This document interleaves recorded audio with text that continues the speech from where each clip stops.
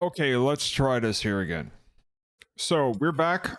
And again, I'm sorry for people who were at the last stream that everything, like, it has pretty much been a nightmare since yesterday regarding, or since 2 days ago regarding Final Fantasy right now. And it's not Final Fantasy's fault in any way. It is simply that my goal was with all this here was to stream the whole MSQ. And because OBS decided to fuck up in ludicrous way, I lost the whole post Stormblood MSQ. It's like the recording that I have is useless. I don't have a gameplay sound, and that is an issue. So this morning, my goal was to finish the MSQ. The Stormblood post MSQ, we were missing 2 patches. We weren't. The first thing that happened was everything went fine. Then OBS crashed, and I didn't see it fast enough, meaning we lost like 30 minutes, no, 20 minutes of the footage, and the recording is busted also. Audio's okay, and then I had to reboot OBS. I got delayed. I had to skip the last quest because I was engaged with like raiding this evening, or this midday. So it's just been a clusterfuck. So for people who are watching either the VOD or anything, what we are going to do now is the following. We're going to pause this here. So you may notice that I have gone ahead and pretty much finished. If you go into New Game Plus, I am running New Game Plus Part 3. Part 3 is patch 4.1 to 4.3. And I've done this here because I actually finished, before we started, I just finished Stormblood post MQ. So we're actually in Shadowbringers. We are going to start up Shadowbringers when we go out of New Game Plus. So I've activated this. We're back in time technically, and what we're going to do here is we're going to replay everything, record everything, we're going to stream everything, we're going to put that up on the VOD, and then we're going to go out of here and then jump into here, because it is technically part 3 and part 4 we're missing. Everything's gone to crap. So I hope and the goal here is we're going to stream it all today. Hopefully, until I at least can't do anymore. Like it's almost 5 p.m. I've done my workout. Raiding is done. Until tomorrow at 1, we're gonna raid again, and that's the time that I have to finish this here, including also I need to sleep. So let's get to it. We're here. We just came back and killed Xenos and all that stuff, and we were talking with Lise, and our involved adventures is where we are leaving off. Let's start. And there is no reward in this here. All rewards has been claimed. So what we're going to do here is hopefully all the we're actually going to do one thing I'm going to change before we start. System configurations. No, it's character configuration. General, skip cutscene, skip playback of previous view cutscenes and transmitters. Skip playback of previous viewed scenario cutscenes. Skip previous viewed transportation cutscenes. Skip playback of housing cutscenes. We're gonna turn that off for now, to make sure we get everything. And stream is looking good. It's recording still. How we're getting on? Yes, I am. I'm here to see what's going on. We've made good progress since we took back Alamigo. But there's one big issue we still have to address. And that is? Leadership. The Yes. Germans had Lord Hien ready and willing to take the throne, but we've got no one like that here. Yes. Of course. Theodoric was our last ruler, and he wasn't called the Mad King for nothing. Suffice it to say, our people have had their fill of kings, which means we need to find a new way forward. Okay. If only it were that easy. Everyone and his uncle has an opinion. For the time being, we're just going to have to keep leaning on General Aldin and the Alliance for support, and see if we can't find a solution together. Something tells me we're going to be hosting a lot of meetings in the near future. Okay. But if that's what it takes, I'm ready to talk till my jaw aches. I'm sorry, I'm looking up here because I'm monitoring and seeing if the stream is flowing and all that stuff. Aye, aye, Commander.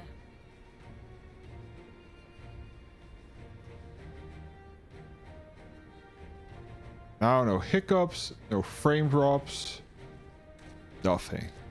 Ah, there you are. I've been searching all over for you. Don't worry, it's nothing bad. Okay. That said, this might not be the best place to talk. Will you join me?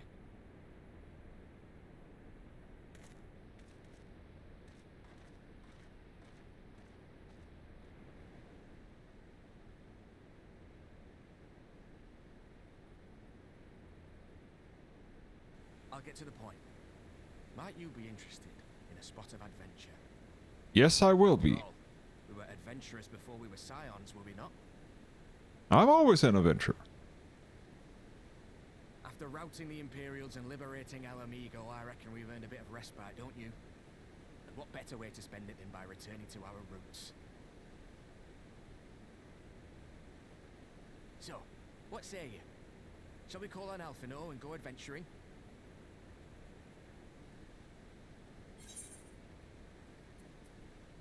Twist my arm, why don't you?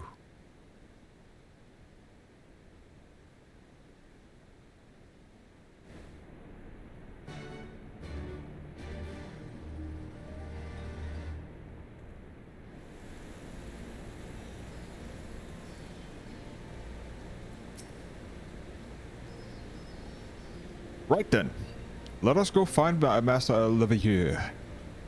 Actually, leave that to me. I want you fresh for a little adventure. Wait for us at the Aetheryte and I'll be along shortly. See you there.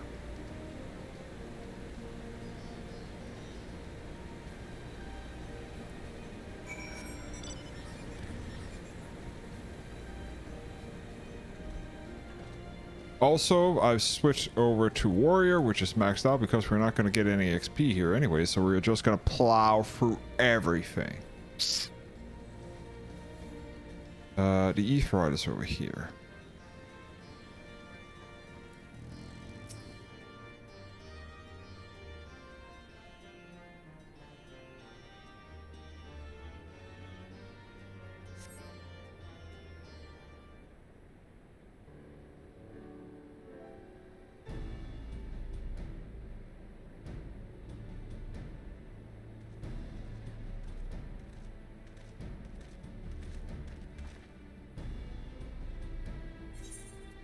Greetings, Sarah. It would seem we are to accompany Arnvald on some manner of escapade. Have you any idea what we've gotten ourselves into? Allow me to explain. It'll be something of an historian lesson, but I'll try to be brief, not snoring, if you please. Now, the events I would speak of occurred before the occupation, back when Almigo was still a monarchy. And Theodoric sat on the throne. An equivalently brutal despot, by all accounts. That he was the king of ruin, suffered no rivals, real or imagined. And his dispute was the monk of the fist, and with Relga's reeds being burned to the ground. In the later years of his rule, he seized by an unshakable belief that unseen forces were as conspired to steal his crown, and so he ordered that every soul with a claim, excuse me, with a claim to the throne, be executed, including his own family. The wealth on the poor sod he put to death became a property of a king, and it is said that these royal treasures were hoarded somewhere in the palace. Thus was born the legend of the Mad King's Trove. Ah, I believe I see the direction our adventure is taking. I assume you have a mind of underneath to unearth this hidden bounty.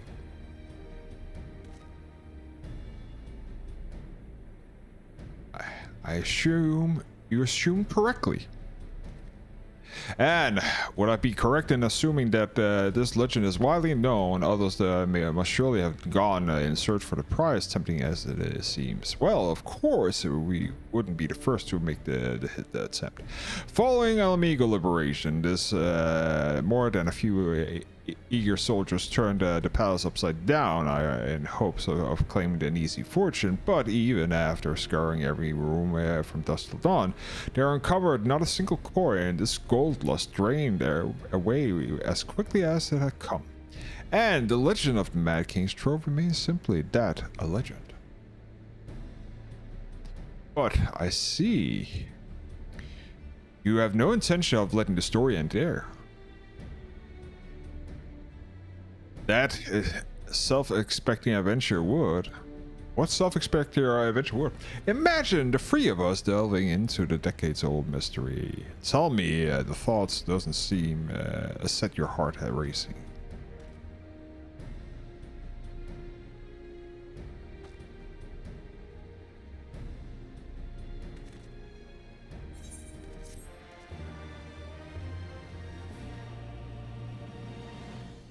You have learned to box. Yes, I have.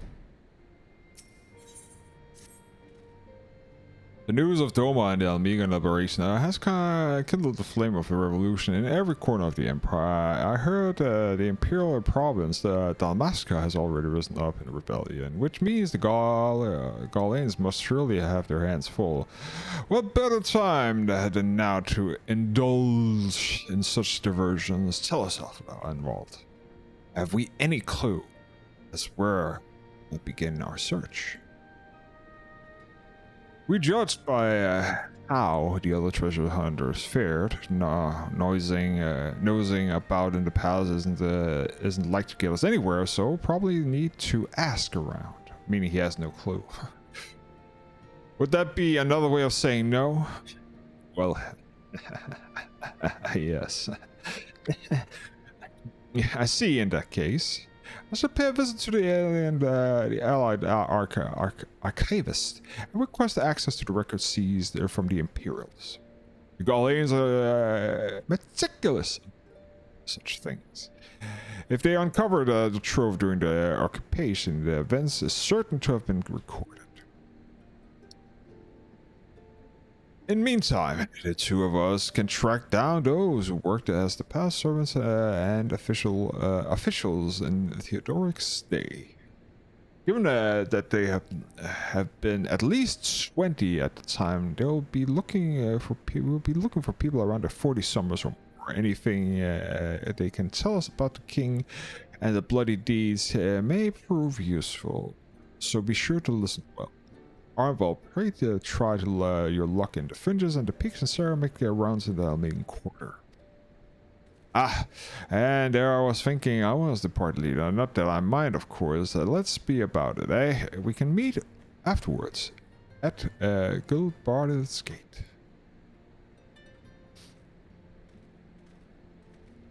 Okay, off to...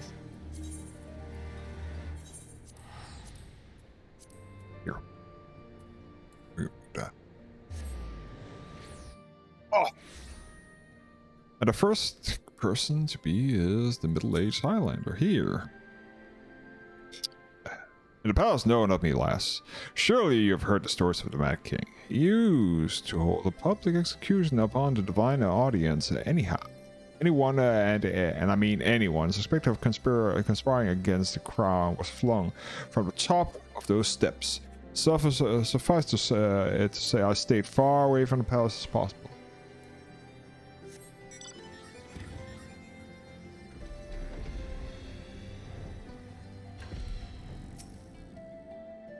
Ah, you want to hear an old maid's stories, do you? Ah, well, most of what I know is the Mad King is common knowledge.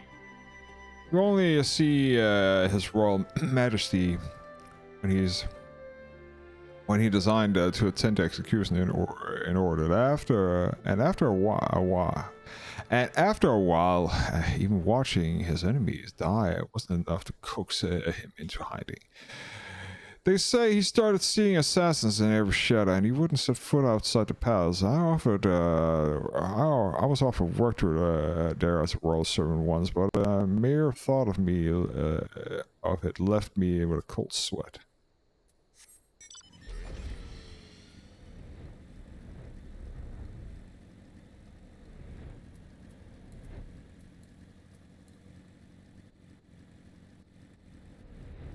Okay.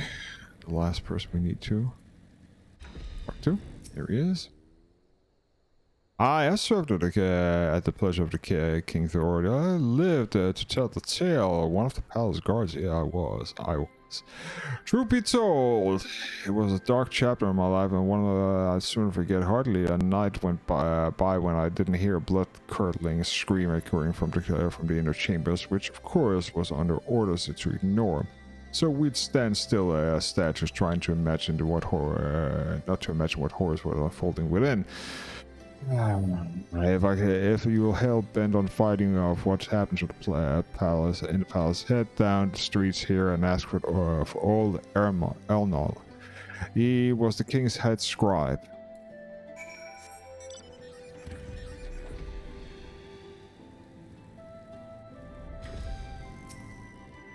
Yes, I'm Arnold. What do you want me?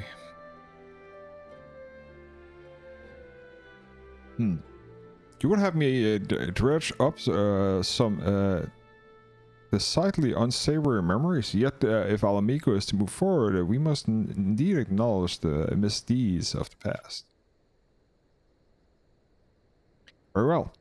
I should tell you what I remember. I take you know of Theodoric's paranoia and the public execution of his kinsmen. Those were terrible enough. But in the last days, the king fevered a mind of settling upon an even grislier methods of disposal, which only a chosen few were unfortunate enough to witness. His Majesty ordered the court of thaumaturgies to unleash a vile curse upon the remaining members of the royal family. A magic which transformed them into fiends and hideous aspects, resulting in a monolithic monstrosities were cast into the darkness below the palace. Even now in my sleep, I have trouble nightmares. If others of Theodoric's brood, or if Theodoric's blood were prone to share his madness, then perhaps it is a kindness that they were that the monarchy ended with him. Okay, so we know that he cast them down somewhere inside the palace, but the question is where.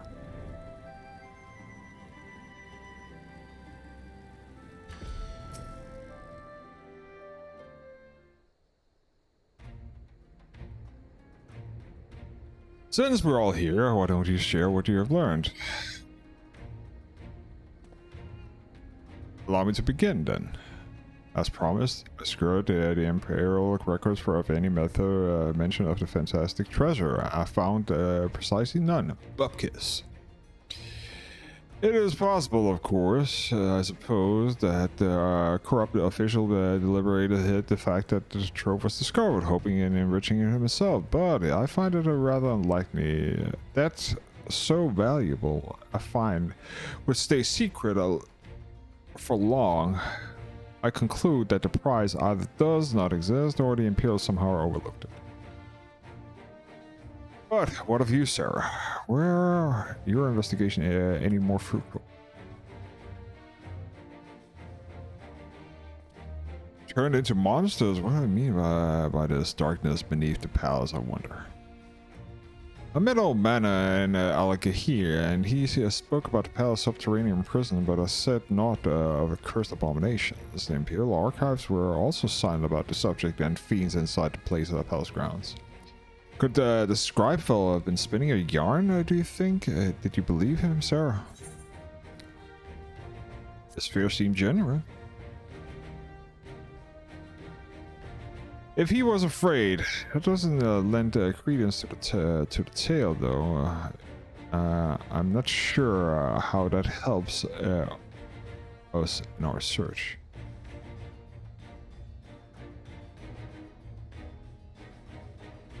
Do not be so hasty, Arnold. An anecdote. Arnold's anecdote may very well have told us where the trove is hidden, but ere I share my theory, there's a matter of war I will clarify. Armand, you spoke of a light-hearted adventurer, but I sense a deeper motive of the expedition. And why are we so intent to finding this treasure? It wasn't all a pretense, I swear it. But here, you're right. My father was in the Imperial Army and a man of Gormal blood. I trust you know what it means when I say that my Almegan mother did not welcome my arrival. As I grew, she would check my brow over and over, convincing that the spot on my skin was a mere emerging third eye. Like the kind of, you see in pure blood garlands. My mother did not care for that taunting reminder of her heritage and took up a knife. War paint serves to cover the scar.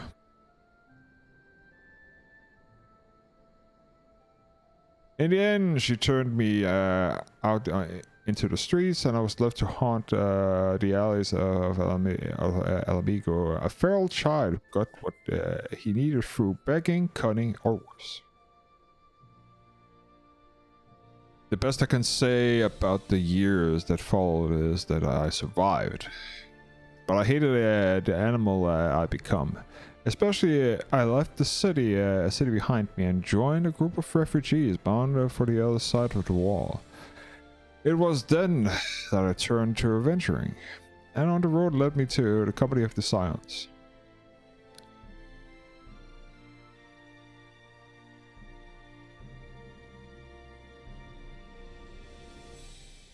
Tell me, I tell you this so you understand. I know all too well of the poverty of hunger can do to a person.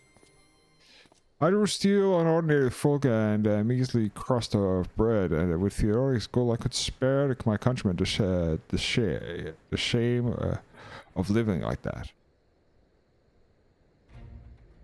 Thank you, Albert. I apologize. That cannot have been a pleasant to recall. I felt best to be clear on your intentions.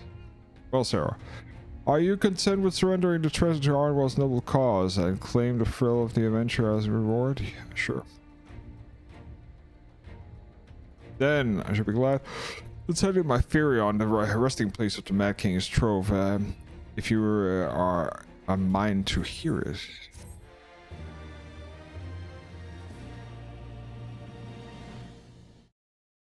Why does the game have some weird things here?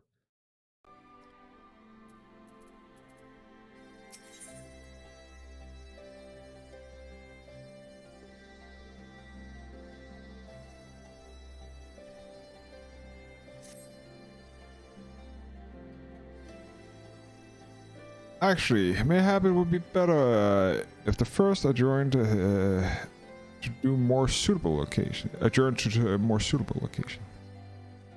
In any case, the arrival of a treasure hunter overseas are plans. You mean? Good thinking.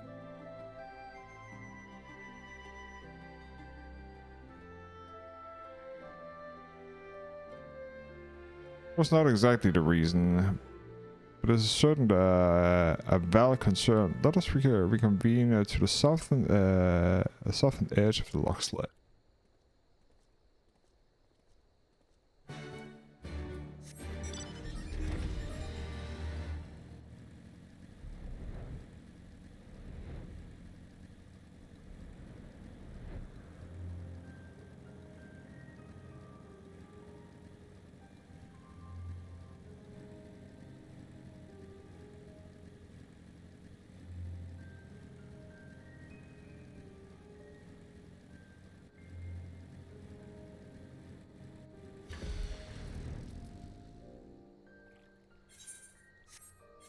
Just double check.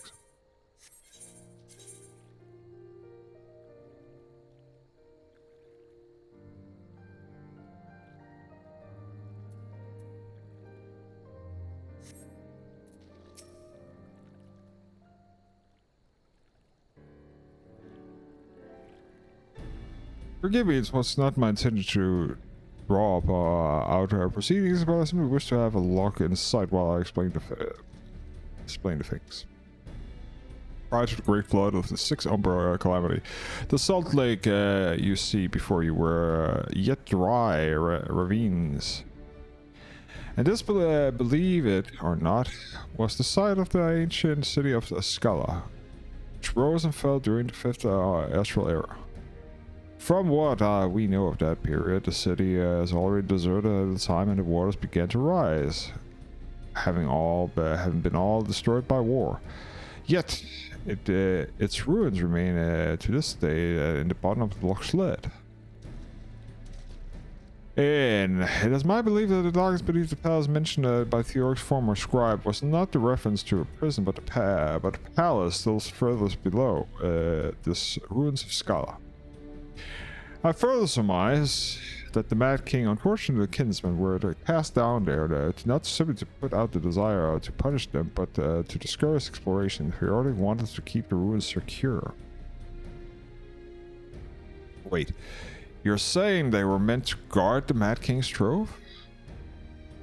Precisely, since we know the court armaturgy was involved, we're safe to assume that the entrance into the old city will have been magically sealed, which would explain how the Legion of the Imperial Soldiers got and the gods know how many Alamegans never found a trace of the trove.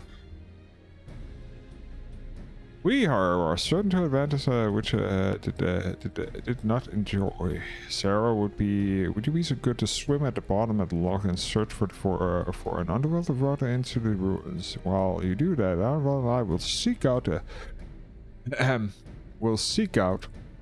an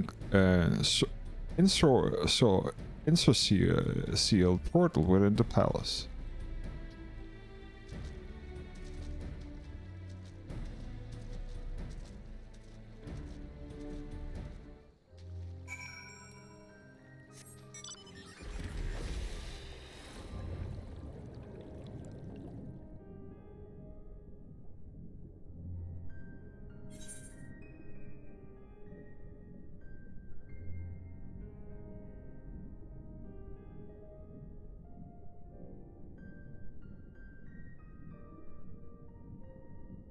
Let's see how fast we can do this. I'm actually interested. I don't know if I need to do the dungeon again. We'll see.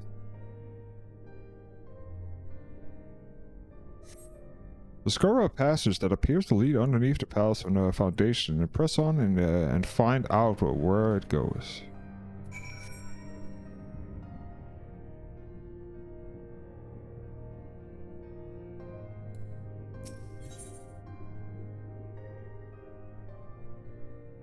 Investigate the passage. Stone door.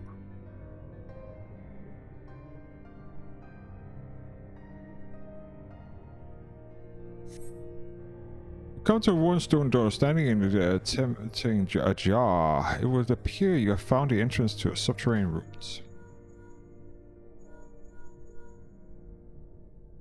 Sarah, it's Alpha Note. We're searching the prison beneath the palace and found a door concealed by enchantment. Have you aught to report? And you believe the leads into the ruins. Excellent. Then I propose to say proceed into the respective entry points and look to meet somewhere in the middle. Oh, and of course you two, you might as well to make it a race. A victory goes to the first adventure that finds the treasure. Godspeed. Enter the drowned city of Scala.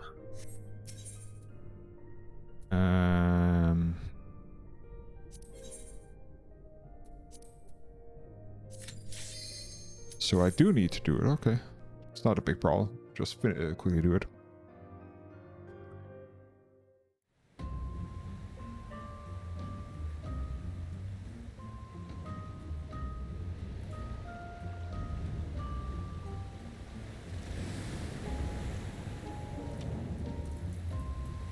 Ba-ba.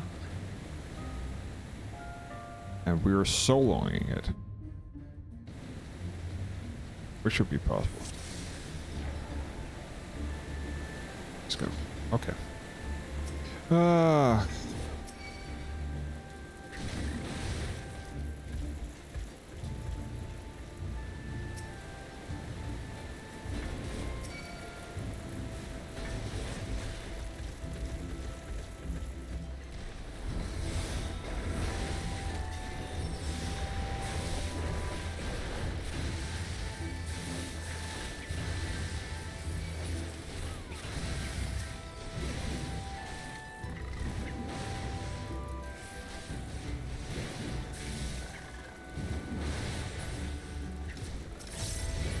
Good. The music here is fucking awesome. Go.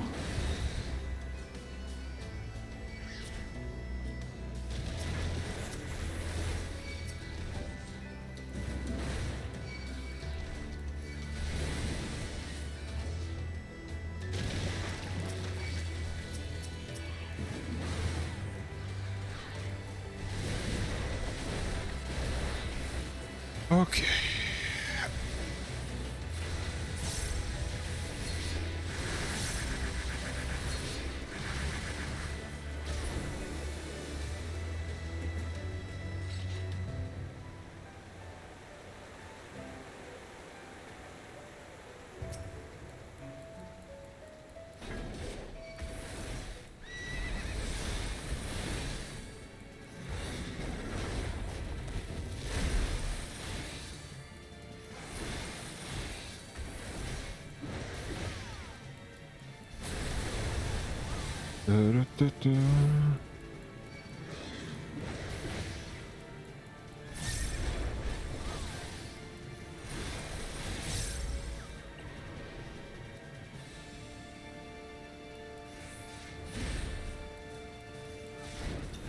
Hydro ball.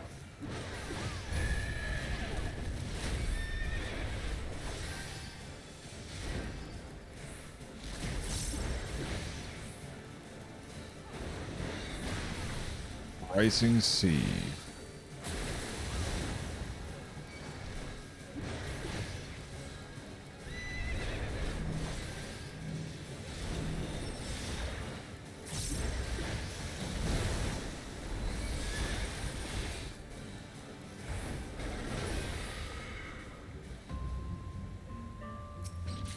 Just gonna do that.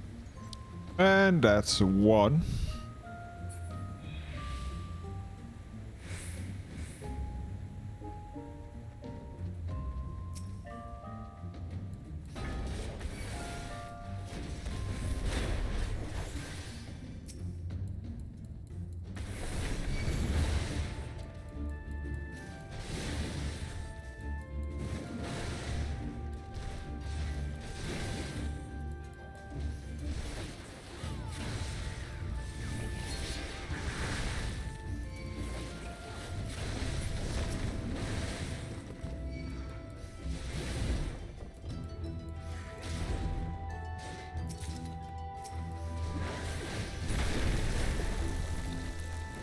And that's two.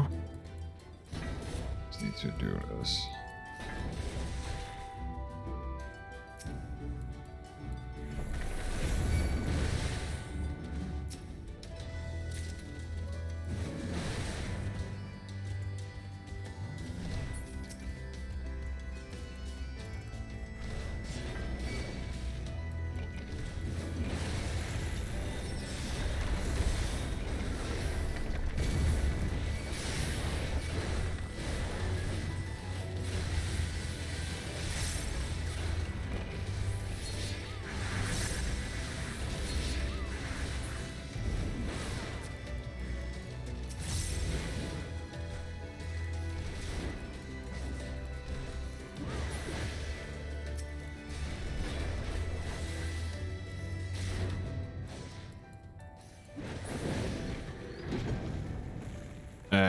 And number 2.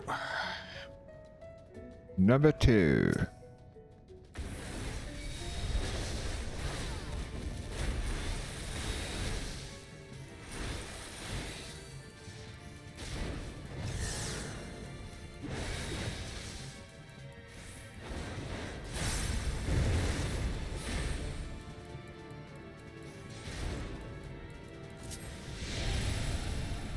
Ah, okay.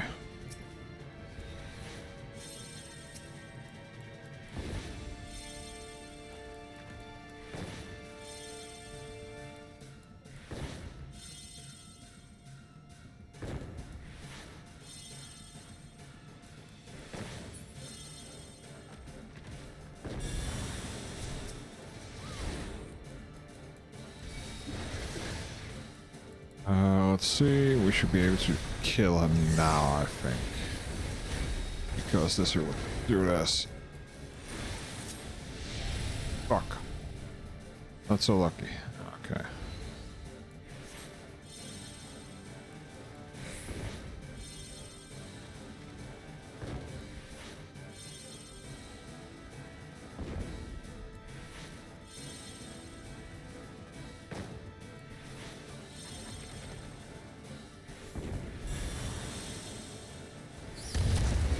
Ah, yeah. Don't care.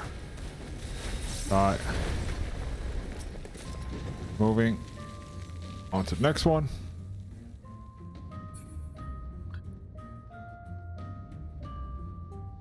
Ba ba ba ba da ba da. Check that.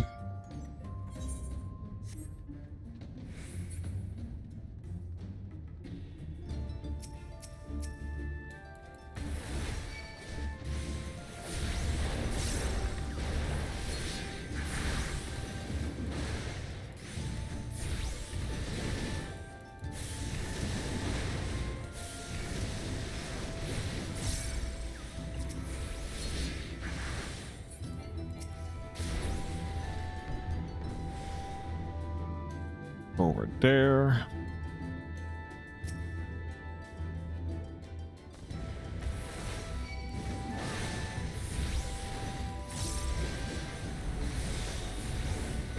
Boom.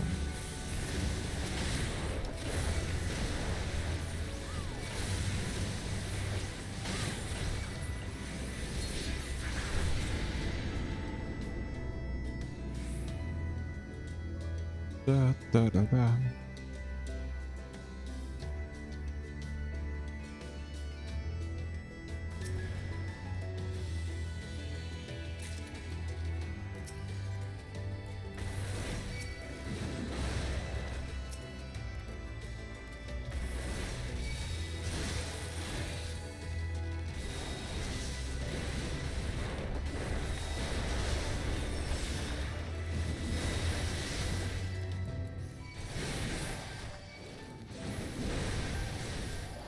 Almost done.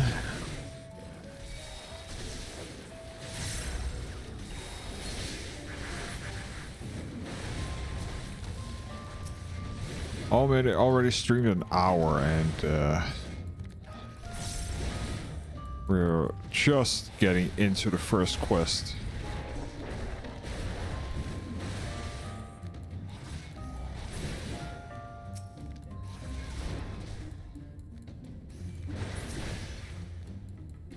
Already.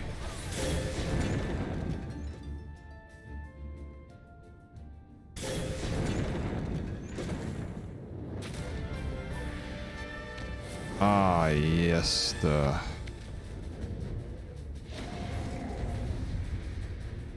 beast.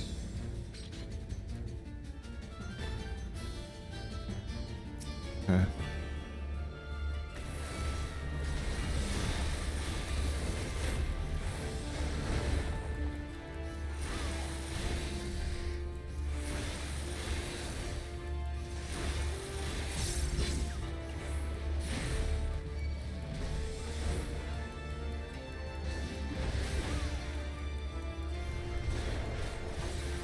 Behind him.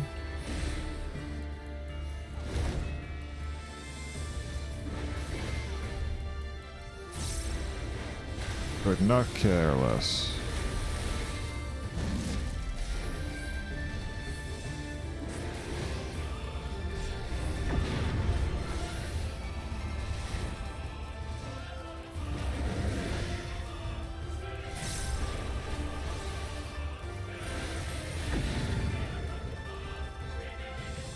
Oh, confusion. I forgot he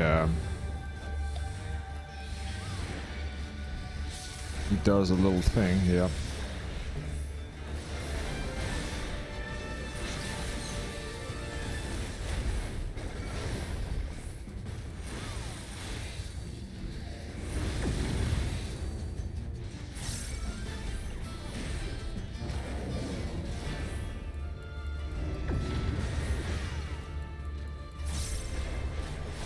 Behind you.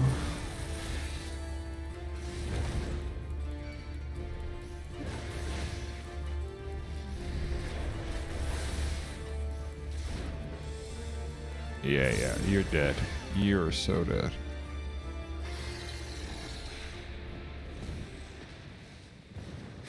Well, the good thing around this year we'll farm a little bit of items. So was cursed to be in that form his soul, so now that person is free.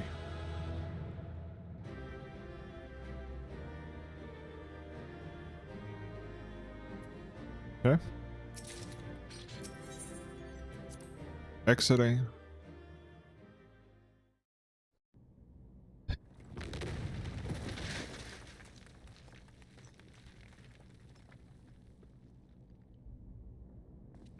Bugger it. Oh, bugger it. Are you alright? You're alright. Aye. Everything's still attached. It is? Good. Ah, it seems both our paths led here. Very good. Indeed. We spent altogether too much time fleeing fiends horrid and numerous. How fared you? Slayed everything.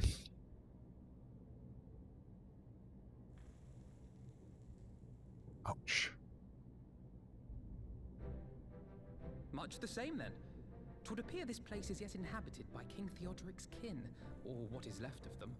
The work of terrible magics, I fear. Terrible, aye. But their misfortune is our fortune? Yeah. Quite. By the 12, there is even more than I imagined.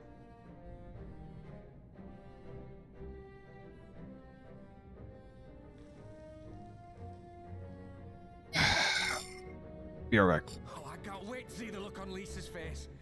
Thanks for believing in me, you two.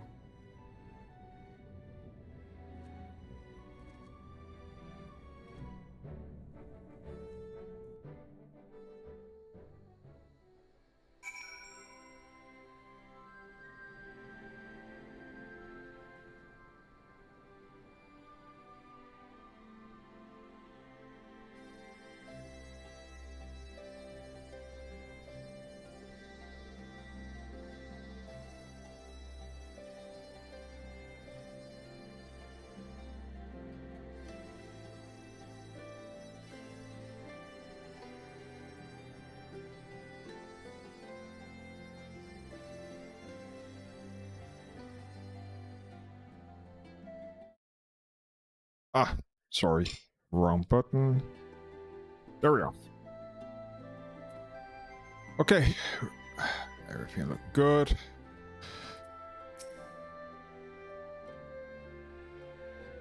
Of note, we forged ahead.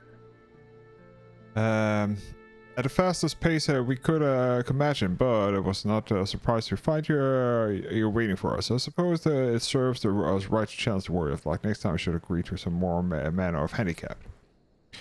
Ah, we may have lost half an hour, but let's think of what we found. Right, I'm still reeling at the side of the mountain of riches. What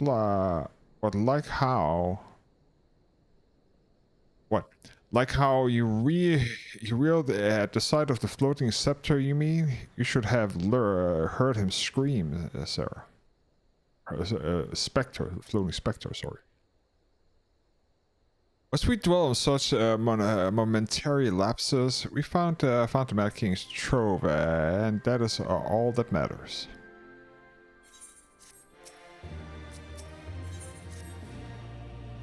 I just decided we must tell people about the good news. I think Lee should be the first. Second, there is a meeting representative across Alamigo, and we should be sure to be in the city. Should we talk with her or seek her out? Yes, we should.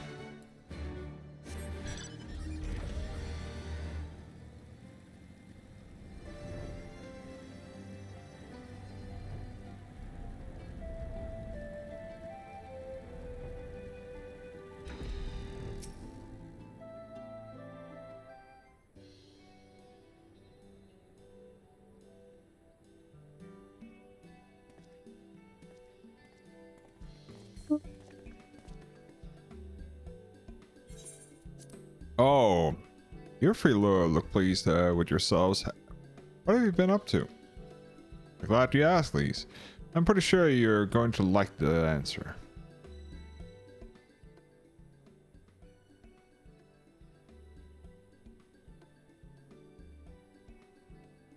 You're joking. The Mad King's trove? I thought it was a myth.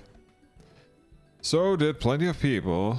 Well, they didn't have Sarah and Alphino in their party. The credits are for finding it should really go to them. As for what to do with all of it, I vote it goes toward elevating the suffering Alamican poor. Gods, if there's as much as you say. Armwald did not exaggerate, I assure you. We could not hope to carry even a fraction of it on our own. I've taken the liberty to sketching out a rough map of the ruins. If you will assemble a squad of your most trusted freedom fighters, they should be able to follow the route to where the treasure lies.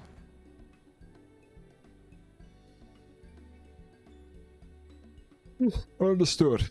I'll make sure that every coin is accounted for, and that goes for spending it of it as well. Thank you.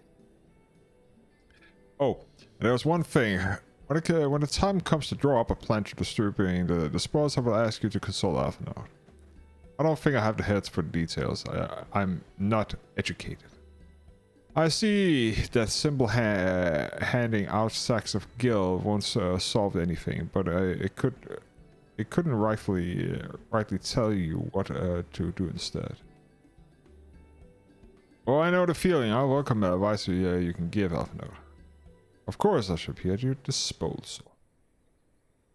Commander, we got a problem. Deep breaths. Tell me what happened. Bob's gathering outside the headquarters. They're starting to make demands. The best to come and see you yourself.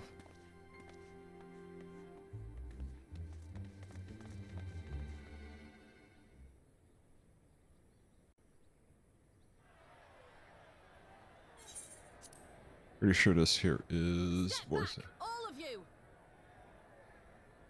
Like hells we will! We know who you've got in there! We're not leaving till you hand her over!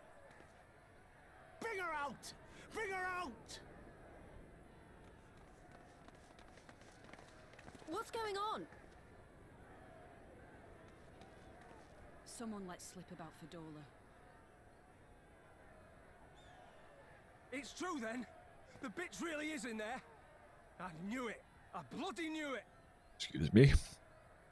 We demand vengeance! Bring her out! Today we butcher the butcher! Come on, you don't mean that! We'd be no better than the Imperials if you'd all just calm down! Calm down! That monster and her thrice damned skulls dragged my man from our home and beat him to death in the street! Aye! And my dad! That bitch has spilt enough blood to fill a lock! We all know her crimes. She's a traitor and a murderer. How many of your resistance friends have died at her hands, eh? And here you are, protecting her! So that's what all the fuss is about.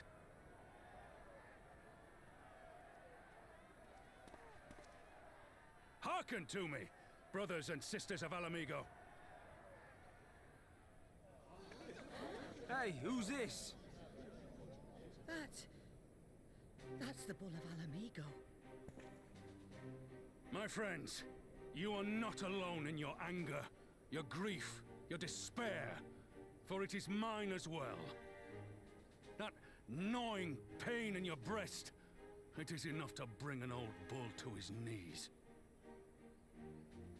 But I ask you, brothers and sisters, to think not only of the family and friends who were cut down before your very eyes, but to think also of the ones who were abducted, the ones who may yet live.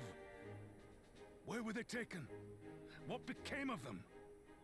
These questions demand answers.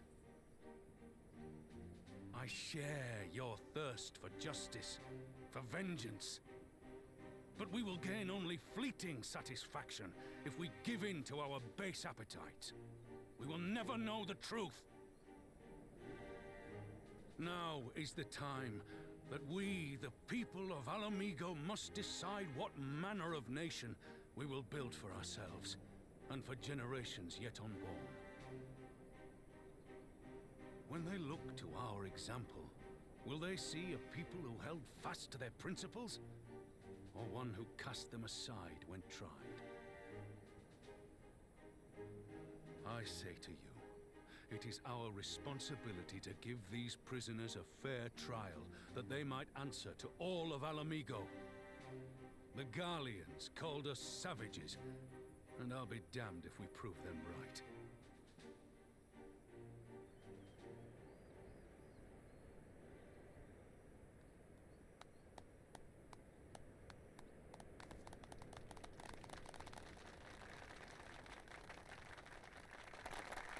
I know you're right, I do, but I can't.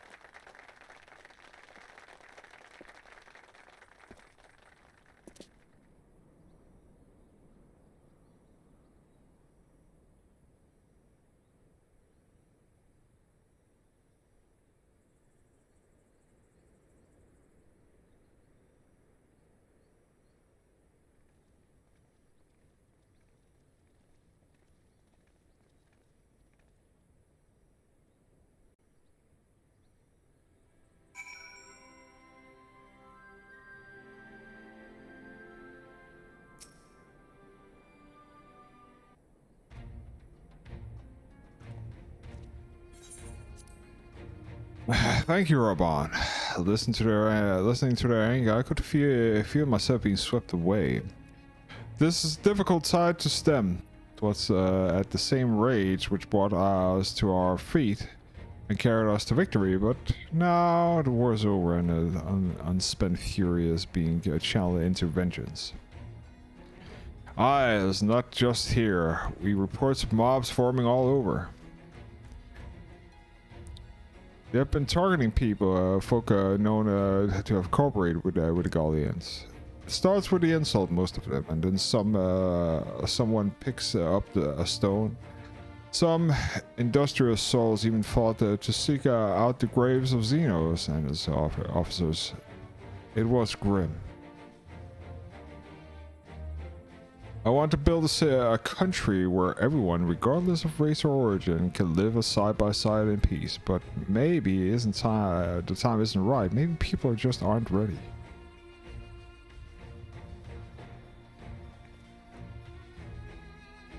But that doesn't mean I'm not going to try. The representative here will be here soon, and I'll be damned if I'm going to give up before even begun. Who are those representatives exactly?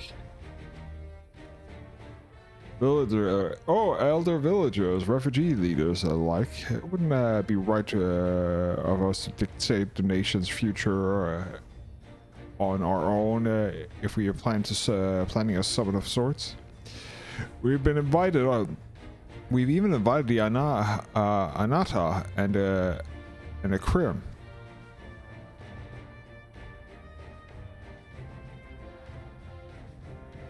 Amigo stands at a crossing, and the meeting will decide the path to take. The matter of Fettouhi says cannot be suffered to dispute the proceedings. Then let us execute her and be done with it. She herself asked for to be put to death. Nago, I already explained why I wouldn't do that. Sending her to her gallows might satisfy people right now, but where would we be able to end? Should we round up everyone who collaborated, everyone who didn't resist? There would be no one left, and we'd be no better than Theodoric and Xenos.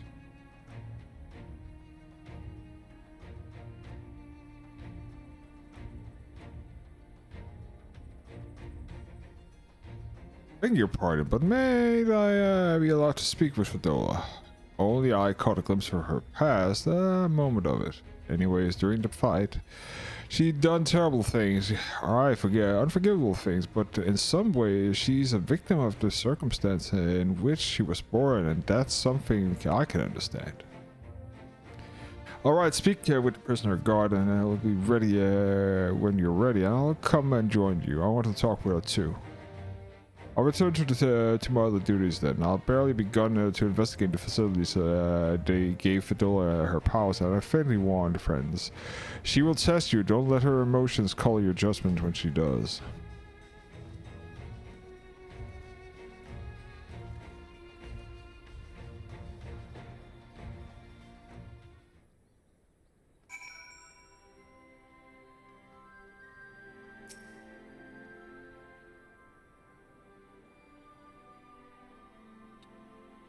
You're the commander, permission to enter then.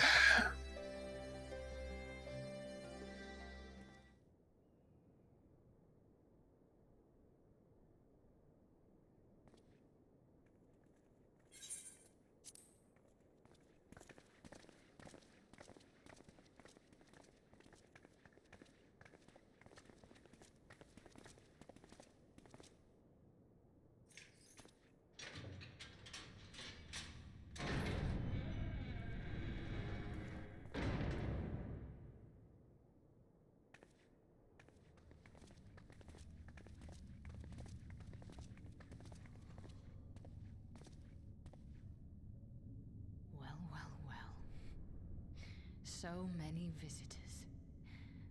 Come to have a good laugh, have you? Or do you mean to put me out of my misery? To finish what you started? It's about bloody time. That's not why we're here, no. Do you remember what I said? How I promised you you'd live long enough to see us win our freedom. Well, I meant it. And not to mock you either. You're wasting your time. All of this is pointless! There's no reason to keep me alive, and you know it! I killed your men. I killed my men. And you know what my only regret is? That I didn't kill you when I had the chance! That's a lie, and you know it. You think we can't tell what you're trying to do? That we're blind?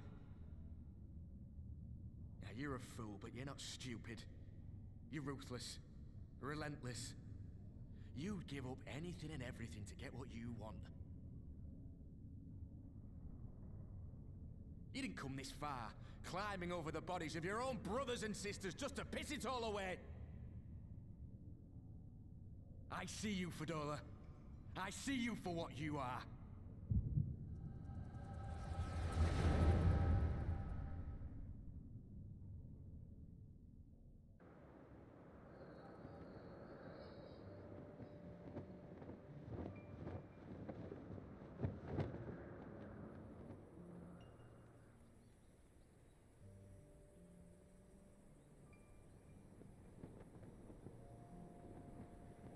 Come along, Fettouhi. We mustn't be late.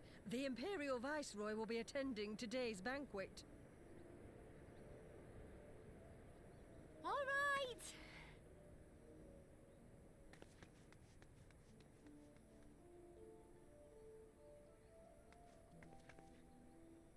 Father, what Gaius like? Is he nice? Are you friends?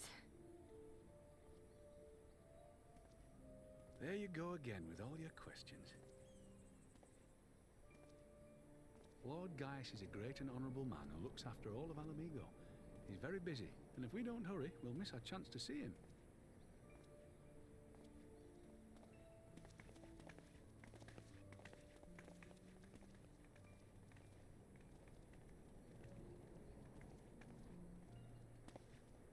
Filthy tin-head lovers.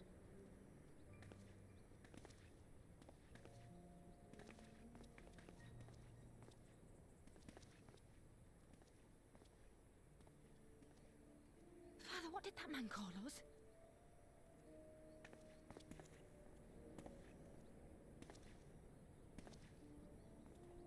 The little tin-head lover doesn't know what she is, eh? A traitor, sweetheart.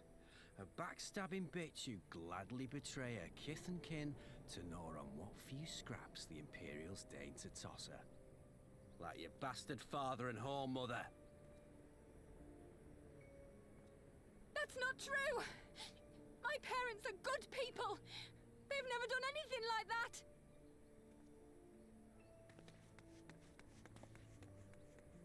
Oh, but they were quick to help themselves and their bitch spawn, weren't they? You're just as guilty as them.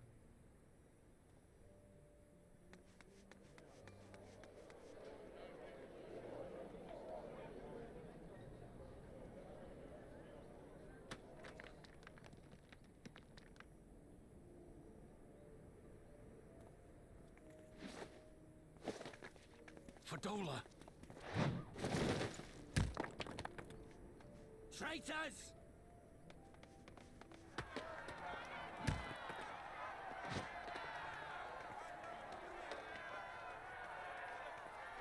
Please, you have to do something. My husband and daughter are in danger. Soldiers of the Imperial Army are under no obligation to intervene in the disputes of arms. We're citizens. We have rights. Ah! I'm scared. It's all right. It's all right. They don't understand, but they'll see in time. They'll see that this is the only way to survive. Traitors! Traitors!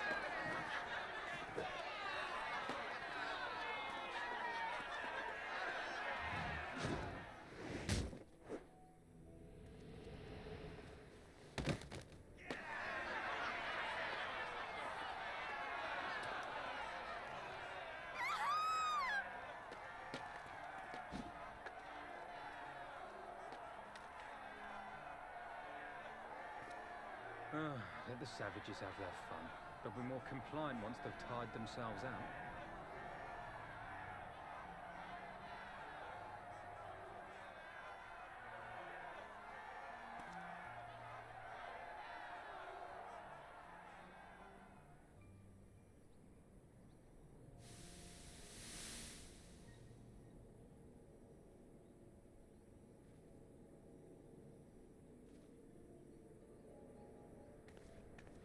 Fadola, please. You already have citizenship.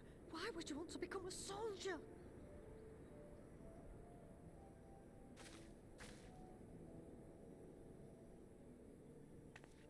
Oh, gods. What have you done to your face? Forgotten it already, have you? I'm honoring Father's memory. By telling the world that you know better than a common savage.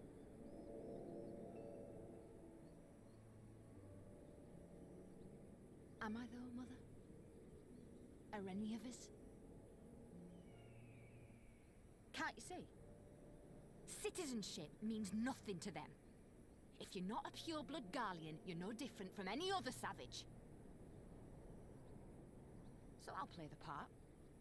I'll join the Legion and I'll make them respect me.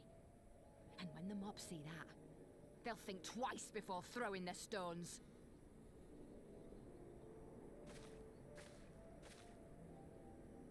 Ransford, Rudolph, Emlyn. It's time. It'll be hard. Humiliating. They'll try to break us. Send us crawling back to our own kind. But we won't, no matter what. We'll bleed for them, die for them if we have to. We'll do whatever it takes to be free!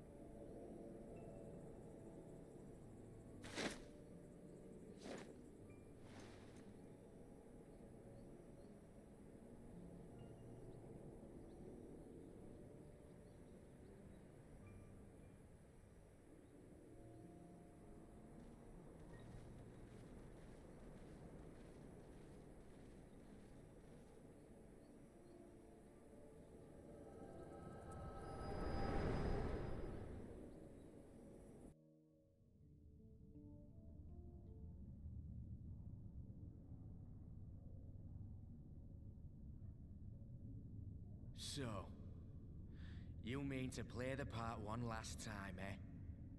The unrepentant traitor whose death will serve to unite the people? Shut up. You had every chance to kill yourself. Fashion a noose from your clothes. Wait for the guards to leave you alone long enough to slip it over your neck. I said shut up! Oh, but then it would have all been for nothing, wouldn't it? Whatever it takes. That's what you said.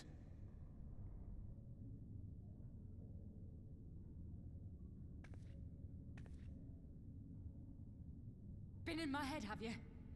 Had a little peek at my past? And what? A few stolen memories tell you everything you need to know, do they? Don't you dare patronize me! You don't know a god's damned thing about the life I've led! The bastards that killed him. The bastards that let it happen. My father deserved better! I swore I'd do whatever it took to make them pay!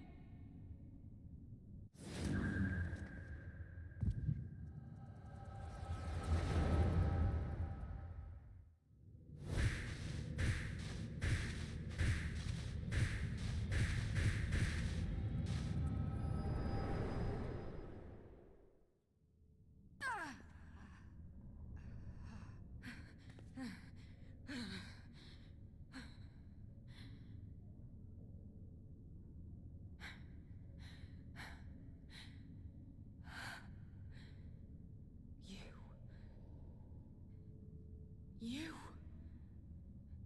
All that power. All that pain. It's too much. Too much for anyone. The things they've done to you. The lies. The betrayal.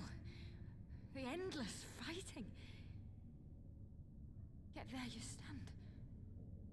Unbroken. How? Why?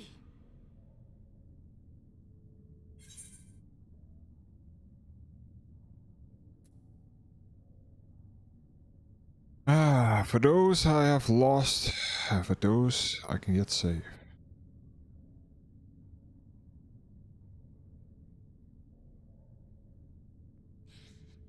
Damn you. Damn you all.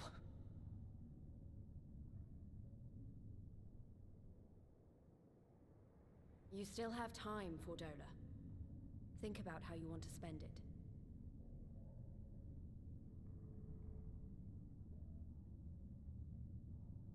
Let's go.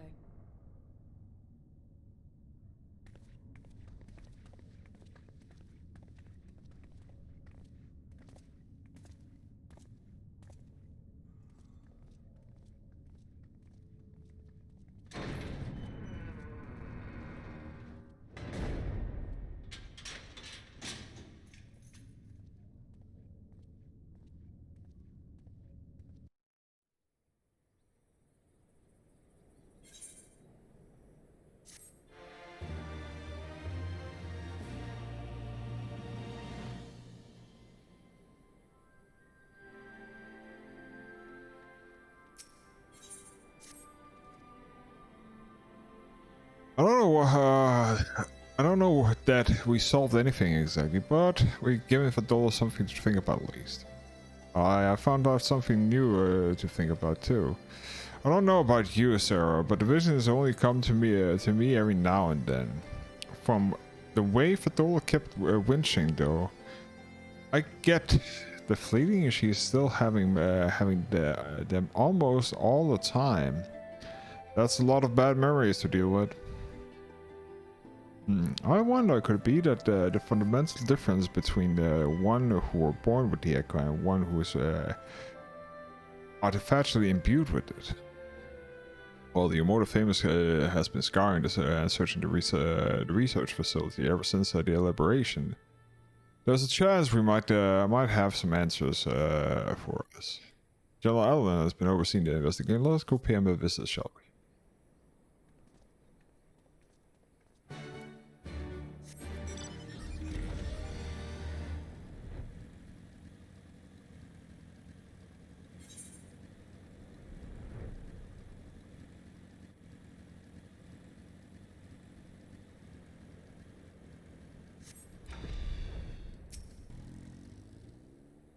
General Allen is inside now. Will you be joining him? Yes, I will.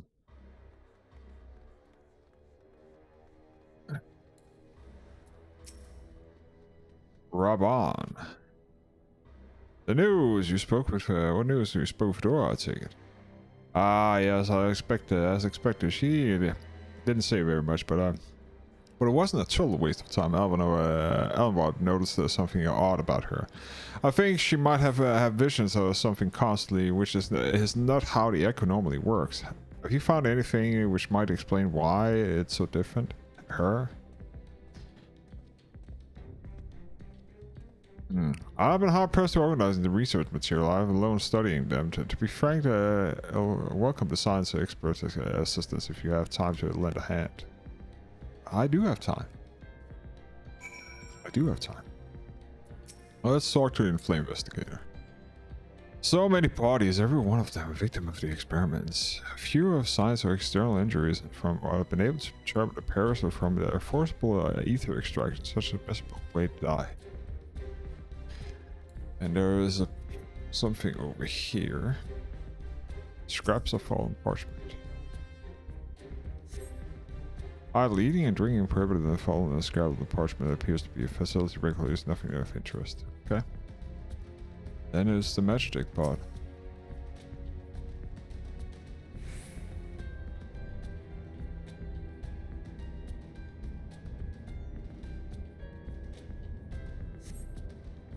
The device in which trial was held seems to have been anonymous. Now you know its purpose.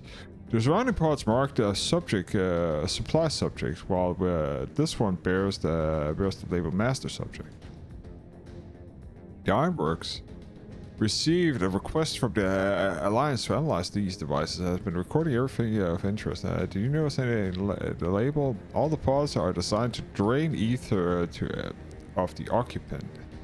Save the one right there. Unlike the others, the interior has been fitted with an array of sensors measuring the etheric waves and forms. To what purpose, however, I couldn't tell you.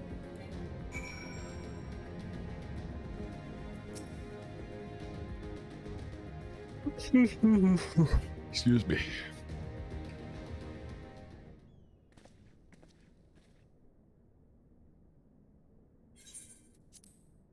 I know a little and less of science, so any light you can shed at the facility operation would be much appreciated, Sarah. Shall we start with you?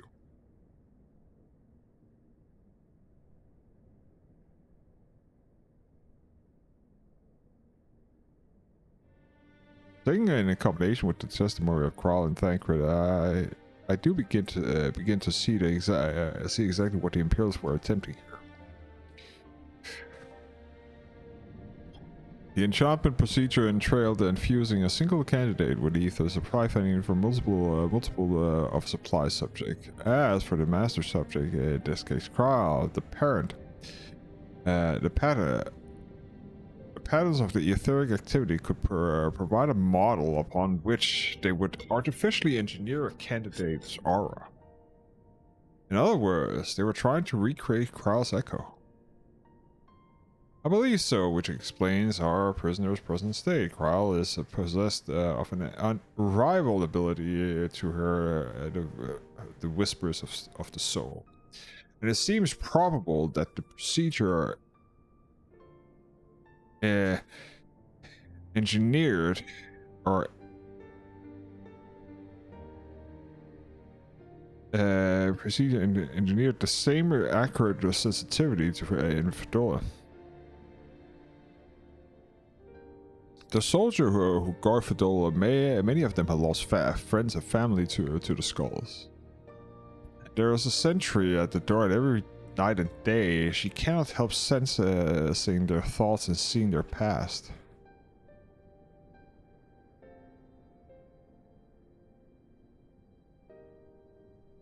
I don't just see their past, you live it. It's all the emotions, all the pain. Imagine what we would do to you. I'd never be the same. Yeah, you'd never be the same again. Indeed, you ask. As you may recall, Yazael was completely transformed by a single glimpse of his vehicle's past. Bedola has been forced to experience the agony of those lives she destroyed. The guilt must be unbearable. That explains her request to be executed. Sounds to me like a kind of justice. Regardless, she can suffer on for now. We have more pressing matters to consider. If the results of these experiments have been relayed back to Galmo, there will be naught to stop the Empire from repeating the trick. They could give an echo to anyone, to an entire legion. We must be ready. We must learn all we can for God's sake procedure. And Fettouhi remains the best source of information. She's not to be she'll not be getting her wish anytime soon. Not yet. All right. Keep faith, lass. If you're to convince the others to follow you, you must believe what you're telling them. People will respond to passion, but not if it's faith.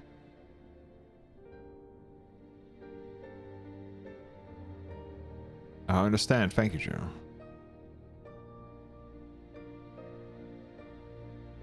We should lead the flames to it. Let's go.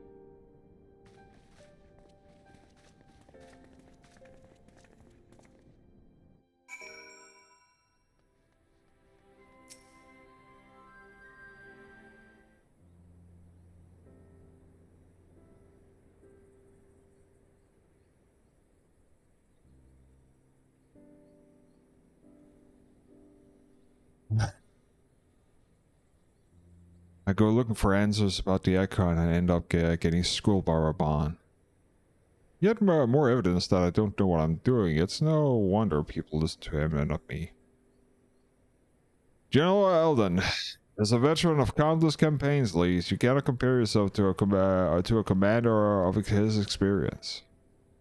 I know, but I also know that I couldn't have convinced the mob to give up and go home. It makes me realize how much we rely on his authority, and how much I still have to learn.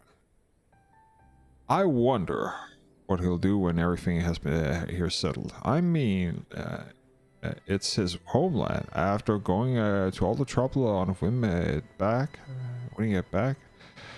might he not want to stay? This quandary which countless refugees now face. To continue the life they built in Ul'dah, or start again in the land of their birth.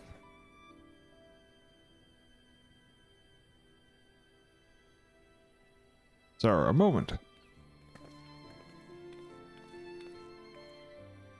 I newly returned from Ul'dah with a message from the Sultana. Her Grace desires an audience with you. She understands that you have responsibility here. But asks that you visit her palace at the earliest convenience. Well, I must away and attend to other business. Until we meet next time, friend.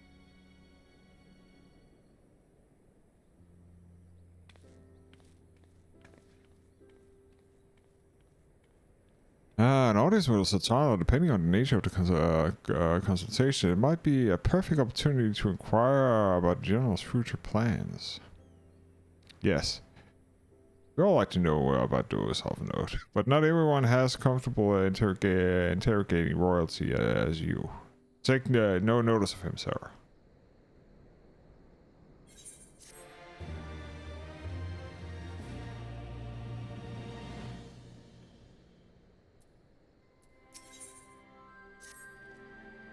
Well, the question of how to put the Mad King's treasure to good use shows no sign of answering itself. Shall it be about it, Onwald?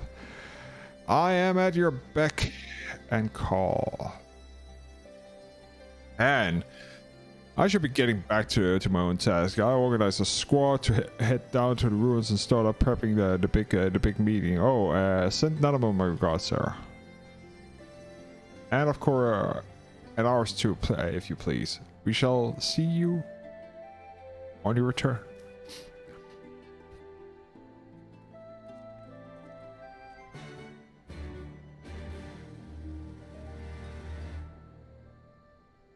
Let's see here. No, we just do this, and this, and steps, and there, and there, and there, and there, and there.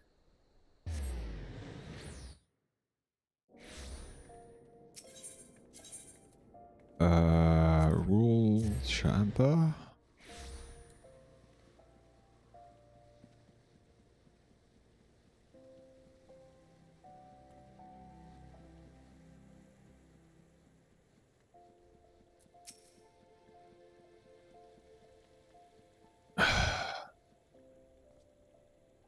My lady, it was an honor to face you in the tournament. Since that day, I've spent my every spare moment in the practice yard, striving to attain some fraction of your skill with the blade. Ah, forgive me. You are here for an audience with the Sultana. Please proceed. If I remember correctly, this here should be voice acted. Thank you for answering my summons in these most interesting times. You have been busy. I'm always busy. Always busy. The liberation of Alamigo will have far-reaching consequences, and there is a matter upon which I would seek your counsel.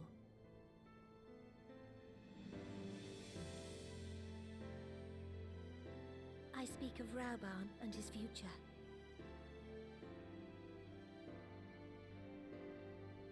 All know the tale of his rise from penniless refugee to member of the Syndicate and General of the Immortal Flames. Yet though he has come to call Uldar home, it will never be his homeland. He is a son of Alamigo. And now that she is free, I thought it only a matter of time before he sought my leave to return to her. Indeed, I had resigned myself to his loss.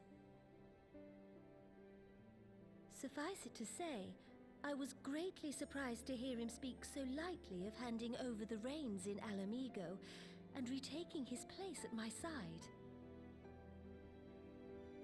I will welcome him with open arms, of course. He is my most trusted advisor and my dearest friend.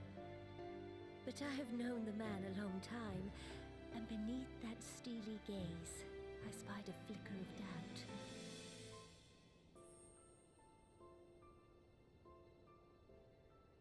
Whether Rauban chooses to remain in Uldar or return to Alamigo, I only wish that he do so with a heart unburdened by guilt or regret. Yet, how can he freely make such a choice, knowing how much I depend on him? It is past time that I learned to discharge my duties as a sultana alone.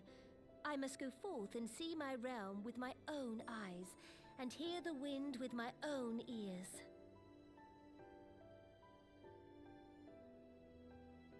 Might I have your company for a brief adventure?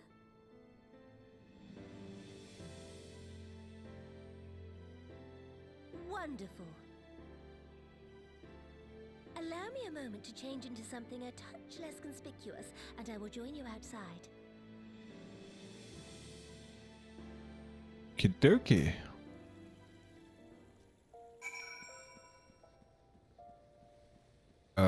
The quickest way is actually to do this.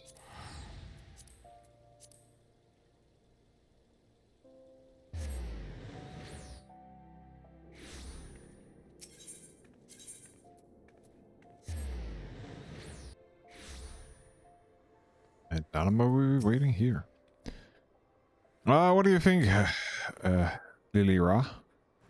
What do you think of Lilira's merchant's daughter? This is the disguise I done when I wish to leave the palace and observe my subjects unnoticed. Ordinary Papa Sean is accompanying me, but a particular outing I need an advisor, not Amanda. And that is why I requested your company. Well, of course, of how many adventures you have met people from all walks of life. In every corner of Eorzea, and I would make use of the holy experience. Now, let us be on our way. Our first destination is the Stone's Throne and beyond the Nil's Gate.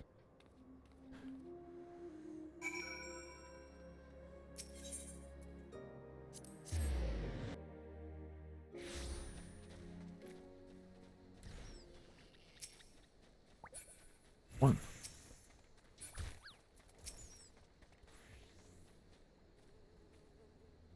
Look upon the process, possessions of tattered tents. These refugee camps are in squalor and mercy of the elements of Talon's predators both.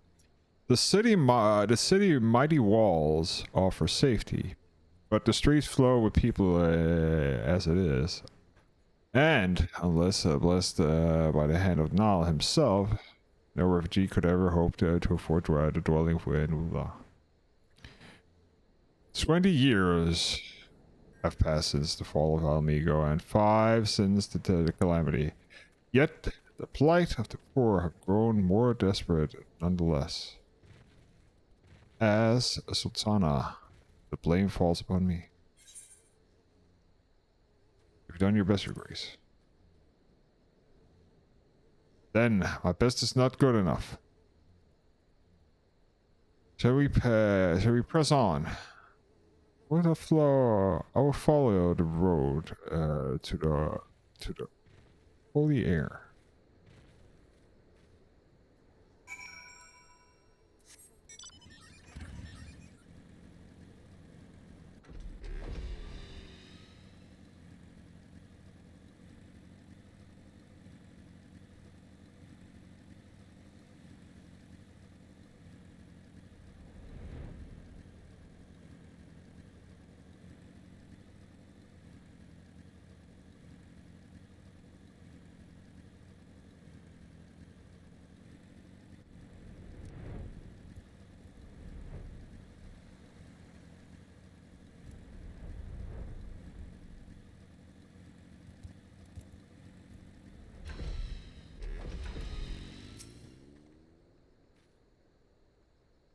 It was here, this holy, unremarkable place, that my mother and father met their doom.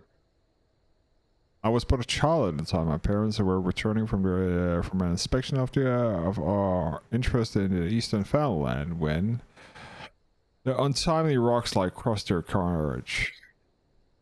To this day, I'm uncertain if the incident was a civil misfortune or an unexpected planned assassination. Rabban offered to reopen the investigation and bring me the truth here, assumed that I must surely should be crave, but I refused. Even if my parents' death were orchestrated by the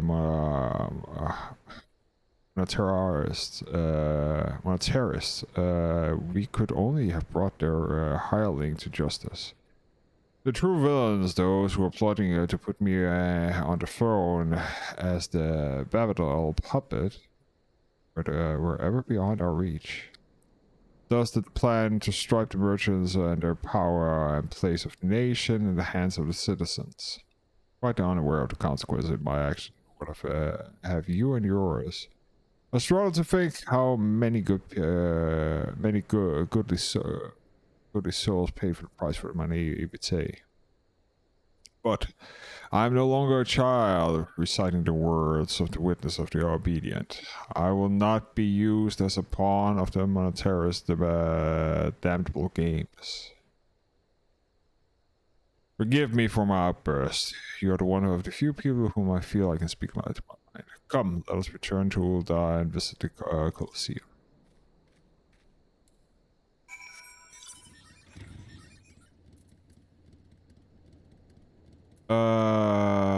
Okay. Colosseum.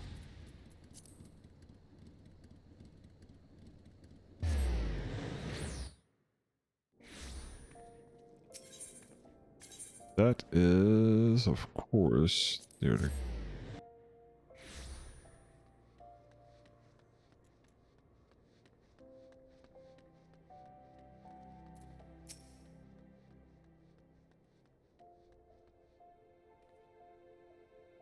For a moment I became sultan. I found myself thrust into the endless parade of the documents and signing of ceremonies. For years I just simply signed where I was told to sign and sat there where I was told to sit, blissfully oblivious to what any of it meant.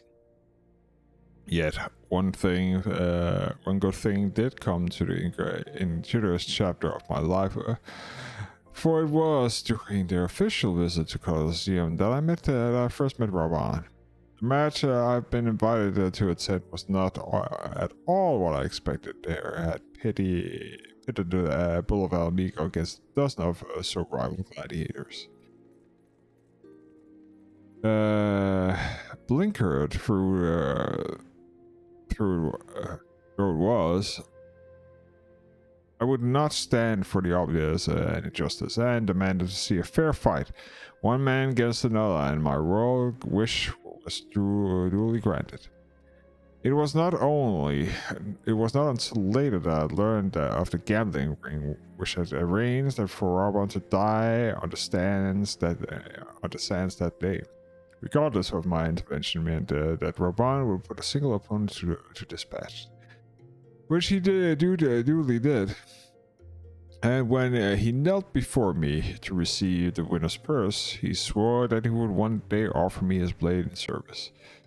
Surrounded as I was by liars and manipulators, I confessed I dismissed it as a pleasant piece of theater.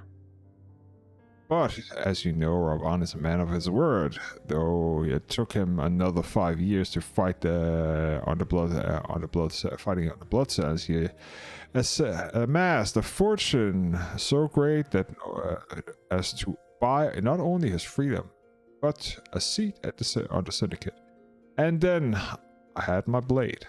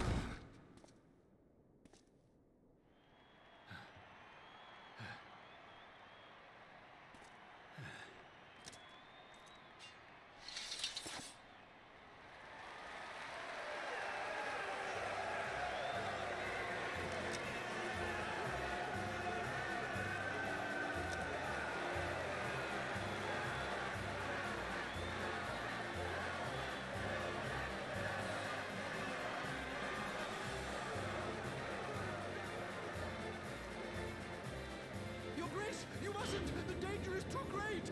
Please, Your Grace, come back! I beg of you! It seems you're the one who needs looking after, Master Shah. Raban! Your Grace, I have kept the promise made. So you have, and in turn, so too shall I keep mine. With your winnings, you have become one of the 6 most wealthy souls in all Ul'dah, and so, as tradition dictates, Rauben Aldin, you have earned yourself a seat on the Syndicate. May your new station garner you still greater glories. I am honored, Your Grace, and vow to serve with every fiber of my being from this day till my last.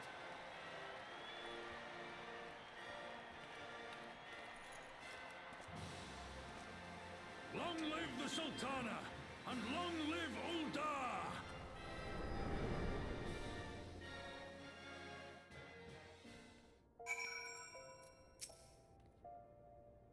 Words cannot express what the man means to me. There are others who care deeply for my well-being. Of course, Papa Shan love for me is that of a grandson and a grandchild. But on matters of governance, I cannot turn to a bodyguard and main servant for counsel. Raban, with the authority of the Syndicate's position, was the first sword I could wield, and his was the only edge which could cut the strings that bound me.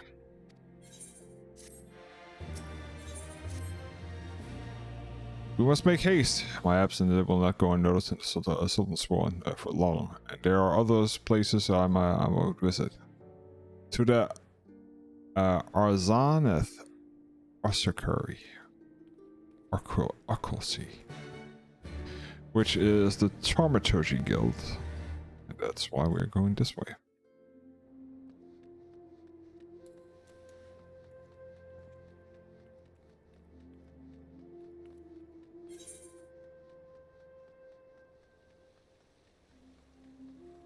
Ossuary. The Azan's Ossuary. Ossuary.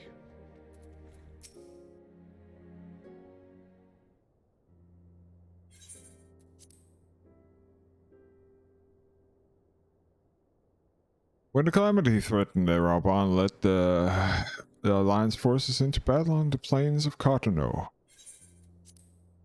I prayed with all my heart that the Archon Louisoix would have the power to rouse the 12. Since that day, I've made accustomed to visit the shrine during my little excavations or incursions. Here, I seek the blessing of Thrall. On reflect upon the choices I've asked myself if I'm fully fulfilling the duties of the as Sultana. As you rightly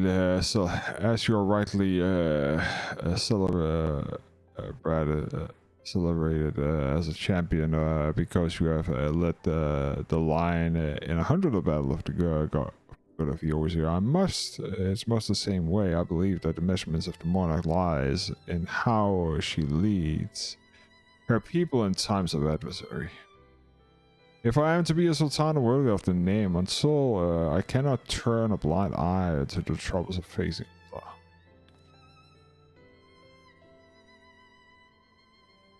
I've chosen my path, Sarah. With Almico now freed for the imperial chains, I finally see a way to aid the refugees. Already may I displace the Amiga and seek to begin a new long trek home. To facilitate that process, I have made a small contribution to the artisan school. In Ralgo's reach for any who wish to learn the new trade. Realizing realistically, however, it will take years for such training to yield the trainable benefit. But we do not have years. These people need shelter and employment if they are to survive. And this time, the Ulan Treasury shall provide. Precisely where and how to allocate these necessary funds, of course, is another question.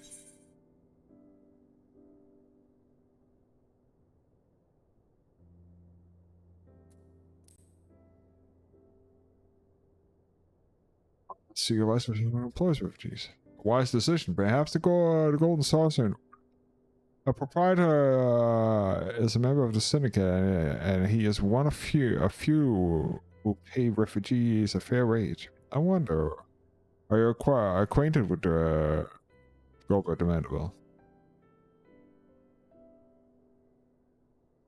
Ah, he's a most generous man, if something of eccentric. Let us make our way to the landing, and we'll see. That word is sent to Golden Sauce. The Goldberg would only be too glad to receive us.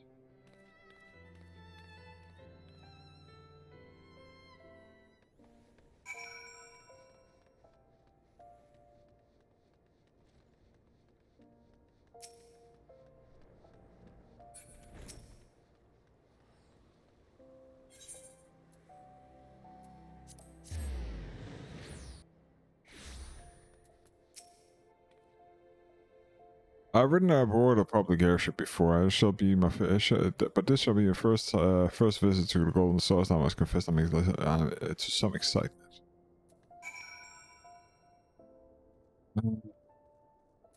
Yeah, let's do this.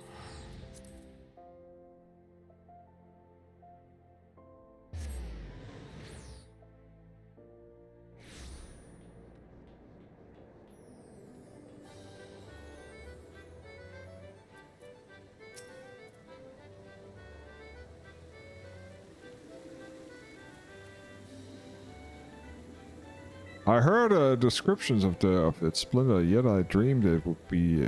I had never dreamed it was so bright and inviting. No, I couldn't possibly. You do not come here to fit away the royal coin. Godbird will be expecting us. Come. Let us head directly to the lounge and ignore these grand tourist temptations.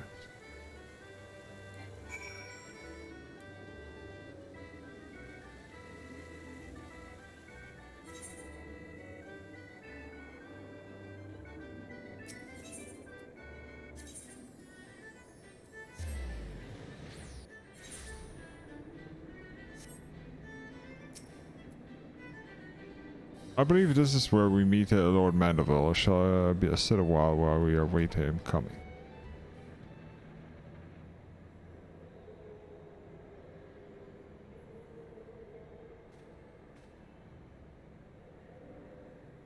Apologies, Your Grace. I've kept you waiting. No apologies is necessary, Goldberg. My request was sudden, and you were kind enough to make yourself available in short notice. But as Sala herself calls coming, there is no important engagement.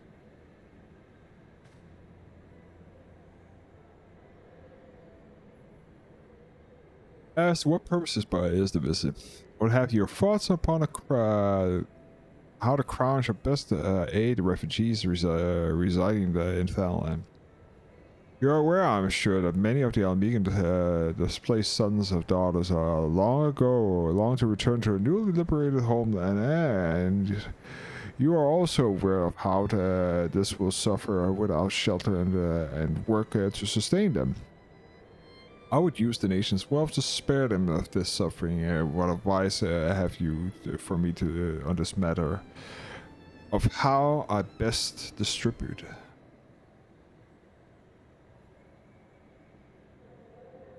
This is an unusual circumstance of our meeting and your grace choice of companion, which suggests to me a desire for an honest and unvarnished opinion, and I shall give you one. My advice is to stop taxing Ula's wealth to save Almegan refugees is a terrible idea. You oppose my proposition? Most emphatically, I agree with your grace that the refugees must have housing and employment, but what profit is there for Ula in this arrangement? Profit? After all you have done for Grabania's displacement, I thought you were a very least person to seek to benefit their misfortune. Forgive me, your grace. But you appear to be laboring under misappreciation. It is a fine endeavor to support one's fellow man. I fear, however, that your stance is one born of pity. Your intent is to save the refugees, is it not?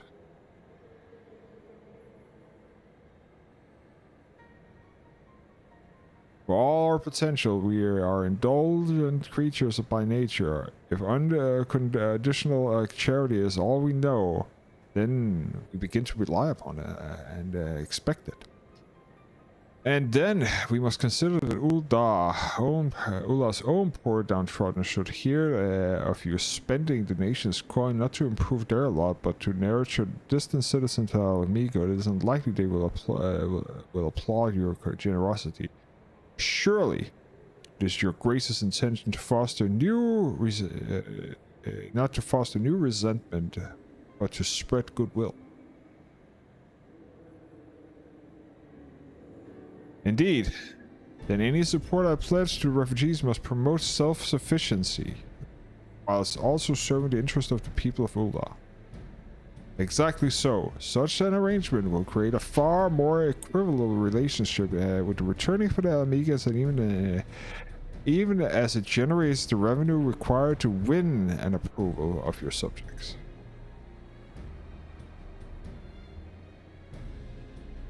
You have given me much to ponder, Lord Mendeley. Thank you for your candor.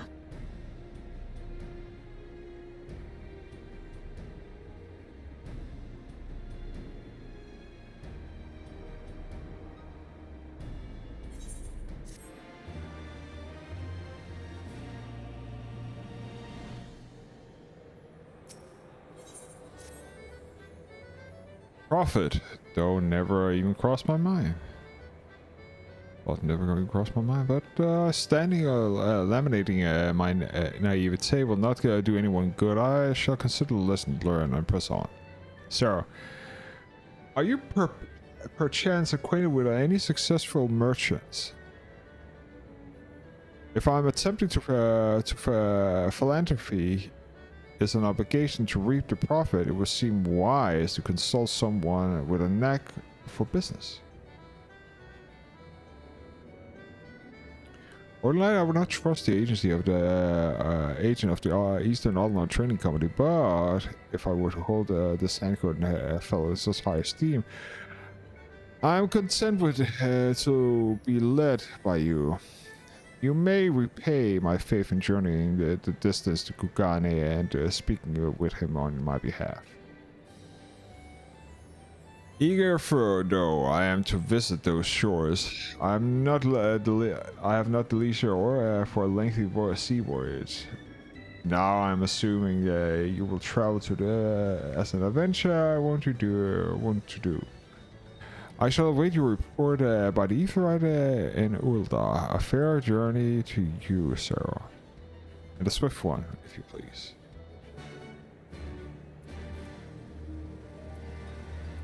Let us jump to Kugane.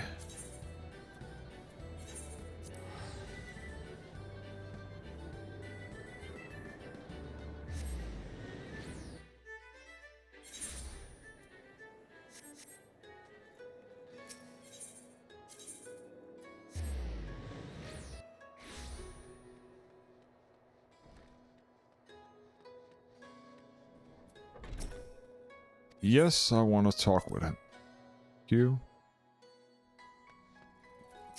Yes, I want to talk with him. Sarah, to what do I owe the pleasure? Or are you here on business? You're on business. I beg your pardon, Her Grace. The Sultana will have my opinion on how to best invest in the wealth of Ulda. My dear Sarah, I have to thank you to thank for this recognition, but I am sure I'm flattered that you came to me, truly flattered. But why settle for a lowly apprentice when you could have the master upon matters of profit? There are no living souls better qualified to advise Her Grace than Chairman Lorito, and whose morning excursions are said to fill his guard robes with gold. I should be happy to arrange a meeting for you. Say, the signs of former headquarters in Foundland, the Waking Sands would be seem a suitable neutral venue for negotiation, don't you think? Very well, Sarah. And may your diligence prove fruitful.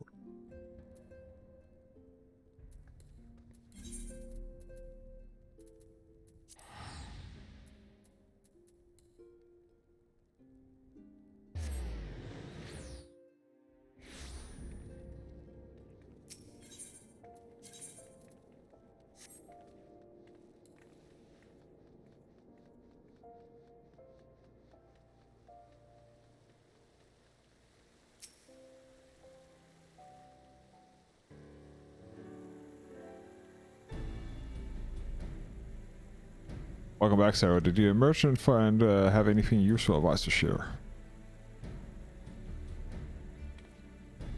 Lorito? You agreed to this?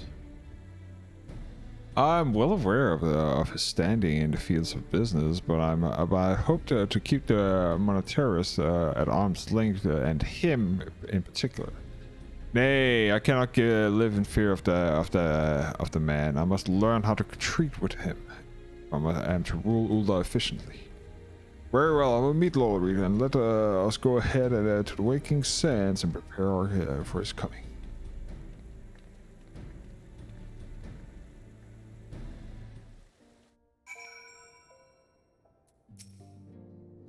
So this is where the signs first conjugated. I've heard many tales, but I never thought I had the occasion to visit. To work then. The hour is to meet the draws near, and I will gather my thoughts and pray to see you happen to have the point of the room to ourselves.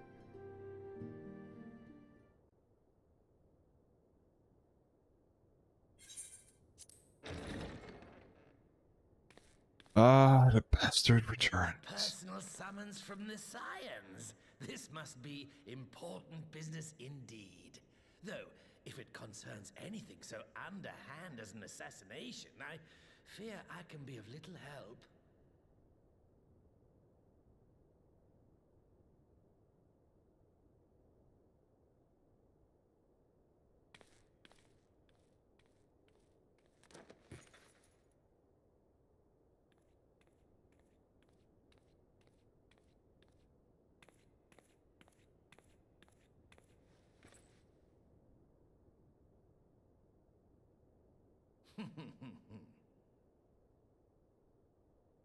You have made your point. 'Tis indeed unsettling to find oneself seated across from an impassive mask.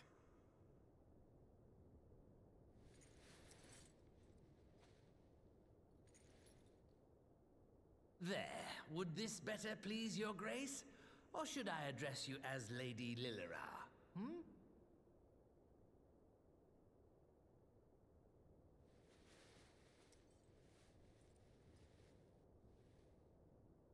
Nay, the deception has served its purpose.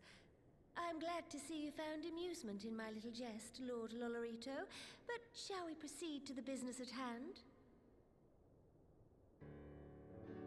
By all means. I must say I am most eager to hear your proposal. Simply put, I would aid the refugees camped in Thanalan in their efforts to return to Alamigo. The reparations you paid in the wake of your earlier misdemeanors will be used to fund the endeavor, together with the fortune seized from the late Teleji Adeleji's estate. But this plan is not intended to benefit the displaced alone. I would make of this an investment which shall enrich Ulda and Alamigo both. And who better to consult on matters of profit than the wealthiest man in all of Thanalan? I beseech you then, Lord Lolorito, share with us your mercantile wisdom. Ah, 'twould seem your grace has matured beyond acts of earnest yet misplaced charity. Pray tell me more.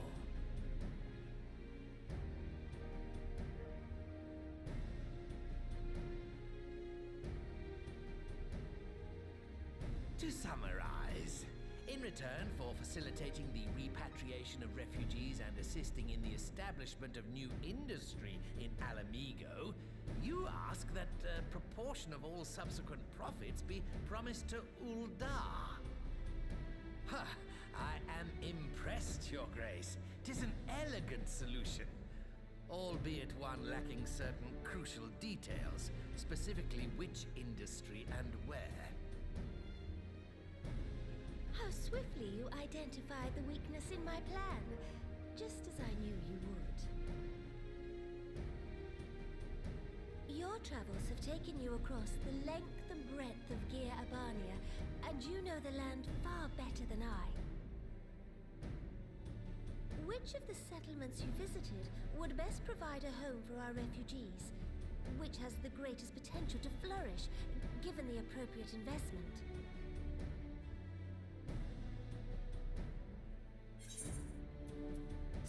White gold. Ah, yes, that desolate little village on the shore of Loch Seld. I know the Saltry and its products well. The Imperial invasion brought an end to their more widespread distribution, much to the dismay of many a wealthy gourmand, myself included. Salt has ever been a transformative ingredient, and in this instance, I dare say, it could transform a modicum of effort into a mountain of gill. The local citizens will need to be consulted, of course, but I trust the East Aldenar Trading Company can be relied upon to provide its assistance in negotiating a mutually beneficial arrangement.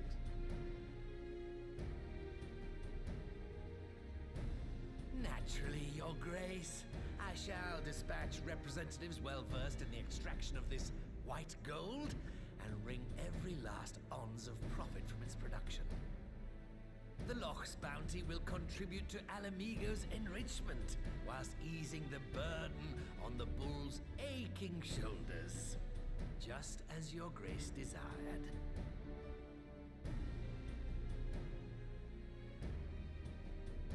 A deal is struck then.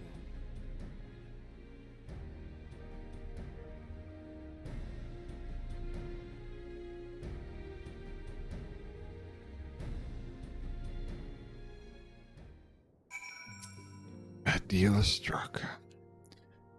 I fear it will take maybe many years before I feel comfortable taking part in such a negotiation, but I shall not complain. We have piqued Ulrich's interest and secured his invaluable expertise. Thank you, Sarah. I've not done this without you. Our course is decided, and I shall return to the palace and have my ministers back here implementing the particulars of the plan. I'll have you prevail upon one more time, Sarah. I would ask that you convey the detailed negotiations to Commander Hext at the and return to Alamigo. Thank you again. Together we will lay the groundwork for the endeavor which promises the benefit of the peoples of Alamigo and Uldar both.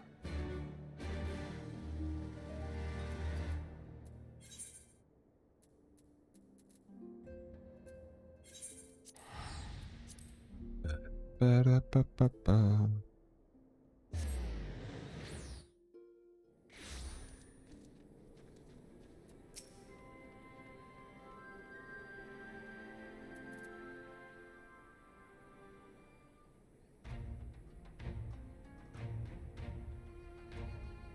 Sarah, you're back. What did Nanamo? Oh, sorry. Are you allowed to talk about the audience with the Sultana? So Raban says he's going to return to Uldar, but she isn't sure he wants to. Tell us something we don't know, but I'm pleased to hear that she's committed to helping the refugees to come home.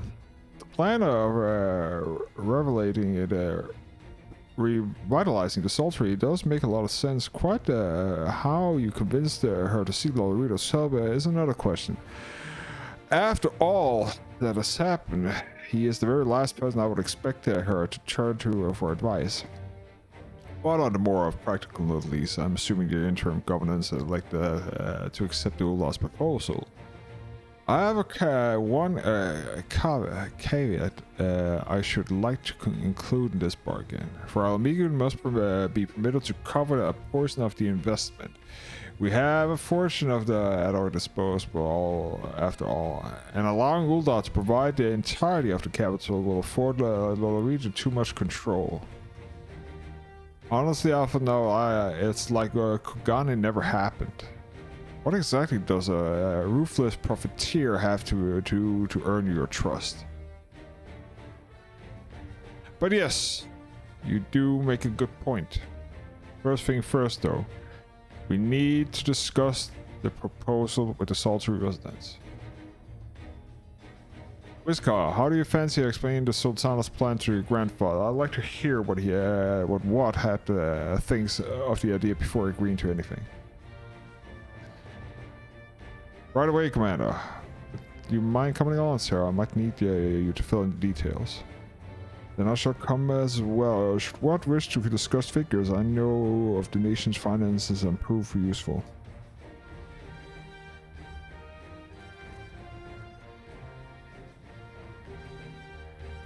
Wow.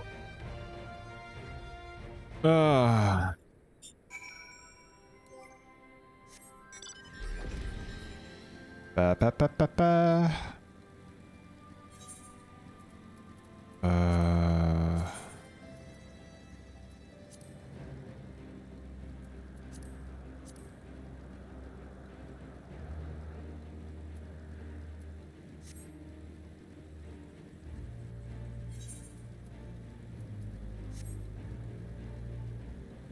Ah, damn.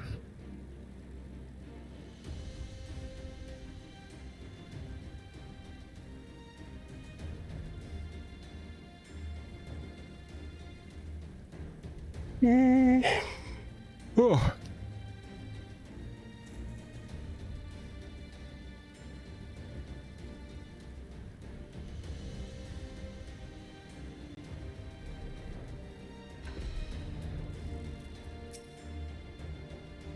What manner of mischief brings you, younglings, to Old What this time, eh? They want to rebuild the Sultry? Granddad, Sarah, tell them about the deal. Well, bugger me. Never had the coin on the hands to put the place back to how it was, but it sounds like that's about to change. There's just one small wrinkle of the plan. It doesn't account for all the nasties occurring up to eat everyone who goes near the shores. The king used to send soldiers to curl the buggers, but the Imperials weren't about to helping the likes of us. Don't worry, Granddad, we'll take care of all that. Commander Hex has been talking about starting up a regular patrols, and I'm sure she'll be assigning me to lock if I ask. I appreciate that, Vescar.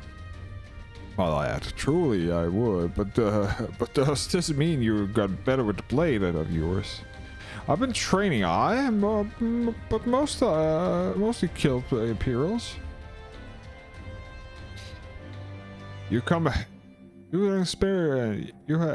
You've some experience in hunting monsters, don't you, Sarah? I think it would be a case of I or a few local beasties and teach me how to deal with them. Let's not waste any time. I'll see you at law. Well, you're busy attempting to local fauna. I shall have Master What explain what exactly is required to restore this the Sultry to its former glory. Good hunting.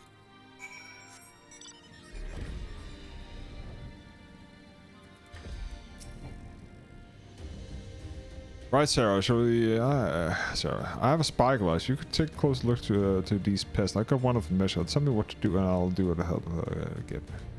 I know where.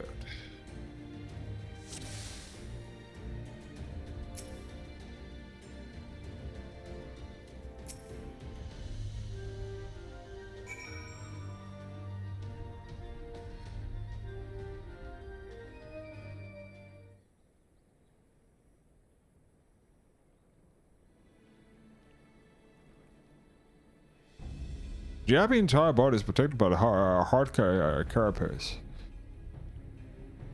But underneath, the head looks soft and vulnerable. Ah, looks like you found it, the Abbey. It like, but they say hitting the shell is like smacking a rock. Any suggestions? Aim for the soft underside of the head.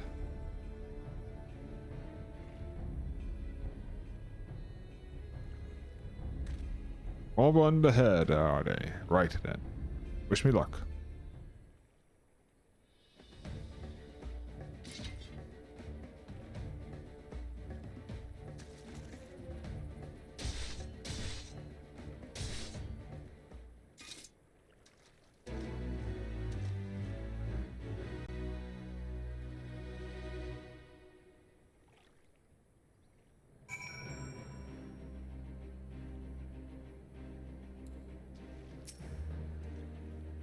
Thanks, Sarah. I did.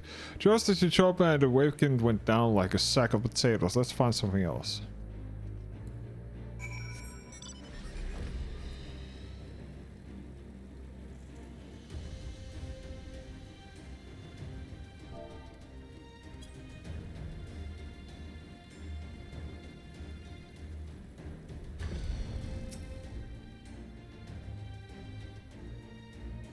I think I can handle the Abbeys now. I should be try something different. What else is out there?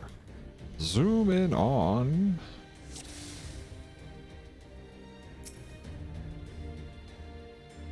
The eye. It's all in the eye.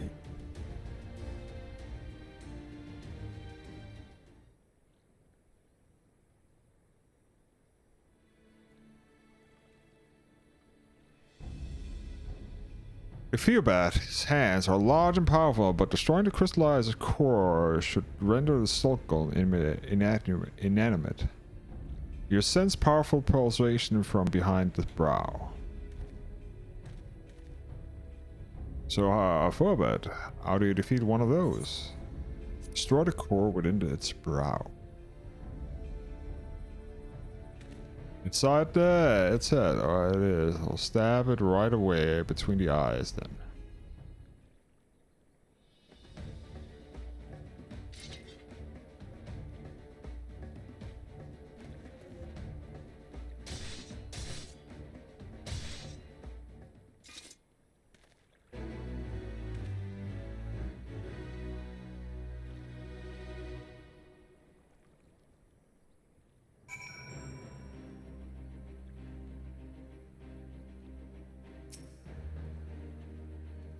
It's not easy finding one with a liberator amigo watching your every move, but I got the job done. Thanks for the advice. I'll prepared with my patrols now. Anyway, I'll head back to the Sultry and before going to where is now a snippet of the piece into pieces and fit the Yabby hatchling.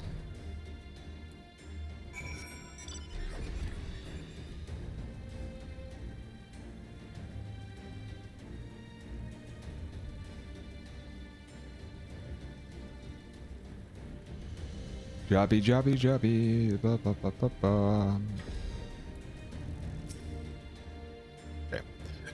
For the merchants of Ul'dah, we well-constructed contract is both sword and shield, and what must understand that this, if we are to meet them on even the field. Speaking of the battle, does Wiska seem equal for the task of fitting Locke's monster's population? He certainly seems eager enough.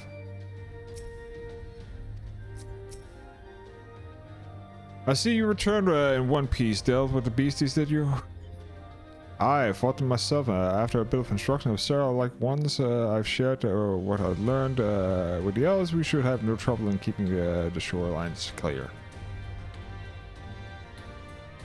Good lad. A fine young man you become, Wiska. A fine young man indeed. Too often of late, I hear tales of folk in the city drunk in victory and hungry of revenge. Their head is stuck firmly in the past. But we need to set the sight of the future and things which improve our lot.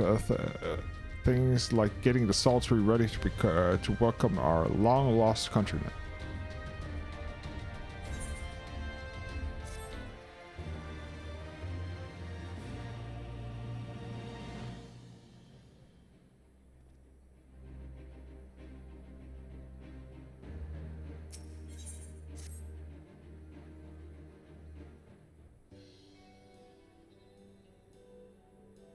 It seems Wisconsin has the sultry secure well in hand, and meanwhile we have to discuss the next step of the master. What? Complete my inspection of the site. With little work in the vacant building could be made into very passable dwellings.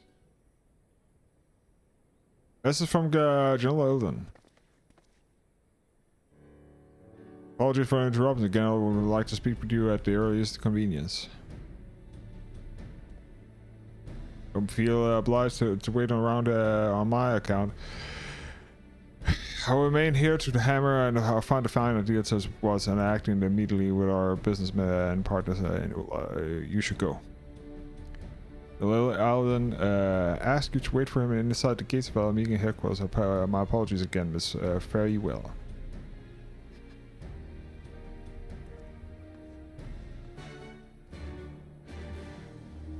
Accepted the crest. I'm gonna do this. We don't have time. We have a lot to do if we want to do the full post MSQ to make the recording work. Oh, shit, come on.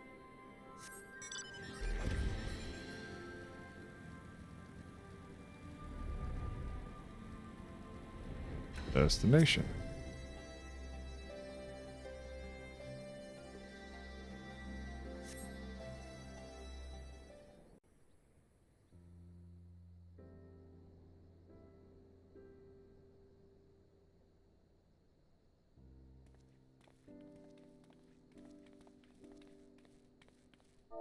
Apologies for the wait.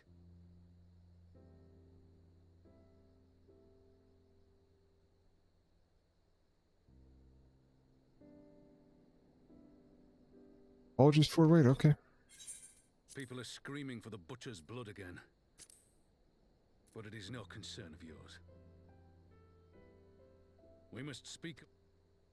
By their uniforms, the captives were first judged to be Imperial troops. I clicked the wrong fuck. Oh well. Their true identities came to light.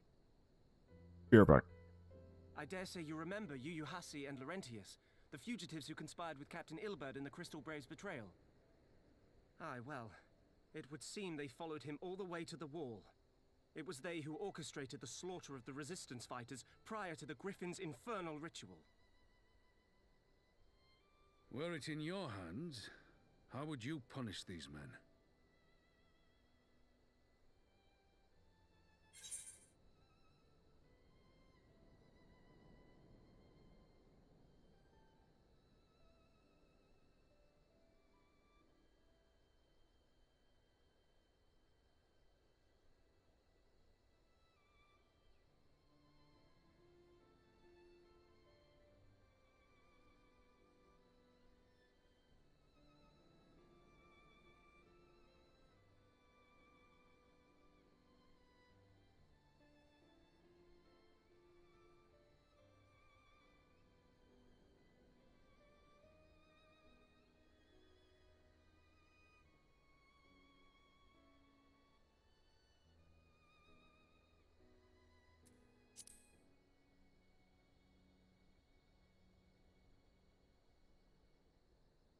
You would spare these animals? Yours is a more merciful brand of justice than mine. In any event, I thank you for your honesty. When the time comes for the Alliance to pass judgment, I'll see that your opinion is heard. Well, that concludes our business here. But there is more I would say. Walk with me.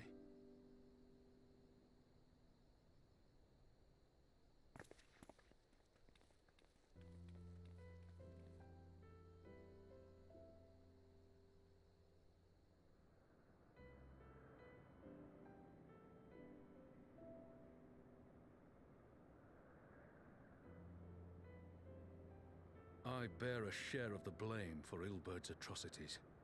Had I openly supported the cause of and I'm back. liberation, Sorry about that. he might not have felt driven to do what he did.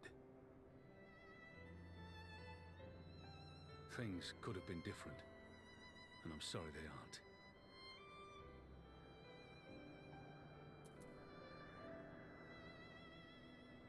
But even after all that has happened, my homeland is free. With the Scions and the Alliance at their side, My countrymen have reclaimed what many thought lost forever. Under her new leadership, I have every confidence that Alamigo will emerge from the shadow of the Empire and rise once more to greatness. Which means my work here is done. Soon I will return to Uldar and take my place at the Sultana's side. Father...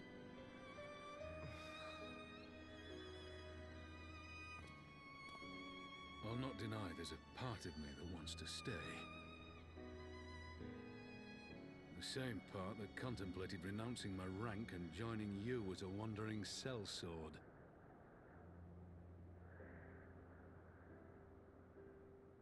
But I pledged my blade to Nanamo, and I will not betray that oath. Is this truly what you want, Father?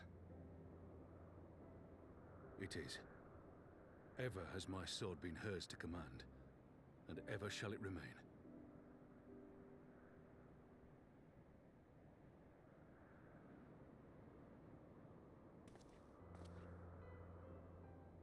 Thank you for lending an ear.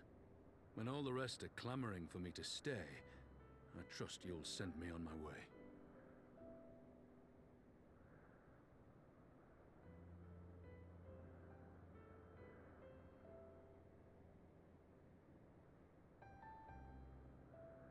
Sure.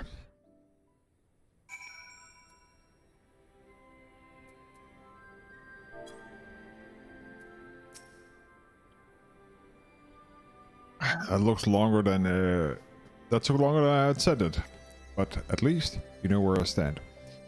Now let's settle Arnwald. What news? May have a problem, sir. The group of Anate has arrived at the main gates, and I don't mean the Vera. I mean the Qualine, the ones that summon the Primal. They insist they allow to attend to the council. Lisa is trying to reason with them, but she may need help. An invitation was exceeded to all of those native beast tribes, but we assumed that the Qualinai would refuse it out of the hand. But we have the best to go to see for ourselves. Pippin, take command of our forces and be ready for the battle.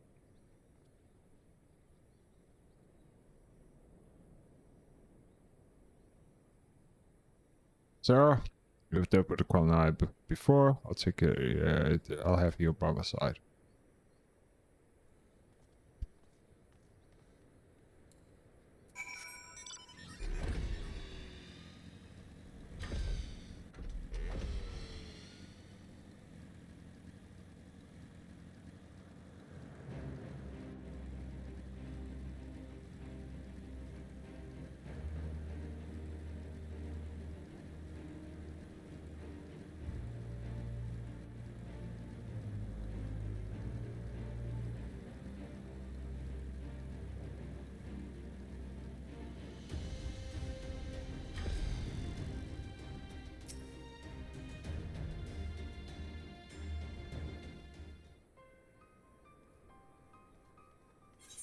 Selected. Sarah Raban, gods, it's good to see you. Ah, the Slayer has come. We have not forgotten your sins against the Lady of the Bliss, but we did not come here to shed blood. We claim to seek harmony with those who call Girbani home, and this is truly your wish. You will welcome us as envoys of the Anata. It is our wish, and you are welcome, but we cannot condone the summonings of primals.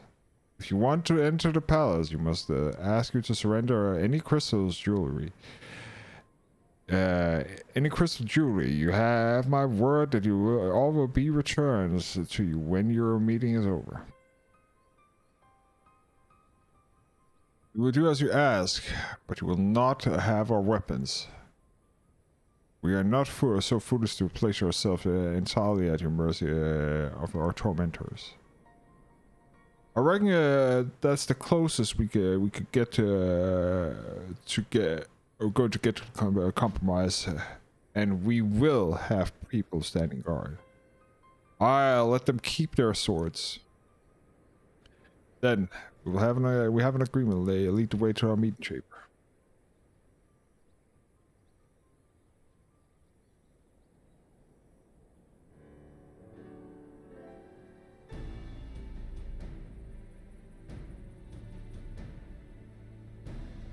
Why do we have the feeling we welcome the Viper into our midst?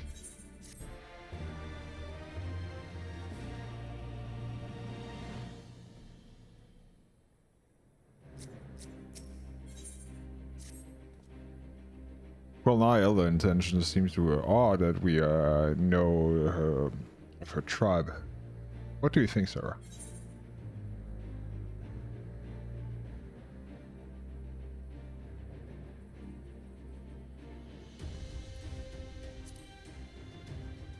Give the benefit of the doubt. I believe an understanding can be reached. It's not entirely unheard of, but I suppose those who followed the Saint of Shiva eventually sought reconciliation in Ishgard.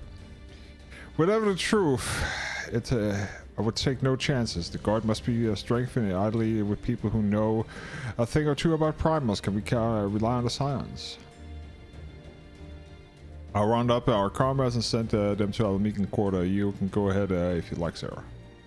My thanks. I'll see you at the palace. Here in the palace. Yes, you will see me at the palace. Okay, let us quickly.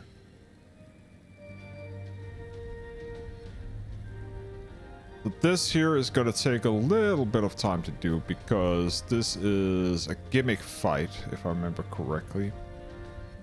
It's not something we can skip just like we did with the dungeon, but there's not a lot of dungeons we need to unlock actually, or do we unlock doing this here?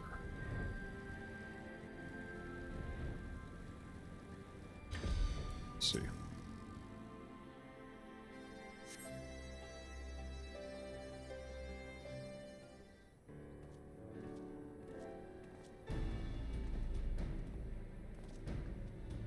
Sarah, I brought reinforcements. Arval told me your arrival an unexpected guest, and I agreed that I would have prudence to recall upon your stolen Thancred. One of the can never be too careful with dealing with the enthralled.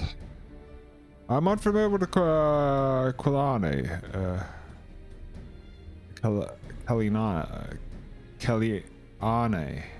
Kaliana tribe. But as the report suggests, a stunning contract to what our other race, despite it, the fact that even compared to the Anata. Indeed, we are apparently reversal in the attitude of the most curious. No one expected a response of our nations, much less the envoy. And I can't imagine Lisa was forced to make some rather hasty agreements in order to accommodate them. Speaking of which, we should how should we deploy ourselves? If the meeting is to be held in the form where it was seemed wise to have eyes both inside and outside the palace. We stole an Icostat guard without. That leaves the three of you to keep the watch over the proceedings in the firm room itself. Understood. We can join General Ellen inside then. Sarah, do you know the rear entrance in the palace? It is the eastern edge of the city. At the top of the stairs, the guard there should have been instructed to let you pass. Let us pass.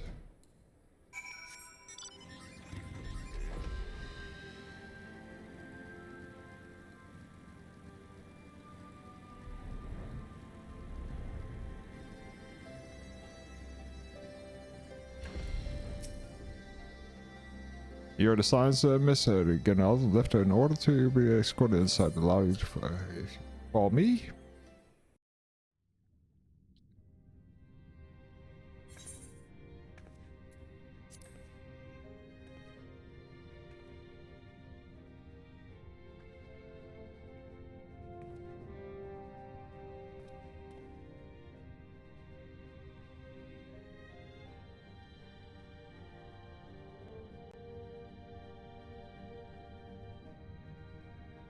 thank you all for coming. I am Lise Hext, and I speak for the Resistance. Among you are village elders, refugee leaders, envoys from the Ananta and the Kikern. You've come from every corner of Girabania to help decide the future of Alamigo. But before that, I want to ask you a question. What was the first thing you noticed when you came in?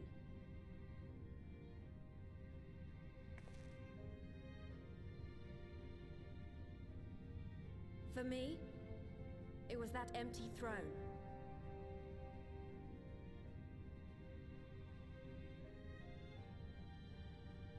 It has no one to sit on it now. No viceroy, no king.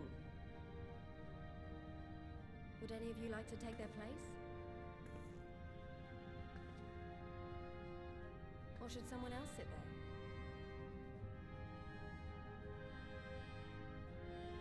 Then let's sit here in a circle, as equals, and I hope, as friends.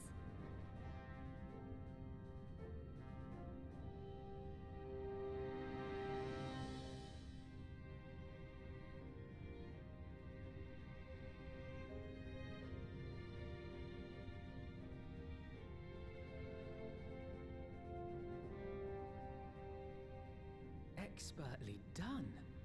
Lise has removed monarchy as a choice early in the game, and positioned them to consider a joint government. All things considered, I would say events have got off to a fine start.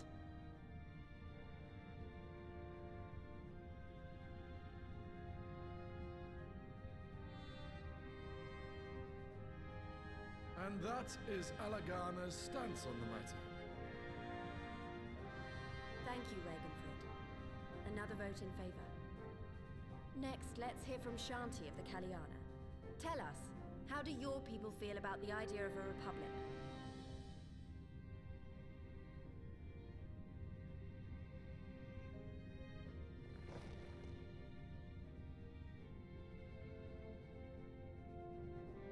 The Ananta wish only that those who dwell within Gir Abania devote themselves to our faith.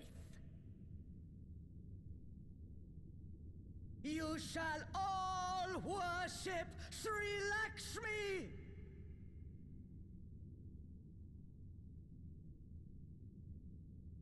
Lady of Bliss, grace us once more with your beauteous visage!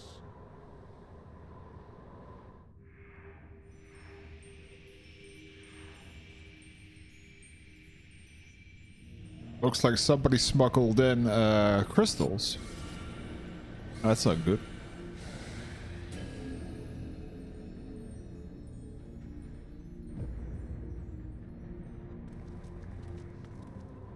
This can't be happening. No crystals were allowed through the door. We can worry about the how of it later. We need to evacuate these people right now, or the Primal will make thralls of them all. It's up to us.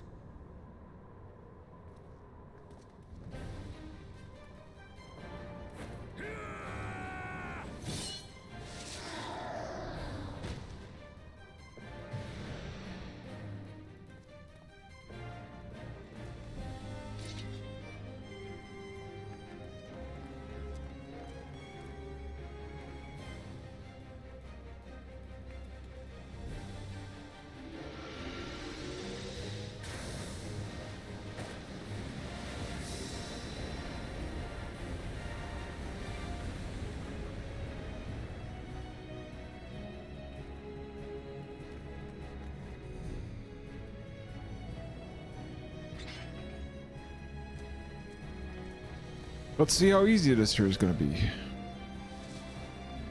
God damn it! The guards were already turned! Fools!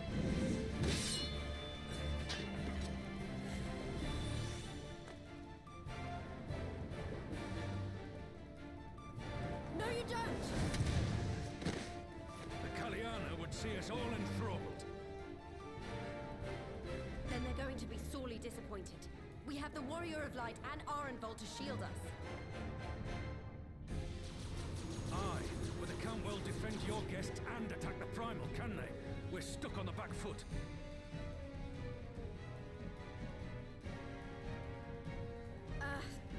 All right, I think I have an idea. Keep these people safe, General. I'll be back as soon as I can.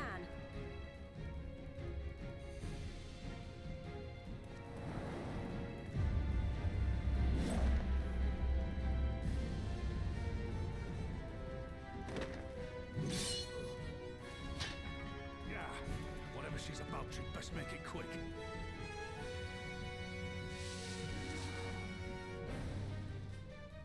Come then. Who will be next to die on my steel?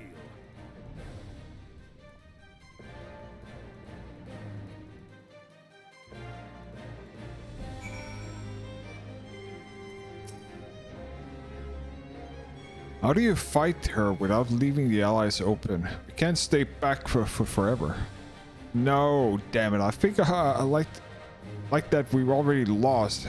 I have to worry of light on my side. We can do this. Isn't that right, Sarah? Deflect.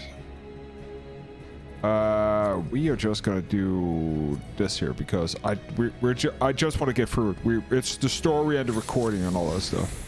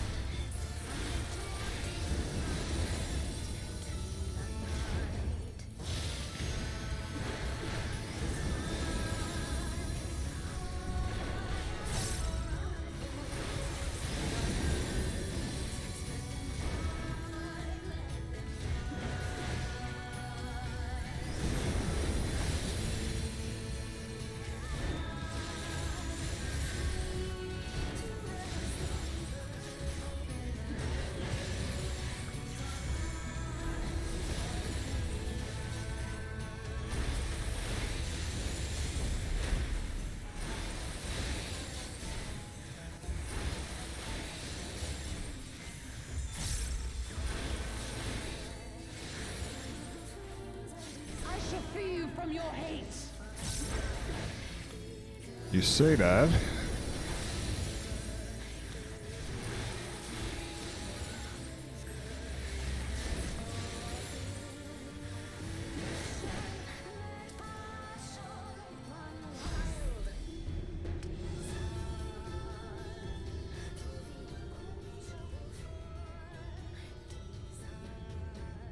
Damn it all!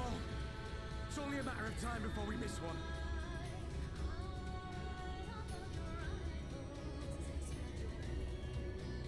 Very interesting of redoing this here at the. I've never done it on easy mode before, so that's actually pretty cool. Like just like the whole area is just blown away. You just like click, attack, click, attack, or spam it. What of it? Do you want to kill this thing or not?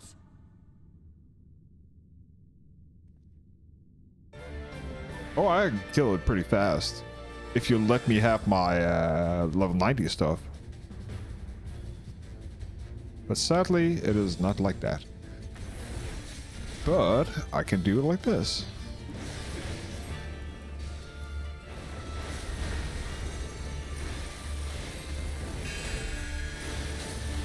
I don't give a rat's ass about that.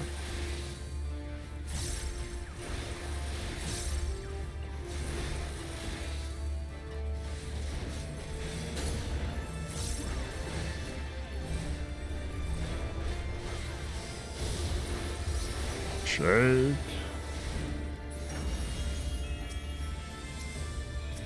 Oh, okay.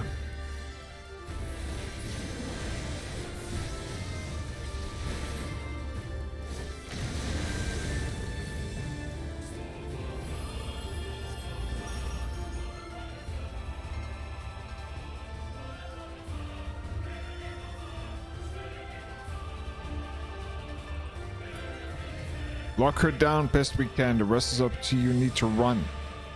Quickly now. Well, the promise is Lise. I can't run away from this. They need us. We will stand and fight together, Alphino. The envoys are in your care. Sure you do not mean to very well. I shall see the guests to safely. Seek your eternal bliss.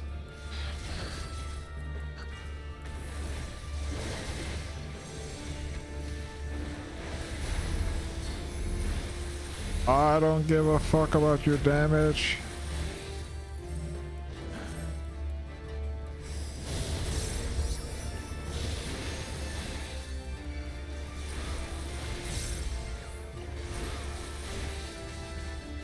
You need more than 3 to best primal.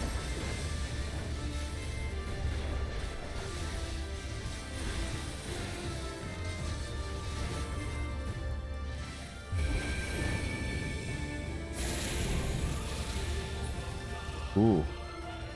Can't move, she's going after Lise and Raban.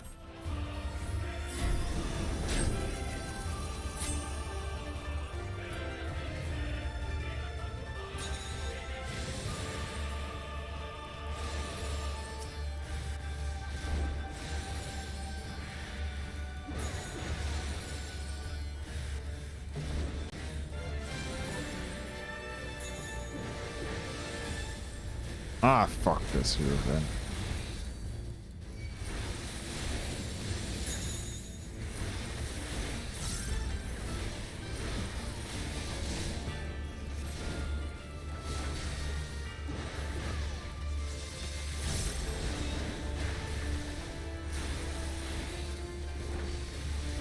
Do not your souls weigh heavy?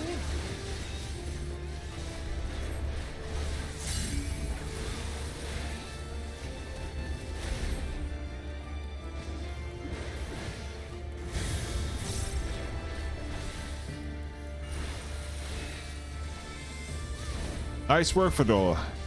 You're alright though. Oh, this is nothing.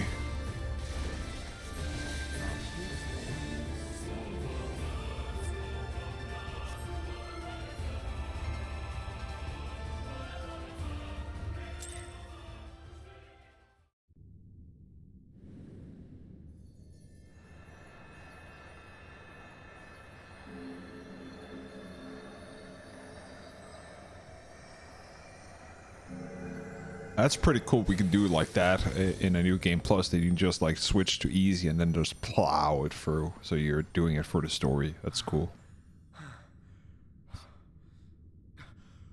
We did it. Yes, we did.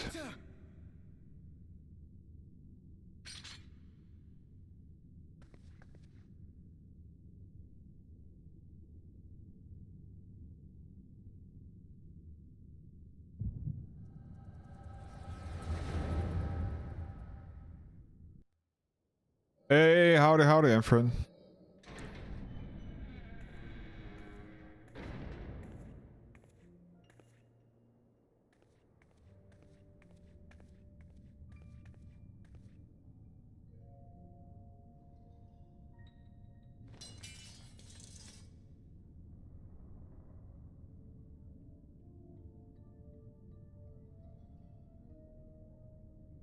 What is this? I'm only gonna say this once.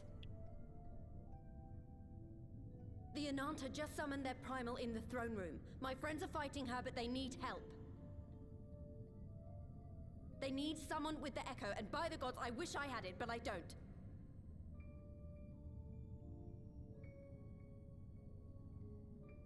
Yeah, I actually finished Stormblood, but because the recording is fucked, I'm replaying everything again. So the plan is actually to play everything tonight. So I switched to New Game Plus because I found out I've had this here issue regarding the sound for almost 2 days, 2 days, yesterday and the day before, and that pretty much destroyed what's it called? The game audio only for post MSQ. So yeah.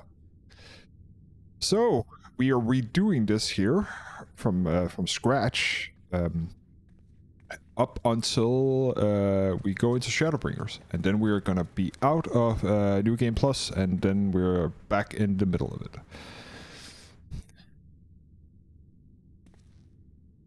Seven hells! It's her. So we're pretty much doing this here for the story and reading all that stuff again.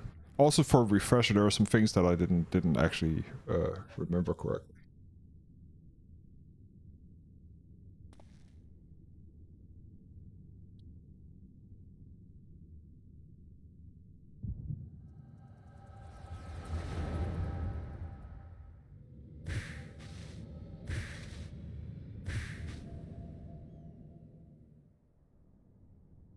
Hopefully the stream is working.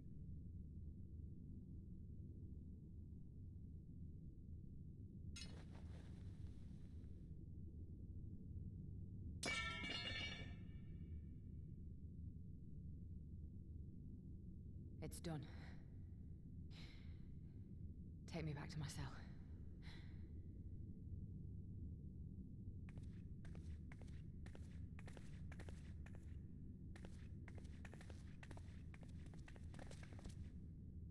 You are not forgiven.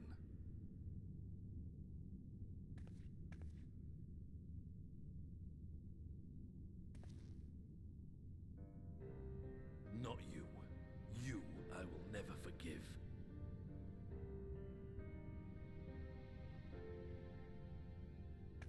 But I will thank you.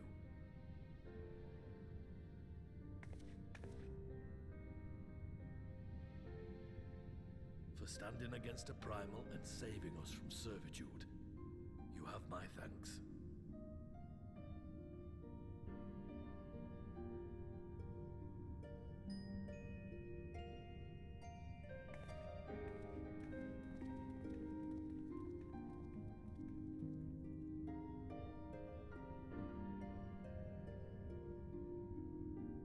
I think you appreciate it more when you know what's to come. I think you know when you know that. I think the pacing. There's a lot of pacing issues in Stormblood that is horrible because there is character development. Like Lise is needing after A Realm Reborn a lot of development so you even like her. And A Realm Reborn has issues with quests on top of the story also being very, very, very, very, very, very rough. There are quests regarding the best quest that I would gladly skip would be the wine fighting quest. Just the whole quest line to get to into Titan.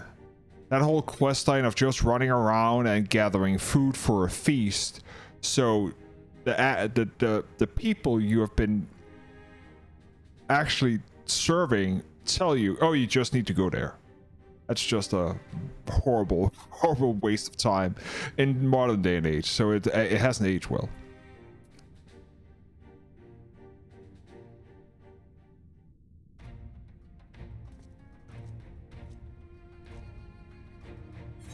I don't know. I still think like I think the issue is that you have 1.0 where the game mechanics is horrible. Then you have 2.0, which is A Realm Reborn, and on top of that, then it's rough, and then suddenly you get this here hugely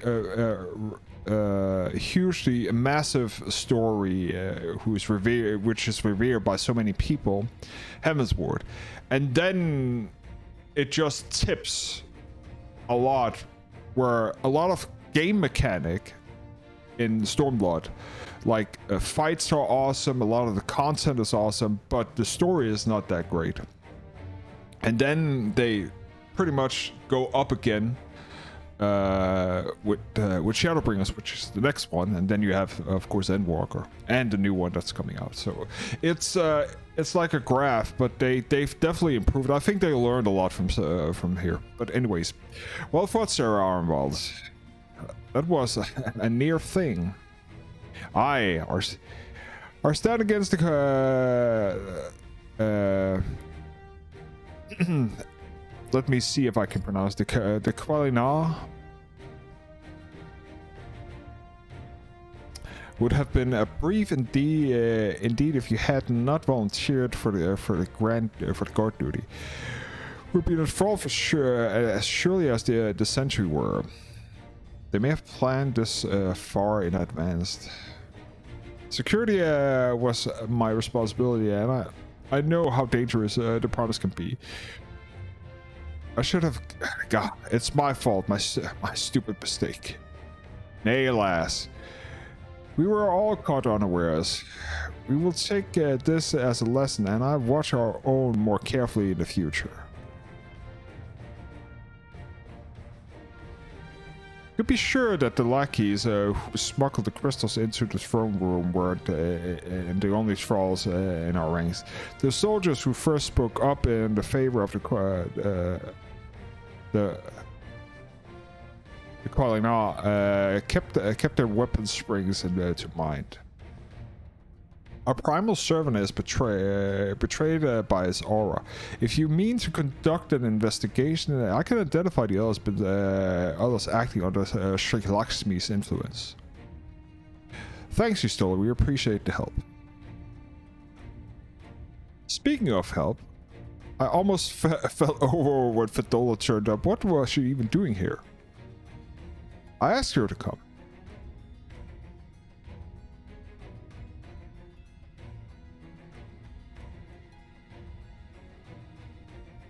Well, that explains it then. It's sad, but Ragafid was right. Victors will never forgive her victors will never forgive her for what she's done. But I don't think Fettouhi picked up the sword looking for forgiveness. She just wanted to fight for her country. If you say the world in which Fettouhi grew up is partly to blame for what she became, then it's an Almegan. Then as an Almegan, I feel responsible for improving the world. You can't ignore what happened right now. We have to show people a better way than vengeance, or we risk giving birth to a new generation of skulls. I know it's idealistic, but I want to have people let go of their old grievances and make peace with each other. And I'll hold 1,000 meetings and talk till I'm blue in the face if that's what it takes. This is a long, egregious path you have chosen, but one worth walking. Rest assured that I will do what I can to help you reach your destination. Thank you, Avner. The first step will be to get our representatives back in the throne room. They are a little shaken, but none of them seem to be ready to run. They're all determined to finish what we started. We'll see that you're not interrupted. Sarah, you and the Scions are to stand down and get some rest. You've earned it.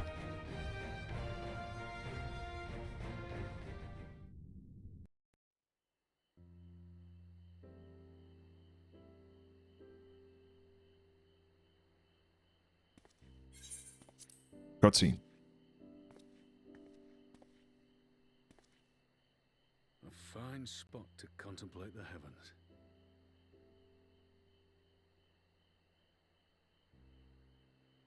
The meeting is over. The envoys have chosen to instate a government model on Ishgard's House of Commons, a ruling body of representatives elected by the people.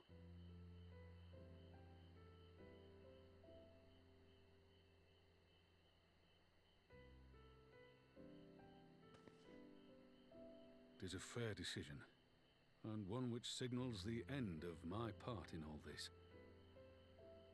But I would gaze upon Girabania's stars one last time before I leave.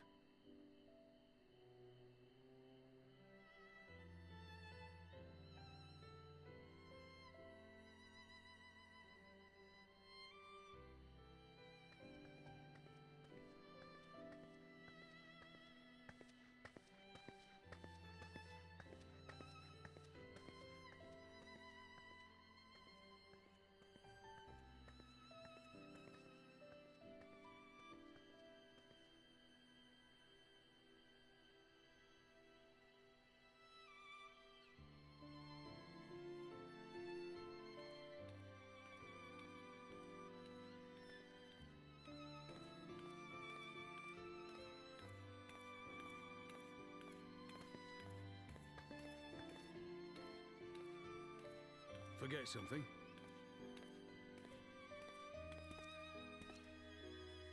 Your Grace, there was no word.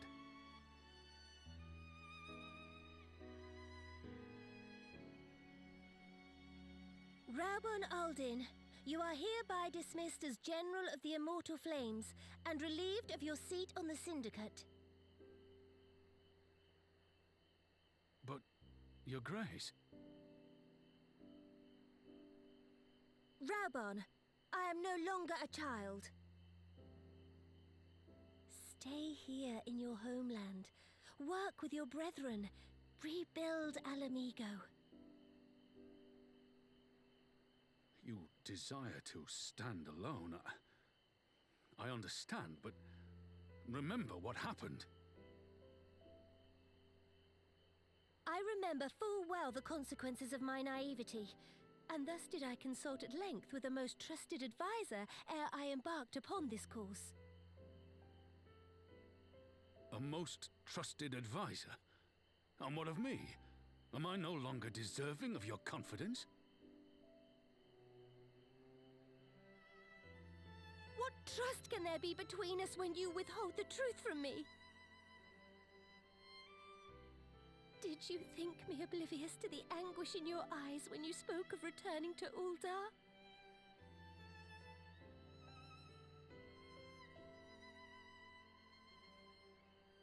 For years and years, we have trusted one another. Yet now you refuse to confess your heart's desire?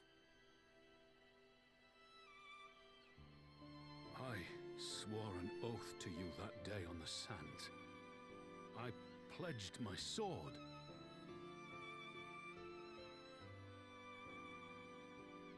And it has served me well. But in Pippin you have forged a new sword, as sharp and deadly as the blade you bequeathed him.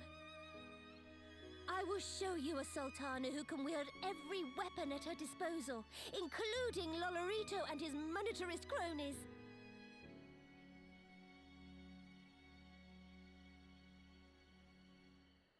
So follow your heart, please. You are home. You are free.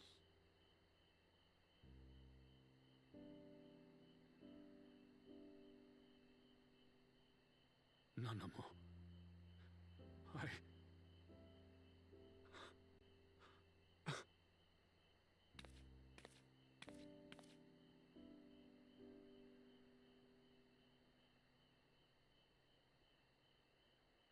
Smile for me, Raubon. I would have this parting be a joyous one.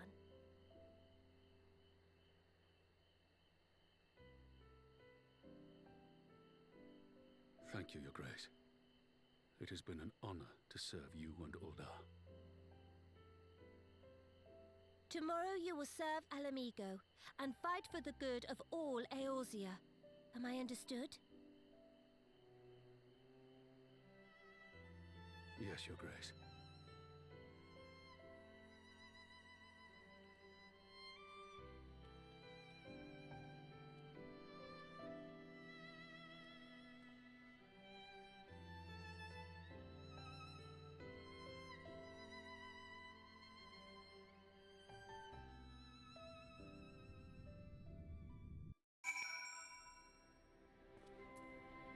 Okay. On to the next meeting. And this here is not voice acted. Thanks for shielding us from Lakshmi. What is? I forgot. If you hadn't been there, the rest of us would be worshipping her by now.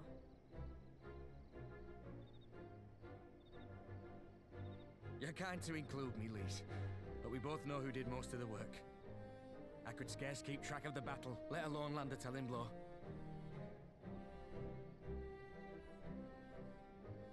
No shame in admitting it. The Warrior of Light has put far better men than me in the shade.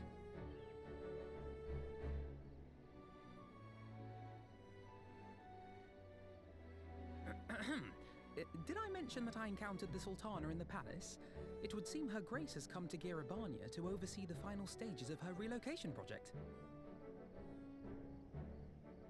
She was in search of General Aldin, and I directed her to the rooftop garden. I do hope he was still there. Are you in the habit of gossiping about the affairs of royalty, Master Leveilleur? Certainly not, Your Grace. I was merely informing my companions. Be at ease, Alphino. 'Twas only a jest.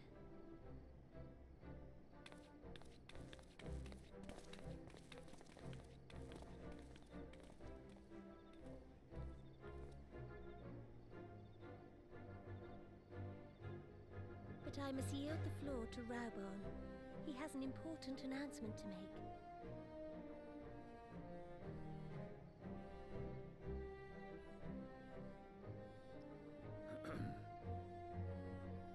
As of yesternight, I have been relieved of my post in the Immortal Flames and the Syndicate both.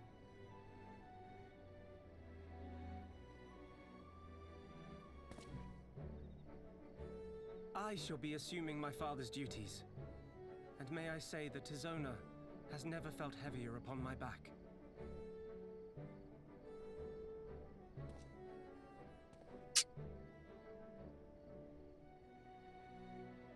Twould seem I am in need of employment. Mayhap one of my old acquaintances can introduce me to a mercenary company or some such.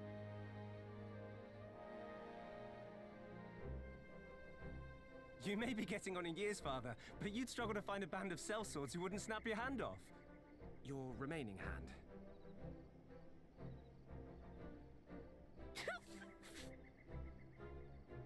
Yes, the bull of Alamigo need not be put out to pasture just yet.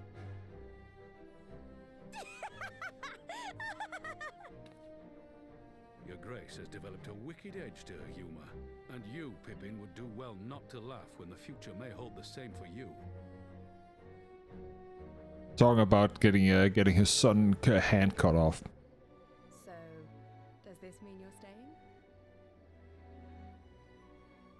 Aye. That seems to be the way of it. I would be glad to aid you in rebuilding our nation, if you'll have me. If, he says. Welcome home, Raubon.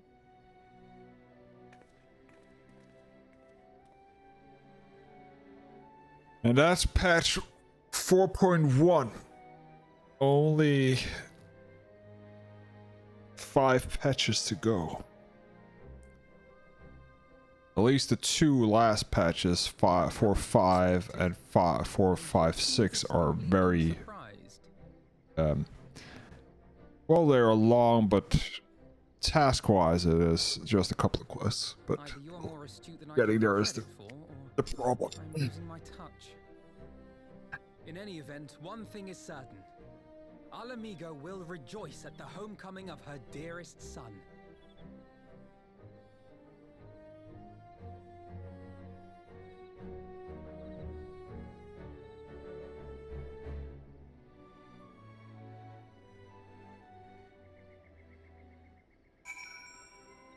Be right back. A little bathroom break.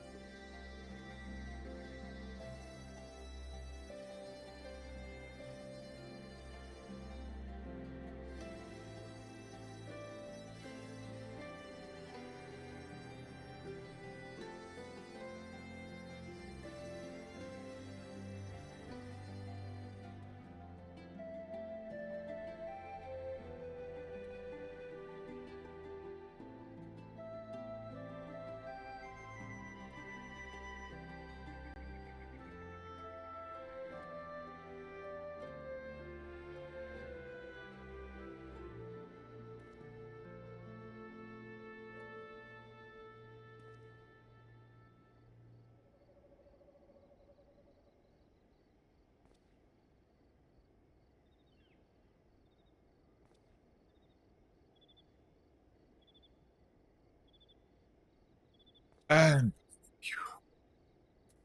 Kidoki. I think it's about time we head back to Raga's Reach. What's next for all of you? As they will be eager to hear of the recent events, and so also join you if you have no objections.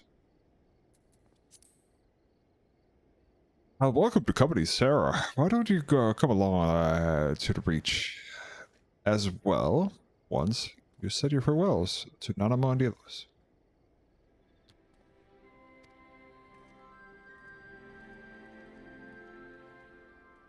Upon the completion of this quest, you will be able to access the palace rooftops gardens by speaking with the royal menagerie attendant.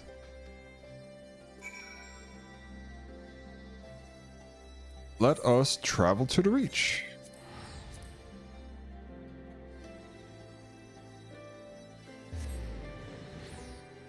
This is probably, in my opinion, post Stormblood is a lot better.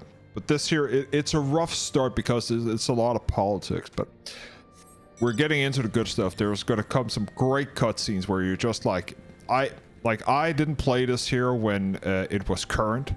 But sitting at the edge and just like, what the god damn it, what's going on? And you have to wait like half a year or 4 months, 3 months to even get like a glimpse of answers. Just like, and we have that now with Endwalker. It's just like a pain. We need to wait until January to get the next thing. It's just like, god damn it.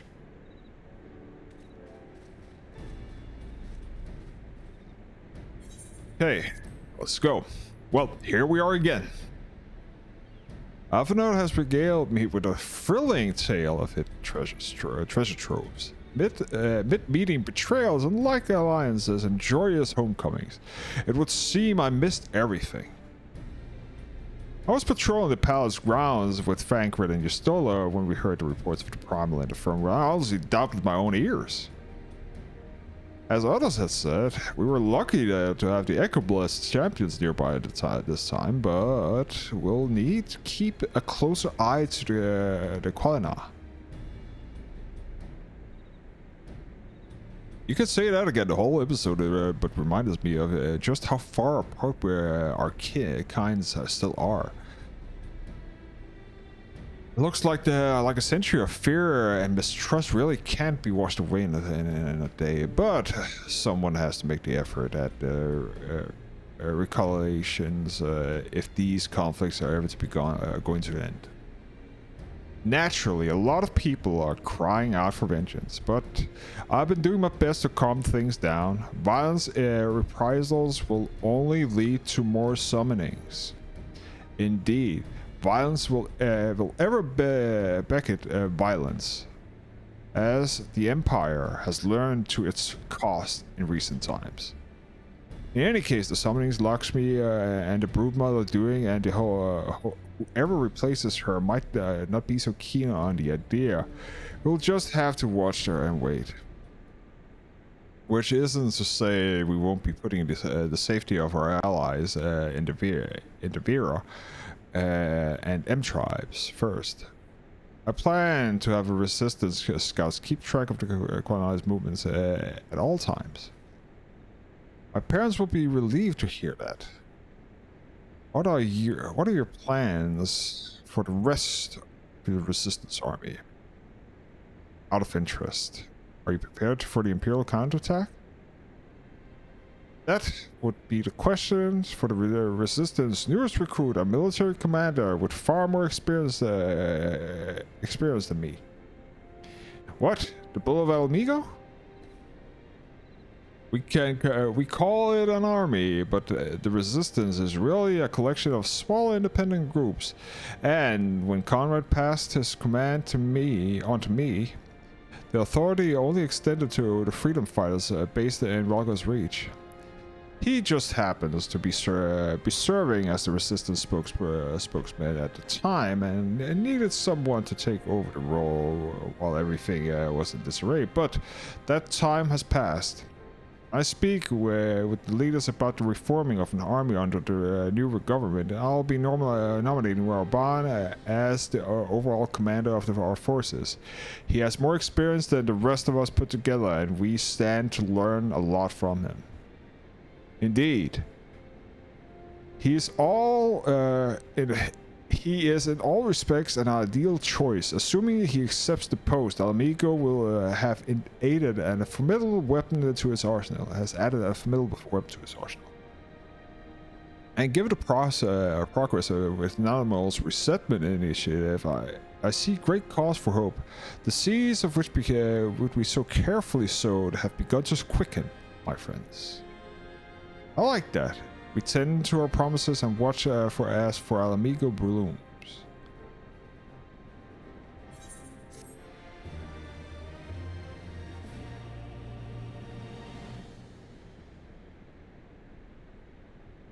Now comes the interesting part.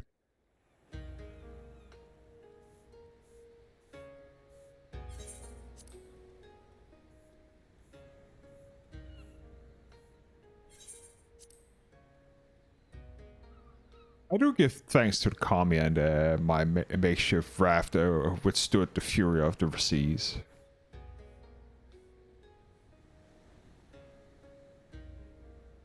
But there their generosity ended.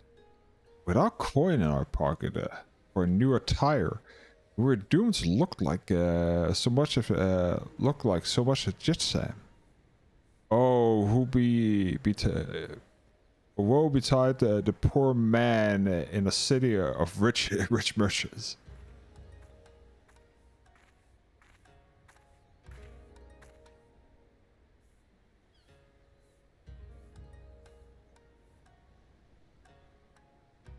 These dango are delicious.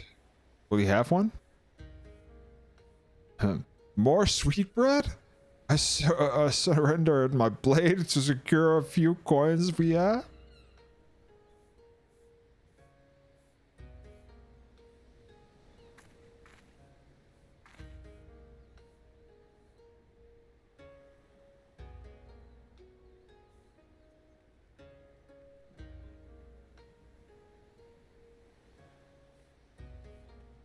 Never tried dango.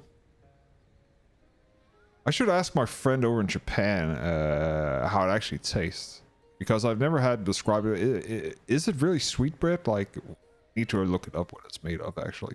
Bah, this is like talking to a child. My fate saddled me with this burden I shall never know, but I'm alive and I must return to my master's side.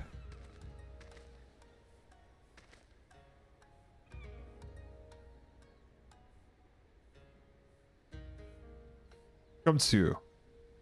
We shall find a ship to carry us across the Ruby Sea.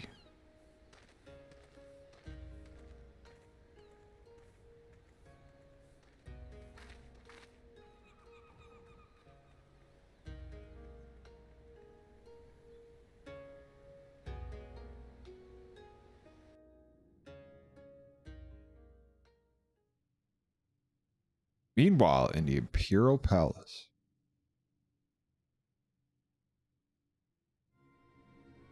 See, this is interesting. This is like as a cliffhanger. Wow. Have you read the report? First Dorma and now Alamigo and Lord Xenos put to the sword? Do you believe everything you read? I heard the Viceroy was merely wounded and that he has already returned to the capital. Naturally, the savages beat their chests, boasted loudly of taking his head regardless. Nay, Lord Xenos lives?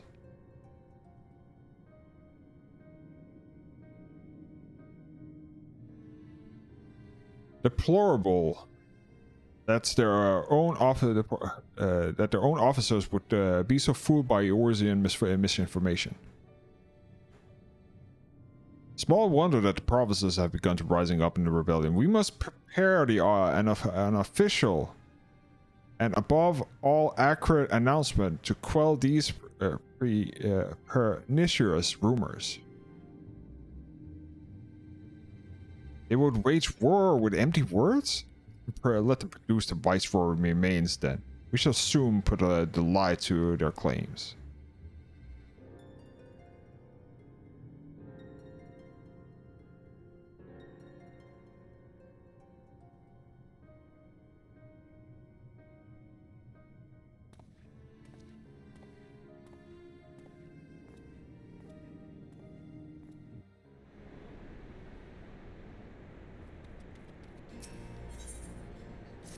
tidings from the east.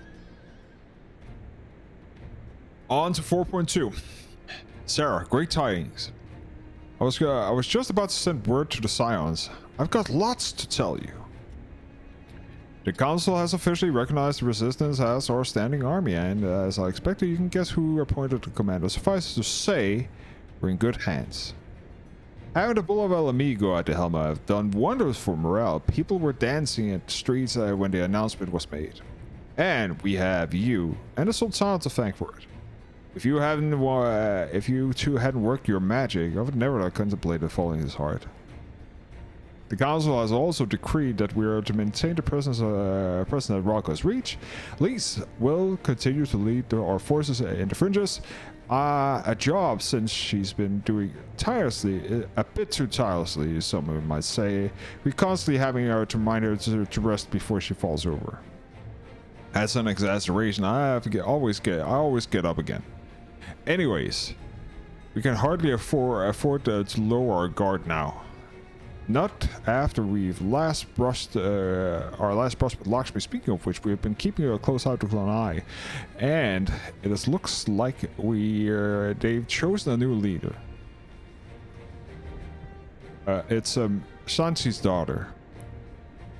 You know, the half-dead one. For whatever reason, the Colonites thought that she was the best candidate, which makes them leaderless, basically. As the thing stands, there is no prospect of engaging in talks, let alone coming to an understanding. But it won't let this stop me. I'll keep reaching out to them until they finally see sense. Just like I've been reaching out to Fettouhi. She still won't meet my gaze, but she's given it up and trying to ignore me. It may only be an odd grunt, but at least she's responding. I'll get through to her yet. Sarah, there you are. Oh, the twins. Let's see. Alpha and Alize, is everything alright? We received word from Tatara. Hancock has apparently acquired information of the greatest interest of urgency, and more than that, she didn't say only that we should come to Kugane right away. I had a mind or two of us to set forth together, but I'd say it's determined to make it a party of three. As I've told you more than a dozen times, brother, my wounds are quite healed, and I would benefit from fresh air. Besides, you may well need an extra pair of hands. Worry not, sister. I've quite given up trying to convince you. Whatever it would be 2 or 3, we should depart as soon as possible. You will be joining us, I trust. I was about to say, I've come too. We'll just have to settle with cheering you on from afar. Good luck with you, whatever it turns out to be. Thank you, Lise. Rest assured, we should have business to prove to be even a tangible concern to El Amigo. We shall inform you without delay. Let's be off then. Hancock and Tatara waits at the Ruby Bazaar offices.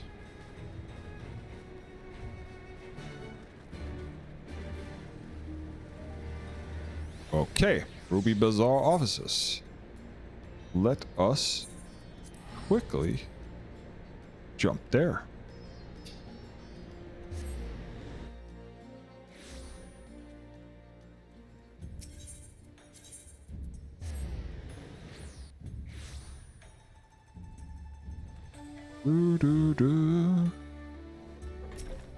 And greetings, Your Honor, Madame. May I show you in? Yes, you may.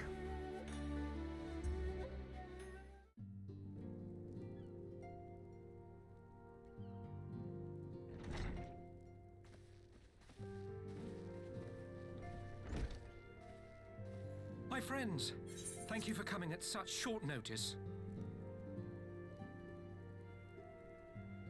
We were told the matter was urgent. I take it Yugiri and Soroban are also involved? My presence here is but a happy coincidence. I am come on separate business, which can wait. My apologies. Master Hancock, pray, tell our friends exactly what you told me. Of course, of course. Some few days ago, a large detachment of soldiers was seen arriving at the Garlean embassy. This seemed to me most unusual, as no personages of note are due to visit for a matter of months. Okay. So, I made a few inquiries, whereupon I learned of a most curious rumor. Apparently, the soldiers were dispatched to Kugani to investigate recent sightings of a certain individual.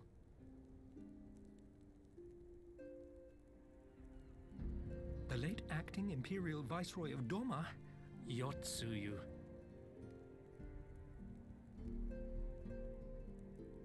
I beg your pardon? I too am loath to believe it. I saw the keep come down on top of her. We all did.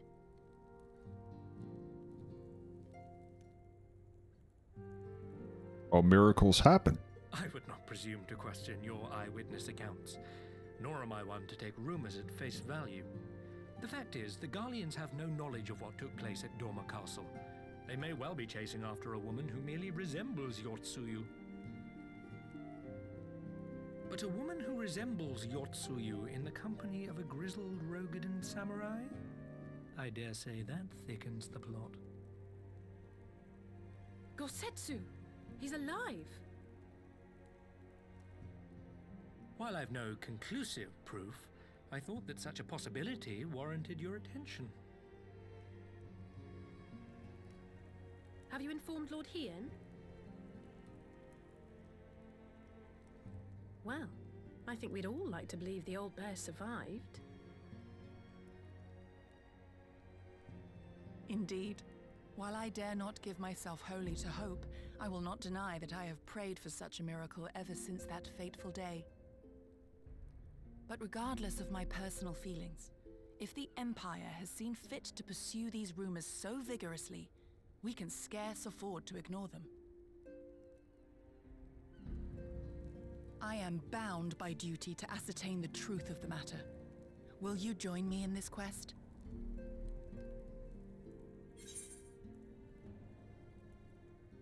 Aye, let us find Gosetsu together. Thank you.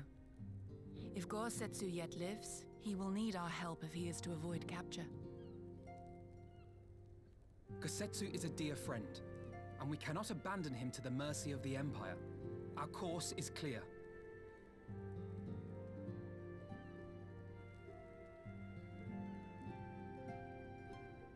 Hancock, is there aught else you can tell us? Alas not, but I have taken the liberty of employing one of the finest informants money can buy. You shall have the latest intelligence on the Garleans' movements, and more besides.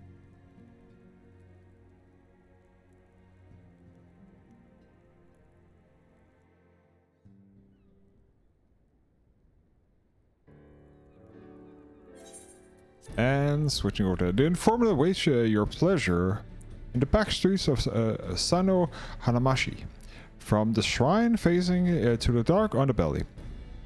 Few know Kugani as intimate as he. One of the finest informants money can buy. Why do I have a bad feeling about this? Permit me to assist you in this in your quest. The sooner your business is concluded, the sooner we may speak of mine. Should your search take you away from Kugani, my boat is at your disposal. I shall see that she is ready to sail. I'll give Soroban a hand. He'll be providing our ship. At the least we can do is supply the provisions. Be at the pier if you need us. A welcome offer and an excellent plan. Without further ado, then, let us seek out the information that Sanjo Hanamashi.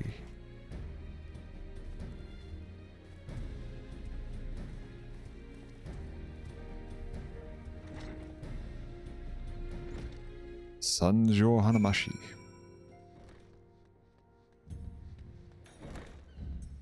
Okay, let's do this here as quickly as possible. It's up here.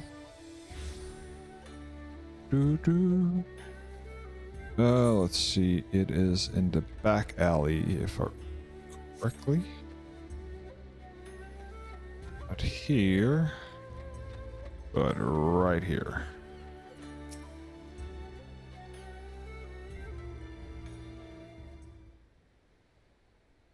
This should be the place. Now we wait and see who comes. It's been a while, my friends. Yes, yes, a long while indeed.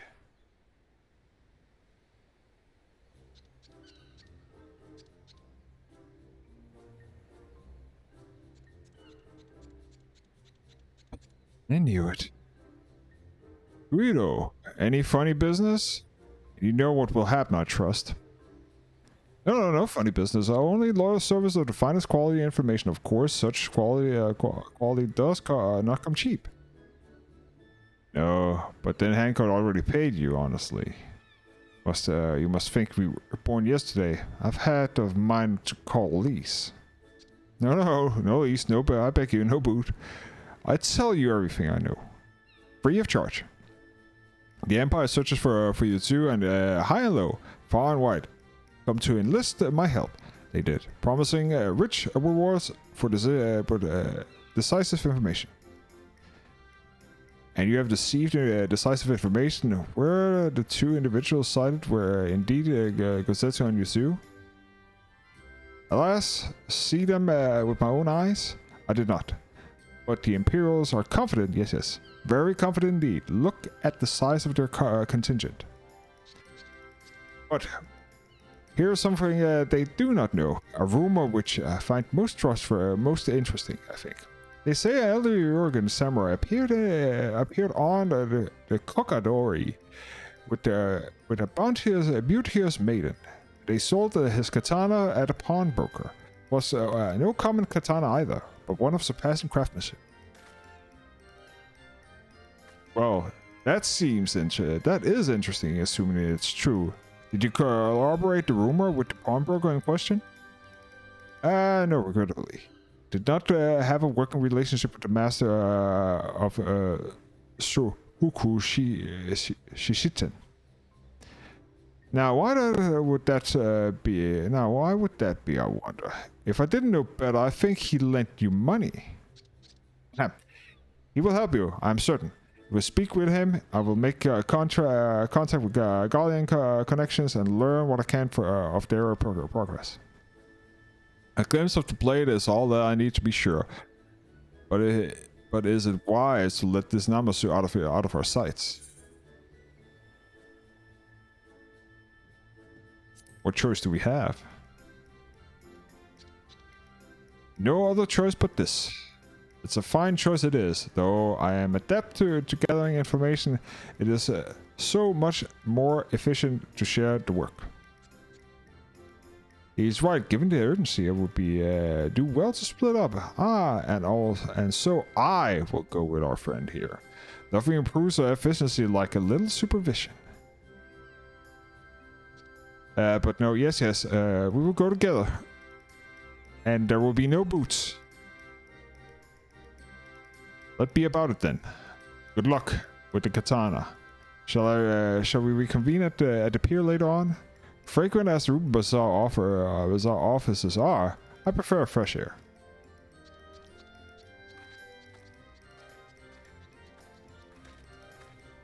I believe Alistair has the task well in hand. Shall we seek out the pawnbroker?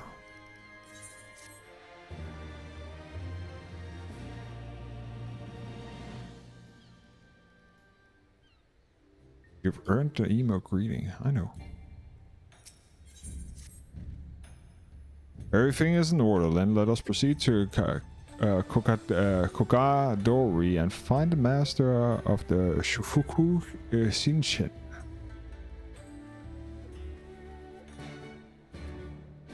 I forget I can't mount here. Oh well. Everything is...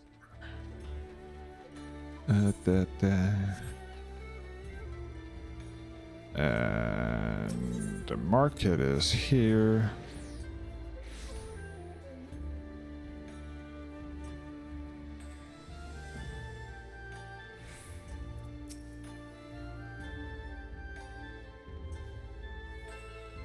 Welcome, good madam. Welcome. Will you be buying ore? Ah, so you heard the tale of the Rurouni Samurai Katana. Small wonder, it is a fine example of its kin. One moment.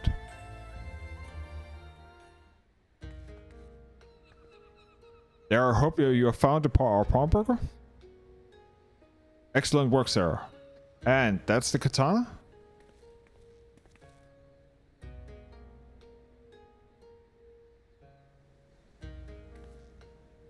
There can be no doubt, it is Gosetsu's blade. The craftsmanship is exquisite, is it not? And you will be pleased to know that the pledge has just expired. I should be glad to sell to you, assuming you have the coin. This is no ordinary blade, you understand, and it is priced accordingly. But if you are seriously, I suggest you act quickly. I have several other noted collectors that have already expressed interest. The blade represents conclusive proof of Gosetsu's survival. I suppose I could consider the necessary cost in securing his safe return. It is not a decision I can make alone. Last of all, when the nation has scarce to begun to rebuild. I'll pay. Nay, my friends. Grateful though I am for your offer, I cannot ask you to this of you. It is enough to know that Gosetsu is alive and well. Igiri, wait. The Scions will buy the katana. Pray consider it a gift. Master Alpha, your kindness is touching truly, yet in matters of coin, would Mr. Satoru not expect to be consulted? Come now, our friend would never have relinquished this blade where it need not great. And you are not bound by honor to help to help a friend in need. I say we are, and I am sure Tataru will wholeheartedly agree. It is settled then. We have made a wise choice, my friend. Such pieces are few and far between now. If you would be so good as to come this way, let's prepare the necessary papers. So here's the mistake that is made here. You ask the price first before you say yes or no. And he doesn't even see the price because he just signs the documents. If I may ask, sir, after he visited your establishments, do you perchance know where the old samurai went? He is our friend. We would return his weapon to him. A friend of yours, you say? I see. Well then, I suppose there can be no harm in telling you. No sooner had I provided him with the requested sum than his pretty young companion began to clamoring for Dongo. I duly recommend those served at the Yuminako tea house. At the thither did they set off. Clamoring for Dongo.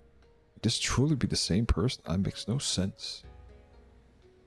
Some manner of code, perhaps, but it avails us not to speculate. Let us go to the tea house and see if we can pick up their trail.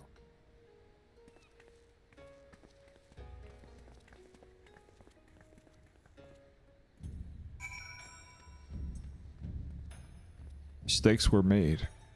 Mistakes were made.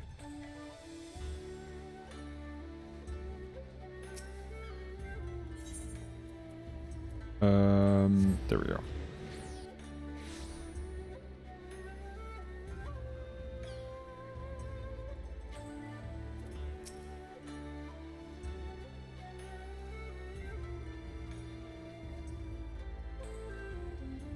But of course I remember. How could I forget the pair like that? The most beautiful girl you'll ever see, scoffing down Dongo if her life depended on it.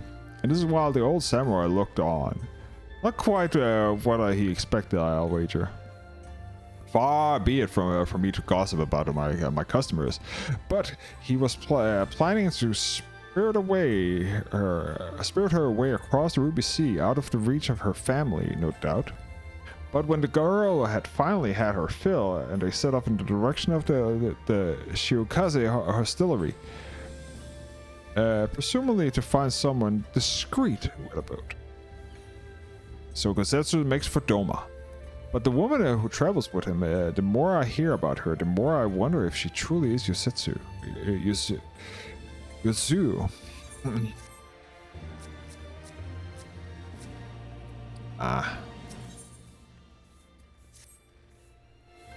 While doubts may remain over the identity of Gosetsu's traveling companion, for now we can but follow the trail. Come, let us away to the pier and make ready for to sail. With luck, as they will already have joined the Master Soroban and Mr. Stataro there.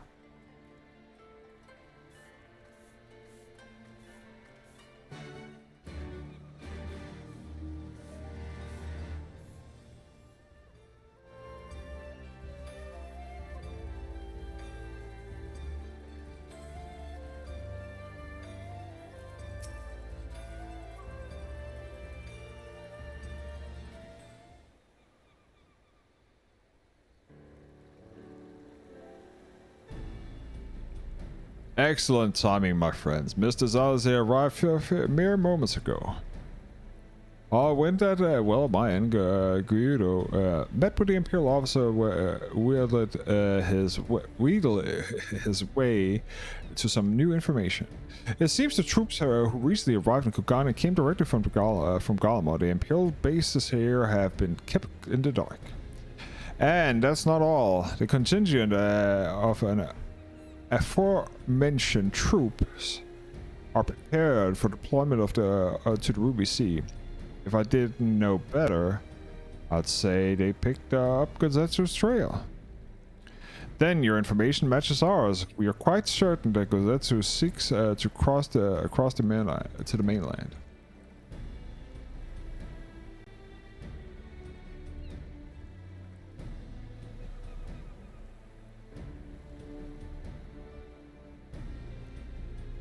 I'm sorry, did I hear you that right? You used the Scion's funds to buy Gosetsu's katana at the asking price? Well, for some haze, then it seems a worthwhile gesture. Speaking of which, here's the contract of sale. Pray see that the man is paid.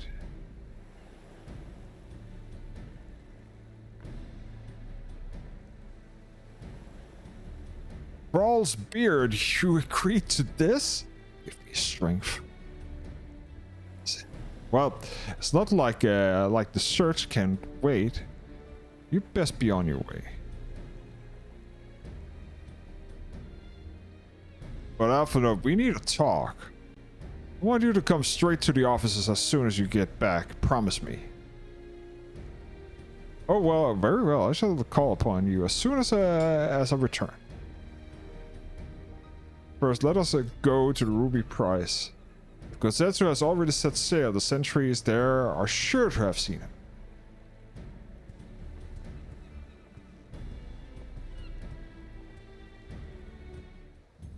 She was pissed. The tower seems rather vexed, is she not? Ever the melodramatics. I'm sure our finances can stretch to a single sword. Remind me to explain the value of the gesture when we next see her. But I digress. We have work to do. I'll do this here on very easy. It's just want to blast through it. And get to the next story part. I'm not getting any XP anyway, so who cares? Right. I suggest we begin by learning what we can from the sentries.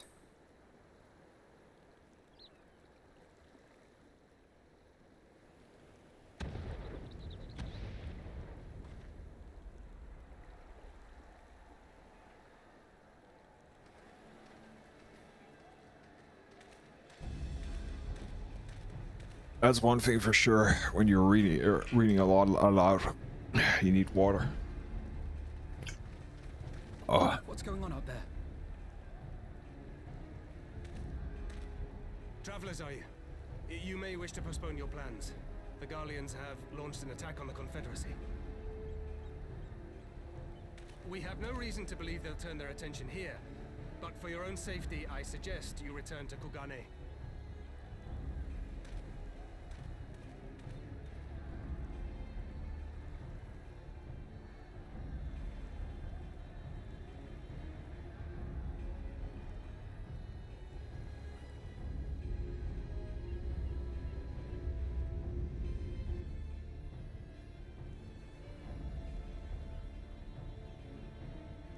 The Garleans bear no love for the Confederacy, but with Doma lost to them, why would they attack? Unless... Unless Yotsuyu is on that island. Even if she isn't, our allies are under attack and they need our help. We will help them, while you remain with Soroban. Arguing will only delay us. Is that clear? Fine, but you haven't heard the last of this. Soroban, we may need to make a swift exit. See that the boat is ready to sail at a moment's notice. It shall be done.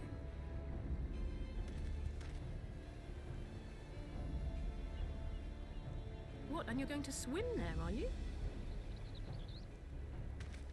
'Tis the quickest way, and you may rest assured I've been practicing.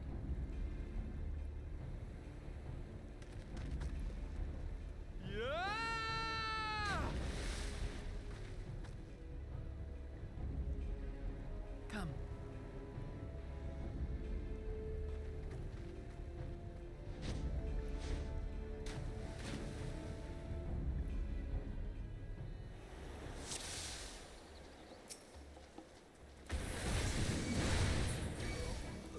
I hope you know the purpose of laughing. Leave this to me.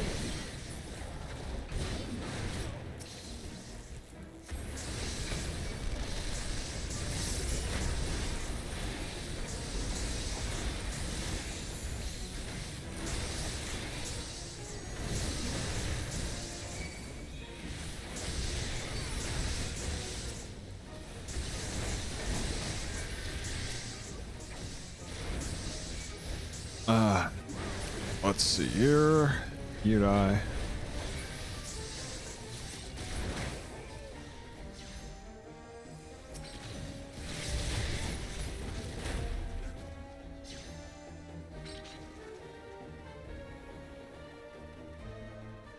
Da, da, da, da, da.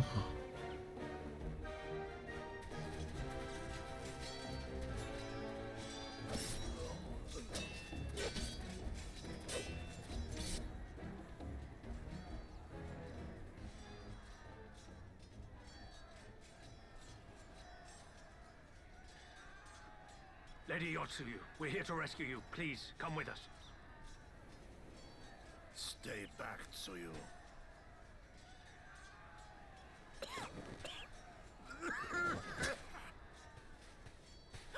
Are you all right? Is he all right?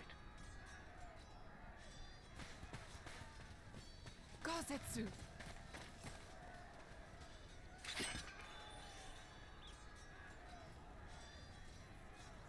Damn it, we took too long. Change of plan, eliminate hostiles! All forces, attack! Great. Okay, let's beat these here assholes a little bit fast. Howdy ho there, neighbor.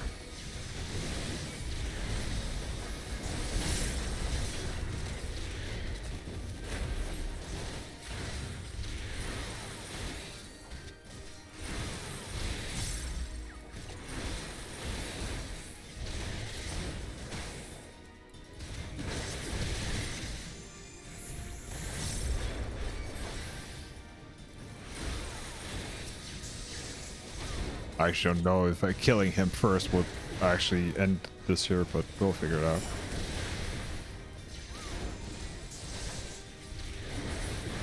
Well, he's dead now. Okay.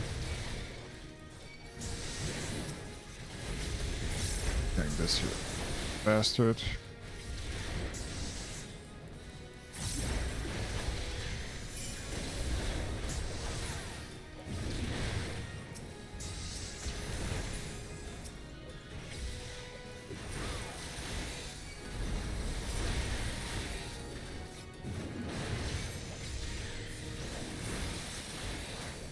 Okay. Kick. Oh, immune to kick. Boo.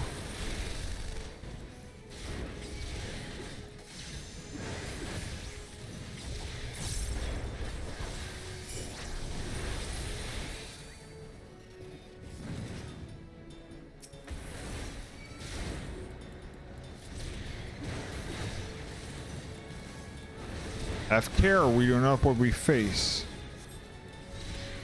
Well, right now it's a magic take hard works. I I don't give a. I'm a warrior. I can heal myself. I don't care.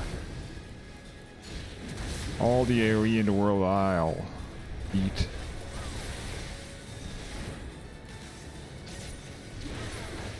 There we go. The What art next? of my forebears.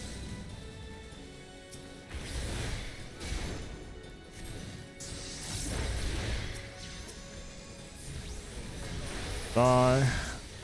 And die.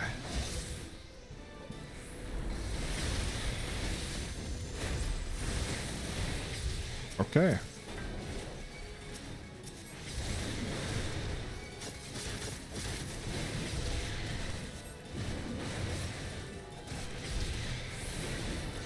This here is going to be fun.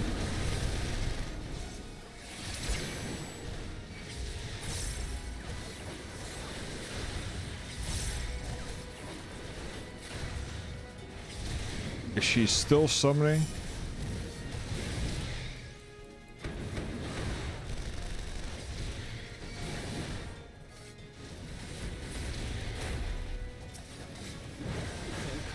Release.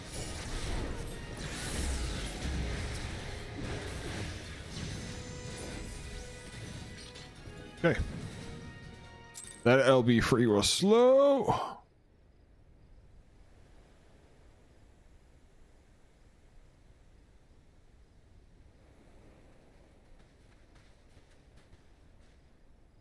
Gosetsu, thank the heavens. Yugiri, my friends, the Kami were kind to guide your steps this way.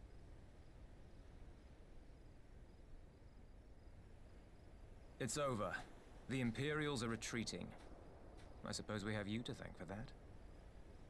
But they would never have come here were it not for her. I had a bad feeling the moment your samurai friend arrived with that woman in tow.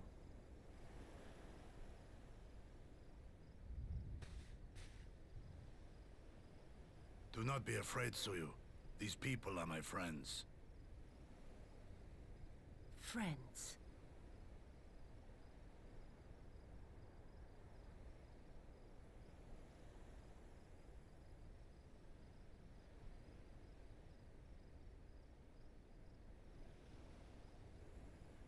Forgive me, but at the risk of souring the mood, I believe you owe us an explanation. You may start by telling us what happened at Doma Castle. Of course. I'll not begrudge you that. As you know, we were trapped inside the keep when it collapsed. But even as the roof crumbled above us, so too did the floor below. We were swept out into the One River, where we would surely have drowned had a stout wooden door not chanced to float by, offering us a raft of sorts. Exhausted, we drifted out to sea, at the mercy of the tides, which saw fit to dispense us on a desert island. She was with you the entire time. Aye. 'Twas her kimono which saved her from Hien's blade, believe it or not. Some Garlean witchcraft in the weave. Ah, Kevlar. But it offered precious little protection against the fall. Though she survived, she awoke bereft of all her memories. speaking like a child. A trick, surely. That was my first thought, and I contemplated cutting her down and being done with it. Contemplated it long and hard. Yet the Kami saw fit to deliver us from certain death. 'Twas their will that we survive, both of us, together. And together we shall go before our master. He shall be the one to judge. Judge what? She's your prisoner, old man. Do with her as you will. Call her Tsuyu, or whatever else tickles your fancy. 'Twas a name given out of necessity whilst on the road. Nothing more.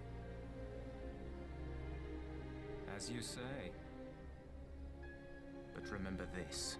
Our people suffered much at that woman's hands.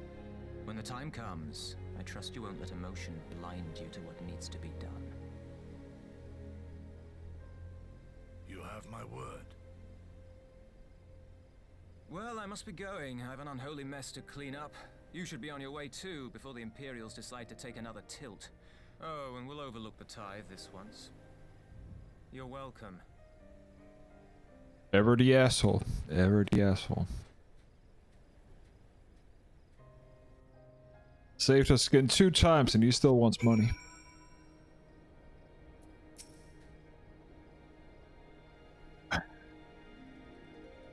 As Tansui said, we should move on. It would not do for Yotsuyu to be seen here. Now, if I know my sister, she has already been waiting with the boat at the nearby pier. Let's go and see if I'm right.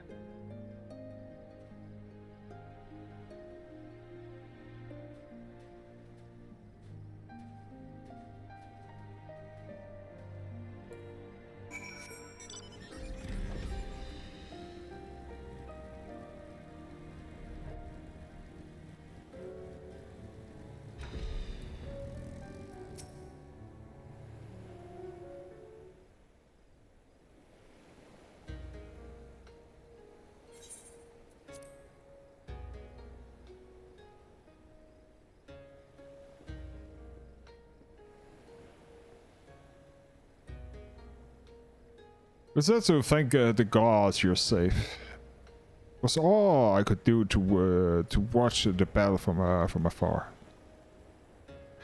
And it was all I could do to restrain her. Can you blame me for worrying? Strong as Sarah is, anything could happen in the chaos. But enough about me. We need to talk about her.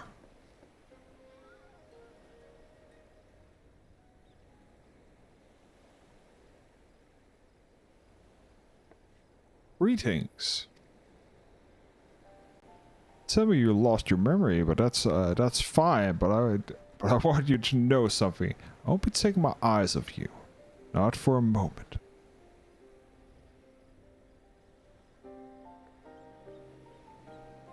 These people are strange. Are you sure they are your friends? I am. They may behave strangely, but I trust them with my life. You have not to fear. Alright, if you say so. Right. It's past time we set sail. I, for one, would not keep Lord Keenan waiting without the due cause. Aye. And the longer we try, the more we risk to inviting trouble. Let us not forget. Just let you forget the Red Coach and bear no love for Yotsu either. I shall deliver you to the familiar shores near Asari. But out of the villager's sight.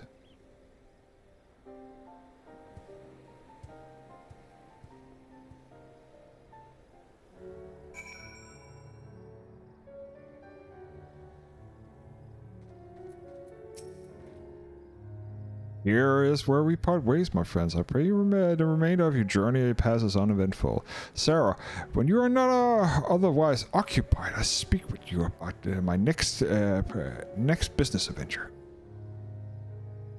I promise you will be extremely lucrative, and I do not say so lightly. After a prodigious sum of spent acquiring a certain sword, it will be present for a fine opportunity to refill the silence coffers and restored the smile to Mistress Tataro's face. Oh, come along, Tataro. Was overreacting. How much could a single katana possibly cost? Far more than you think, Pillingly. A blade like Gozetsu is worth a fortune, enough to buy a house and furnish it, which would only had you bother checking the price. What? I had no idea. This business venture of Swordpoint, you will be giving it a fair hearing, I trust. Yes, good to us after all. As for me, I think I shall look into drawing into upon my own personal funds. So a house is in these days in order around. So a small house, personal house, is around entry a 5 million gil investment. Furnishing can run you up to also 5 to 10 mil, depending on what furniture you choose.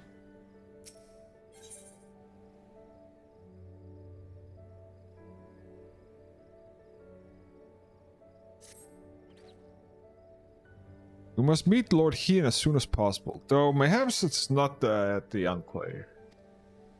I sent word requesting that he retrieve us at the House of Fears, where there is a fewer prying eyes. If all are in agreement, we shall scout ahead and see that that the way is clear. Pray follow us swiftly if you are able, and join me at the outskirts of the Namai. And the bigger houses are like 50 million gil, I think. And you still need to win it also.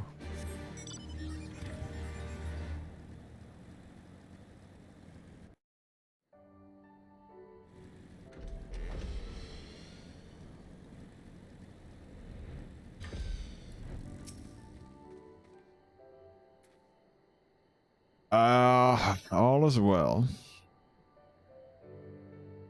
Good, the others are hiding nearby. Let us proceed quietly, if you please.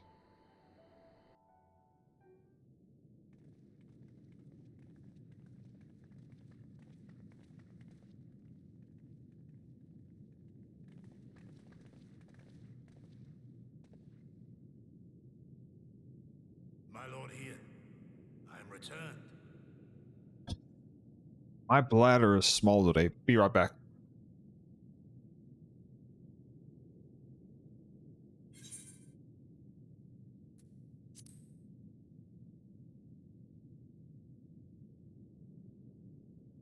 Save your tears for the morrow. For we who yet walk the path should not think too much on the destination. When the hour arrives, we shall welcome what comes with open arms. And welcome it you did, even as the keep fell down around us.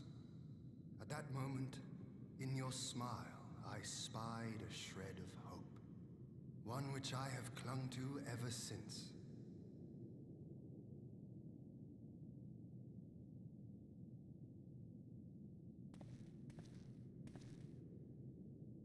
Gosetsu, full glad am I to see you alive and well. We have played this scene before, have we not? Though this time our roles are reversed. That they are. Meaning you know how I feel. Wholly at a loss for words. Welcome back, old friend.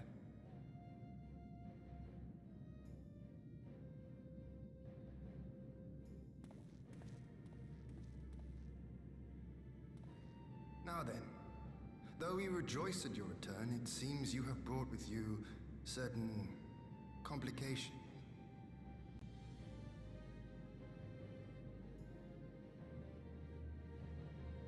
Rise, my friend. Tell me everything.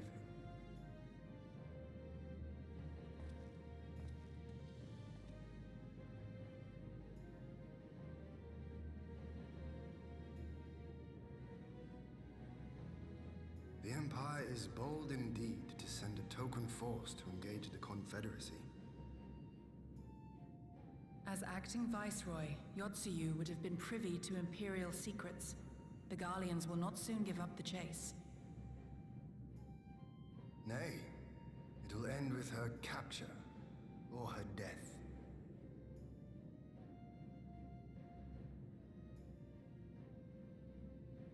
Are you a friend, too? She claims to have lost her memory, though I know not if she speaks true. I brought her here that you might decide her fate. Lost her memory, you say? Regardless, the people have not forgotten. Her face yet haunts their dreams. She cannot roam free. We will hold her here for a time. Place her in Jufia's care, with the express instruction that she is not to be seen. Yes, my lord. Come. No, I don't want to.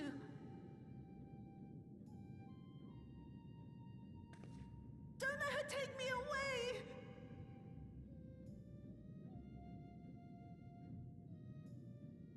It's all right, Soyu. I will come with you. Be a good girl, and listen to Yugiri.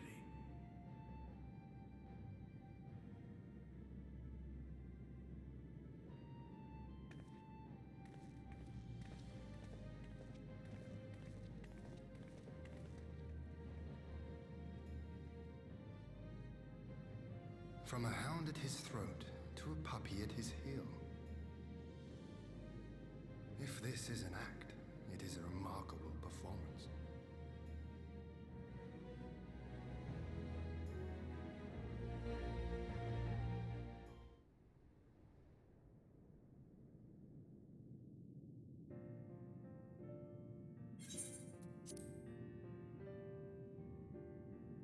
Thank you for delivering Gozetsu back to us in one piece. We are lucky indeed to have friends who would journey to the other side of the world to help us, and repeatedly at that. We have much and more to think upon, but as regards to the Empire, we can but watch and wait. Now then, seeing as you have come all the way, we must allow me to show you around the Enclave. I would not have you thinking we've been idle in your absence. The rebuilding effort is proceeding as pace. Pleased to say, we're now ready to welcome home more countrymen who were dispatched by the war, should they so desire. There's a place here for those who fled to Eorzea. We should be delighted to accept your invitation, Lord Heen, and I have no doubt that that your subjects at Revenant's Toll would be heartened to hear that their lord has not forgotten them.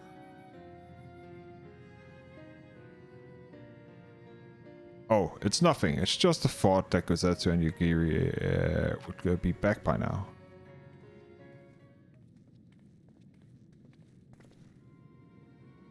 Forgive me, my lord, but Captain Jufria is nowhere to be found.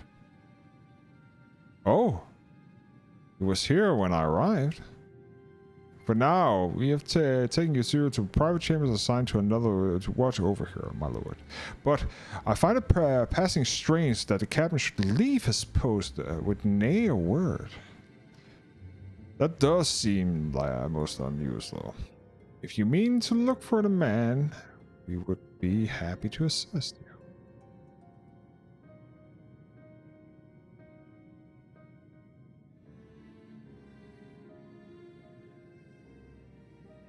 We should be glad to help.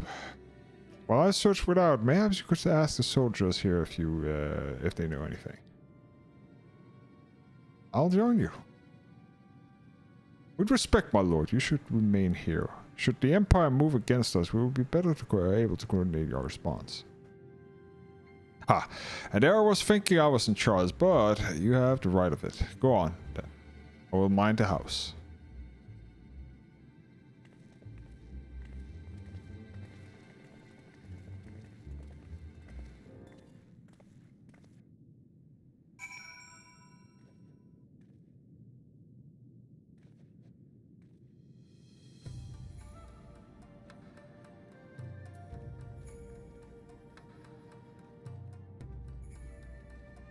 Let me check.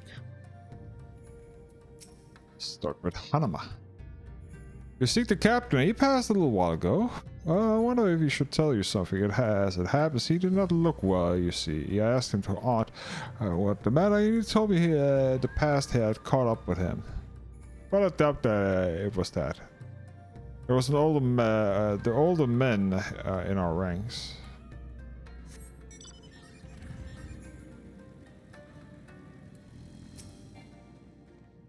Fettouhi. Captain Fettouhi? He was headed to the northern entrance when I saw him. Lastly, I was going to invite him to train with us, but he didn't hear me call out to him. If you need him, I dare say the sentry on duty will be able to tell you more indeed. I suggest you as much as Mr. Alizé went when she came asking earlier if something were amiss.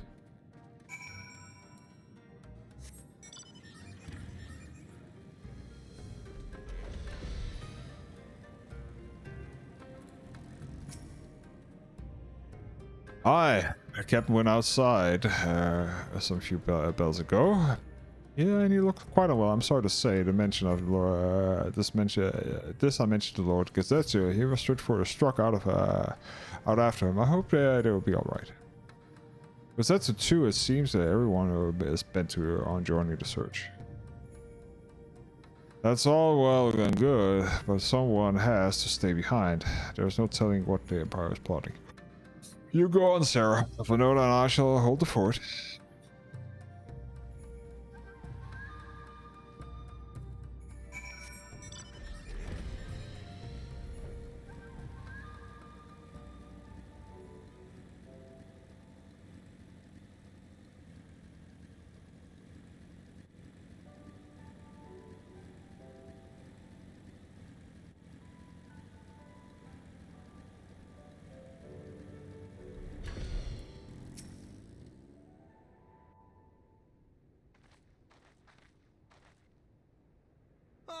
By the Kami, your Lord Ian, leave me, I beg of you. Say nothing of this. I was never here. There you are. Lady Yugiri, Lord Gosetsu, forgive me my abrupt disappearance. You have your reasons, I am sure. Will you not share them? I was her master when she was yet a courtesan. By the Kami. She worked in my establishment. Her father was a regular client of mine. One day, quite without preamble, he offered to sell her to me. She may be no maiden, he said, but she has some use left in her. He sold her short. When I first beheld her, I was struck by her beauty. And yet, behind her eyes there was an emptiness. It was as if she had given up on life. She seemed more a doll than a woman. It was no profession for her, but I knew she would be popular, and so it proved. Men flocked to drown themselves in that cold, bottomless gaze.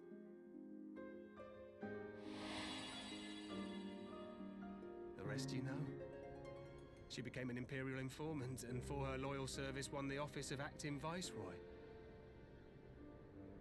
While you came to serve the Liberation Front. 'Tis said that the atrocities Yotsuyu committed were driven by vengeance. If so, I bear part of the blame for creating the monster she became. Joining the front was meant to be my atonement. But the truth is, I am a coward, whose only thought was to escape her wrath.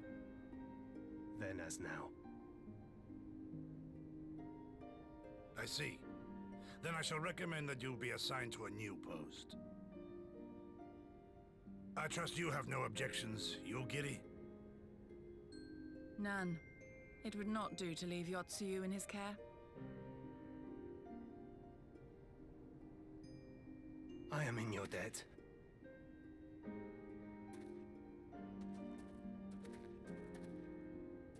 I'm called dead. Who is it that you seek to protect, Kozetsu?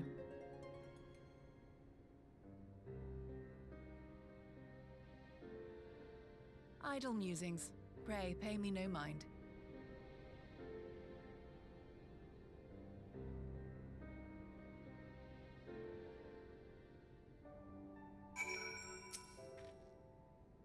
Forgive me. Now is not the time for brooding. Come, let us rejoin the others.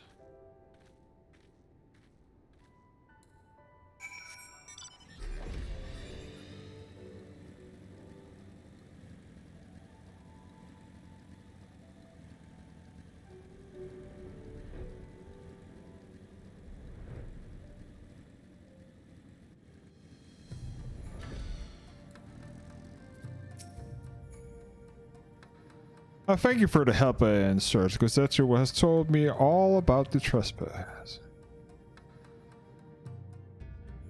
It would not presume to defend the life Lifuya led before he joined the front, nor will I condemn it. Frankly, I'm not. It is not my place to judge. I will only say this: the Jifuya I know has never been a man of courage.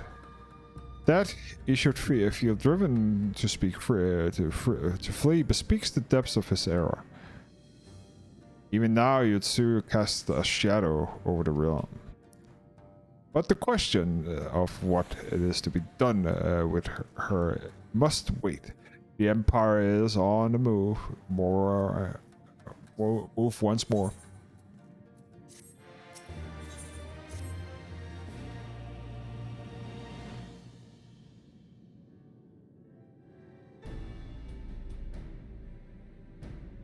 While you were out searching for Jifuya, we received word from a shinobi ally. The Imperial airship has been sighted over Doman soil.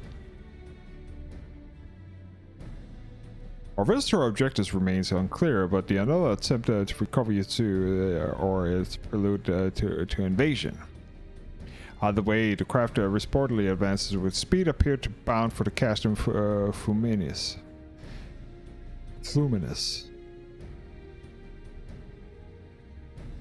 I mean to go there to assess their certain. If we ride out in force, we will only end one way. We shall keep our numbers to a minimum. Yugiri, sir, come. Can you join? Can you join? I can join. You can join me. Yes, my lord. Alice and I would fain play a part as well. We will not stand idly by while a common foe threatens the land of our friends and allies. We would be glad for your help. You are acquainted with Hakuro, I believe. Then I bid you seek him out and assist in maintaining order in the Enclave. When the people see the Imperial ship, they are liable to panic. I would have you reassure them, and you should come to it, aid in their evacuation. Very well. We shall depart at once. Do take care.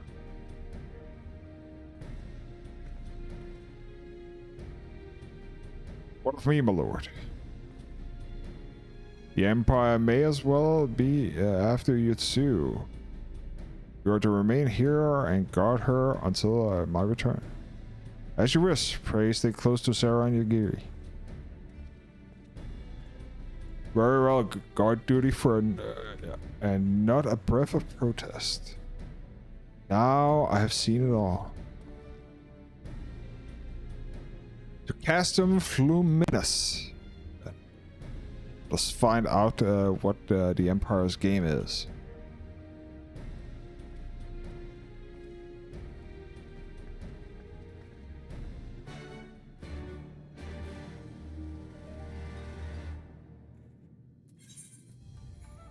The fastest way is there.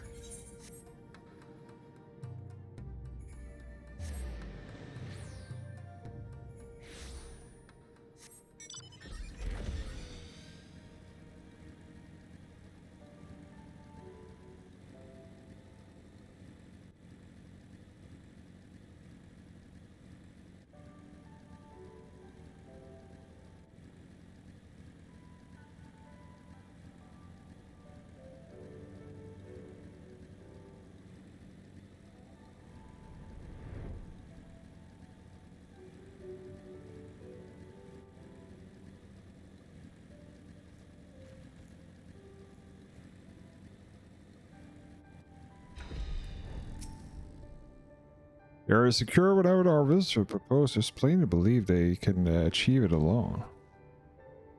The crowd should become into view at any moment. Let us await them inside the castrum.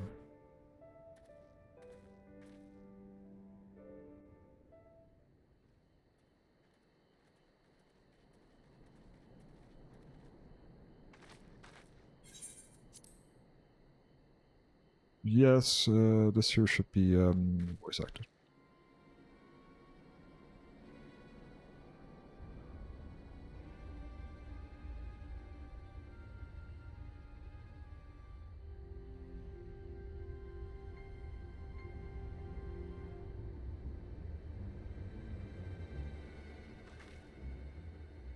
A smoke signal?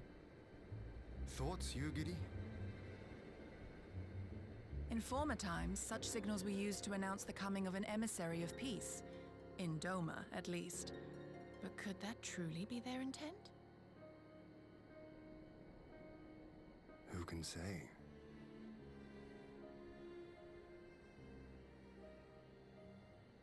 Whatever they want, we cannot simply blast them out of the sky. Not when they were so gracious as to honor one of our cherished traditions. I would not have it said that we Domans want for propriety. Then I shall go and reconnoiter. Nay, that won't be necessary. We will meet them openly. I would welcome this student of Dorman history in person, whomsoever he or she may be. As you wish, my lord. I shall arrange for a signal of our own to be fired in answer.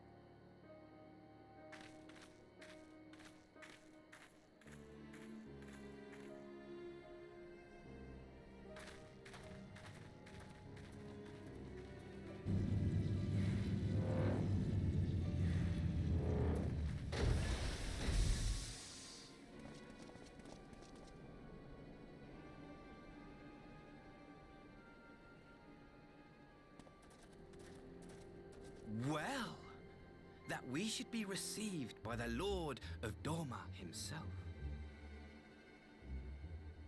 I but afford an emissary of peace the courtesy he is due. Welcome to Doma, my lord. Ah, where are my manners? The haircut I am Asahi is Ambassador Plenipotentiary of Garlemald. his voice, his mannerisms, all sleazeback, asshole, 100%. It seems I need not introduce myself, not in the presence of the famed Yugiri Mistwalker. Your skills as a shinobi are known far and wide, my lady. It is true. The former acting viceroy is my sister. Yet, bonds of kinship aside, we have precious little in common. As will soon become plain, I come not to sow strife, but to end it.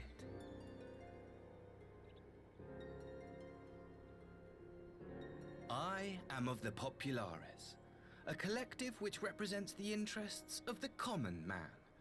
Long have we labored to bring about reform to the Empire's provincial policy. Happily for us, our master acknowledges the need for change. Indeed, His Radiance, Emperor Varys Zos Galvus, personally sanctioned this mission, granting me the authority to speak with his voice.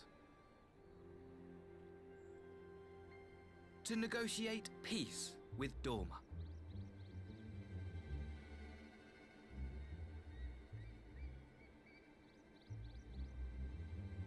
Well then, we have much to discuss.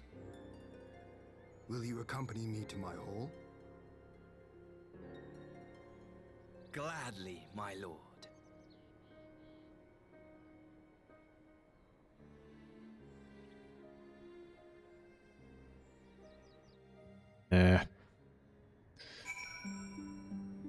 I smell bullcrap.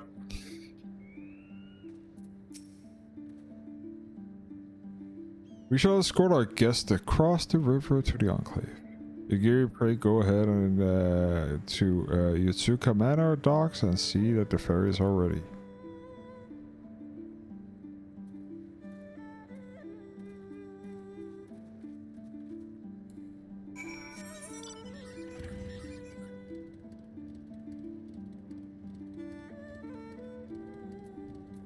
Oh, do we actually have to go to docks? Damn it, yeah, we do.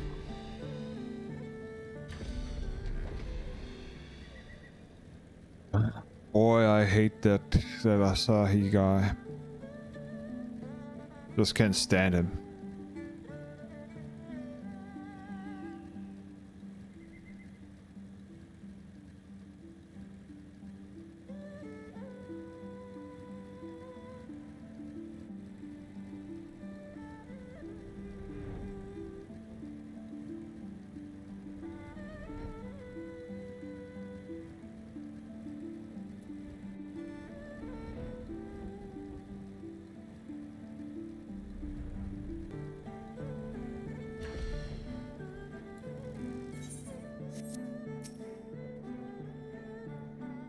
Lord, he and I will accompany the Imperial delegation to our first ferry.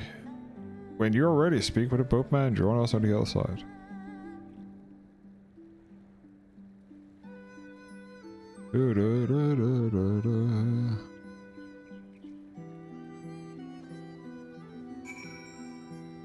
Let's see, is that oh, he's 90, okay.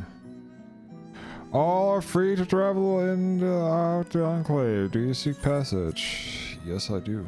I do seek passage.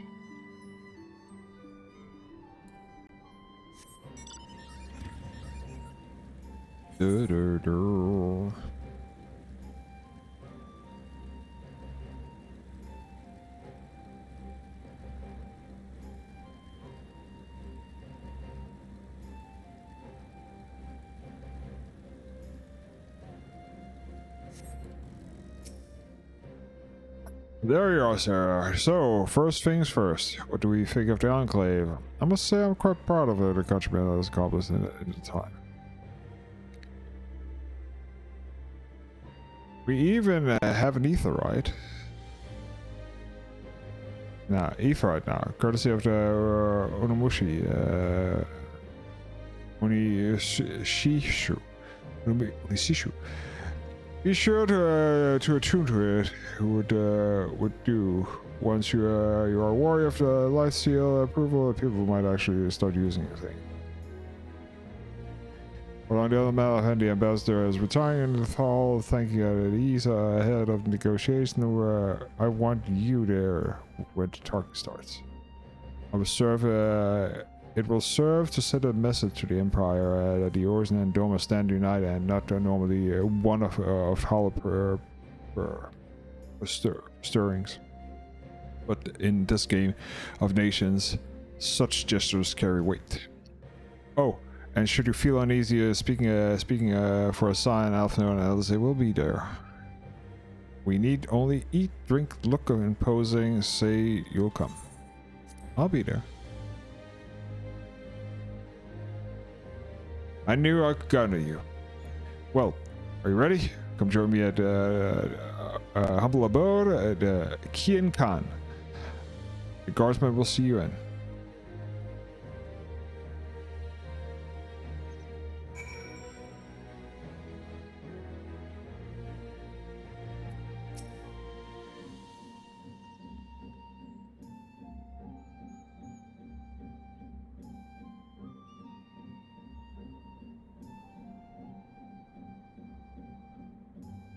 Lord Hien is expecting you. May I show you in?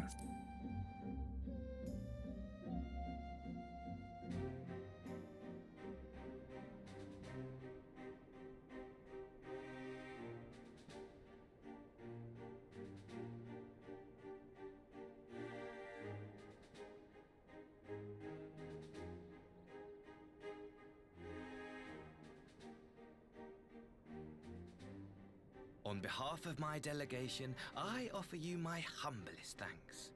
Never did I imagine that I would meet the gallant and noble Lord of Dorma himself, nor be welcomed into his magnificent hall. You'll forgive me if we forgo the pleasantries. You say you are come to negotiate peace. Unless I am mistaken, such negotiations are typically conducted between sovereign nations. I was not aware that the Emperor had recognized Dorma's sovereignty. His Radiance has yet to do so, that much is true. Know, however, that he has expressed willingness to cede Dorma to her ancestral masters and treat with her as a friend.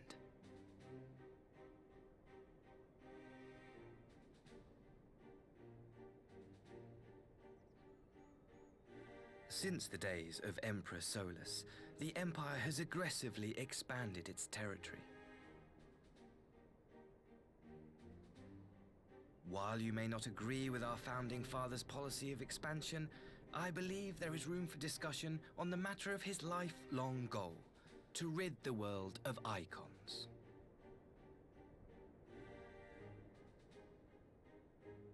Solus Vescal. Icons are a blight upon this star. They cannot be suffered to exist.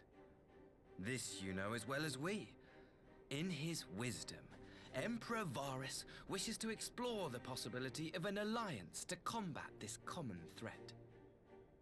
On the condition that Dorma renounces summoning and pledges to police the Korgians' practice of it, his Radiance would extend the hand of friendship.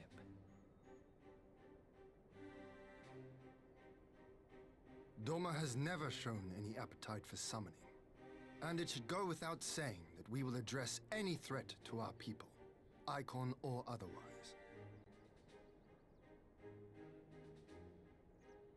With regard to the Korjin, I must stress that they only resorted to summoning under extreme provocation. When the Ruby Sea was at peace and their sacred relics safe, they looked not to their kami for protection. Yet even now, there are certain parties who would destabilize the region with ill-conceived military forays. Unless they alter their course, we cannot hope to be rid of icons. Quite. I can but apologize. In seeking to eliminate icons, the Empire creates them. 'Tis an irony among ironies, one with which the people of Eorzea are well acquainted, I am told. Indeed, many summonings are the result of persecution, the weak being driven to call upon the divine for deliverance from the strong. So it was in Alamigo, the bitter fruit of Garlean oppression. A tragic state of affairs. If we are to put an end to summoning once and for all, it shall not be through might, but harmony. Yet we continue to repeat our mistakes, oblivious to the lessons of history. My comrades and I would change all that. We, Populares, have campaigned long and hard for a shift in Imperial policy. And at last, the Emperor has seen fit to lend us an ear. Alas, there is a faction within Garlemald that would obstruct our every attempt at reform. A collection of pure-blooded Garleans who seek to consolidate their own supremacy. The Optimates. Lest you wonder, theirs was the hand that loosed our forces on the Confederacy. 'Twas a regrettable incident, one that flies in the face of everything we believe, and I swear to do all in my power to prevent a reoccurrence. That would be most welcome. But if I may speak plain, if the Empire itself is not of one mind, how can we be certain that any peace we negotiate will be honored? I cannot blame you for doubting us. Indeed, I should find it strange if you did not. And so, in the name of building trust, I would like to make a proposal. A prisoner exchange.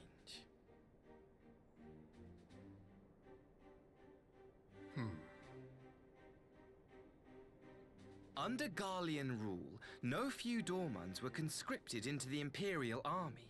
We would repatriate them in return for those of ours you captured in the recent conflict. Naturally, any exchange would include the acting viceroy. Yotsu? What makes you think we have her? Forgive me, my lord. Was it not your wish to speak plain? Let us not play games.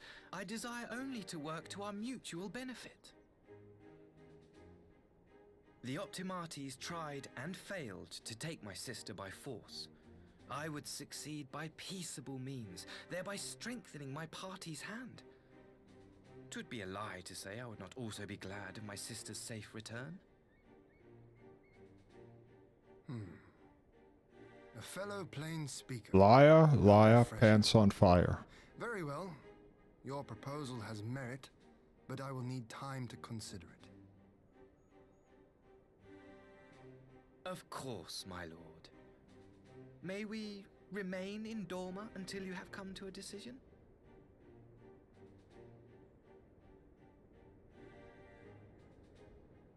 You shall be our honored guests. Yugiri, I leave the ambassador and his retinue in your care. See that they are well looked after.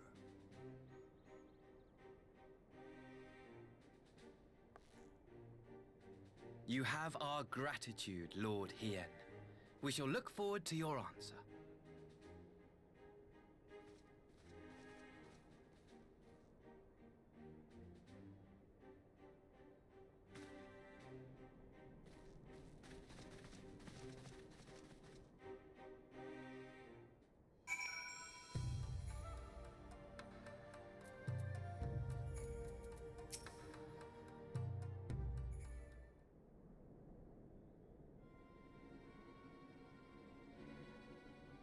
Well, that was unexpected.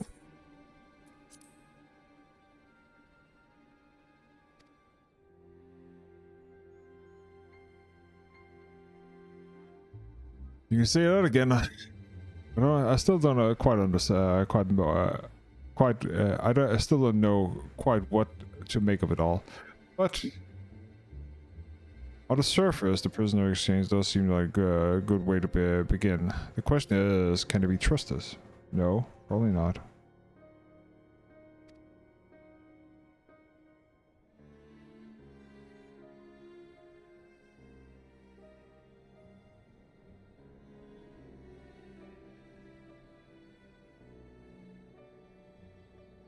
That not to gain by divulging the details of the internal diversion. As it stands, there is no reason for you to doubt them.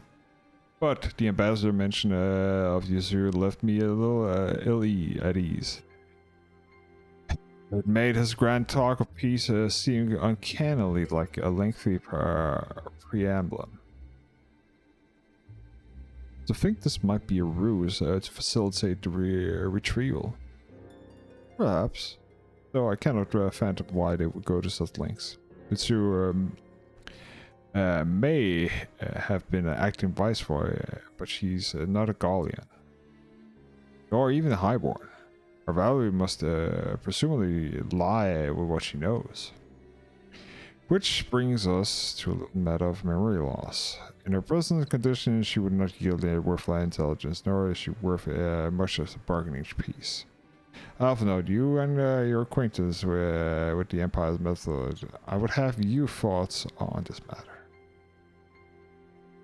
My knowledge is at your disposal, Lord Heathen.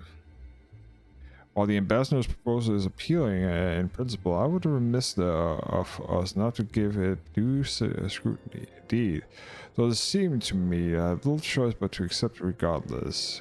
With so many of our brothers and sisters languishing in the imperial cramps, I cannot well turn my back on a chance to secure just their reparticipation. Only the kami know when I will be able to afford another. But ere we continue, let us excuse these two. I fear that falls will bore them to the two tears. I was just about to show myself out as it happens. Come, Sarah, let us leave Alphinaud and disperse the copious knowledge.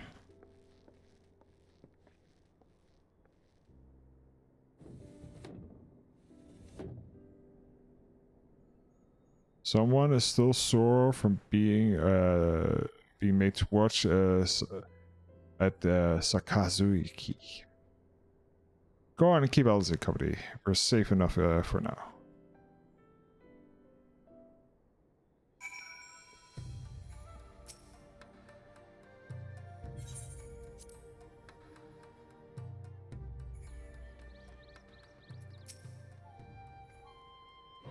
Chance to relax at last. I know when I'm out of my depth, Sarah. Though no other weapons are drawn to negotiations are no less a battle, and the stakes are every bit as high. One misplaced word and the people could die. It takes someone with a cold head, and I'll be the first to admit that it's not me. So, we're left with an eternal question. What do we do while they prattle on?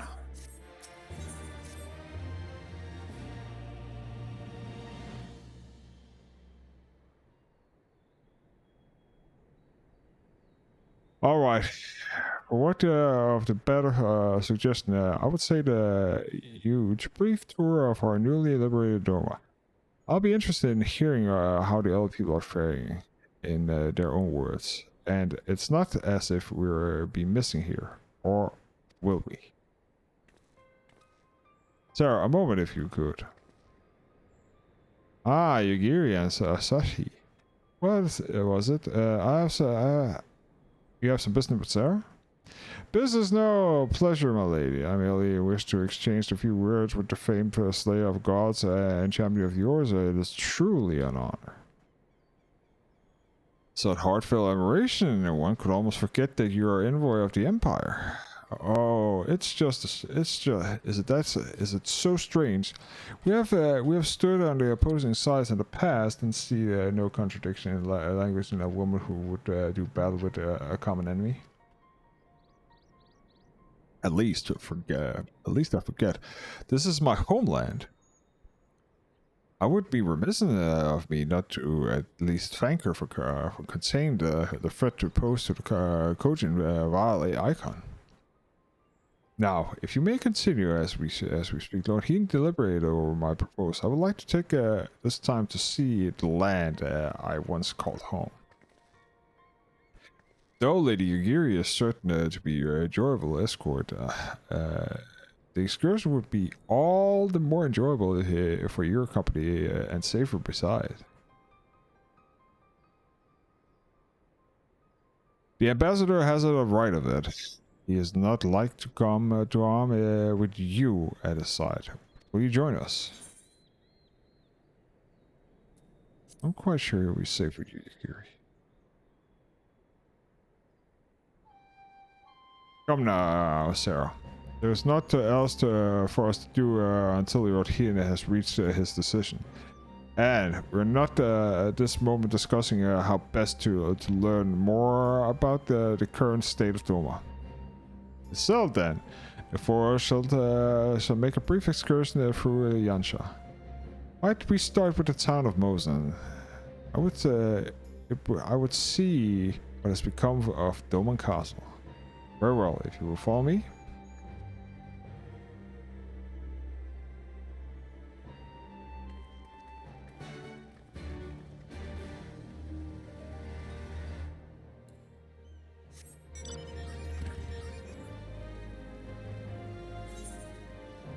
I would not help this guy if I could. But sadly, can't.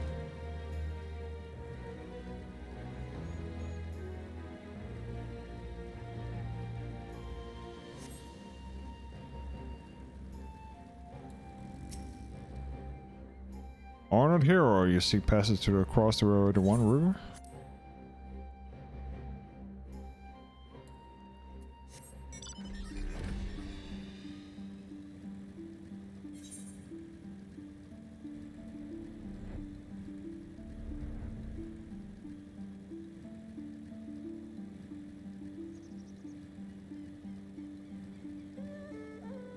Should have traveled over here and gone through there, but oh well.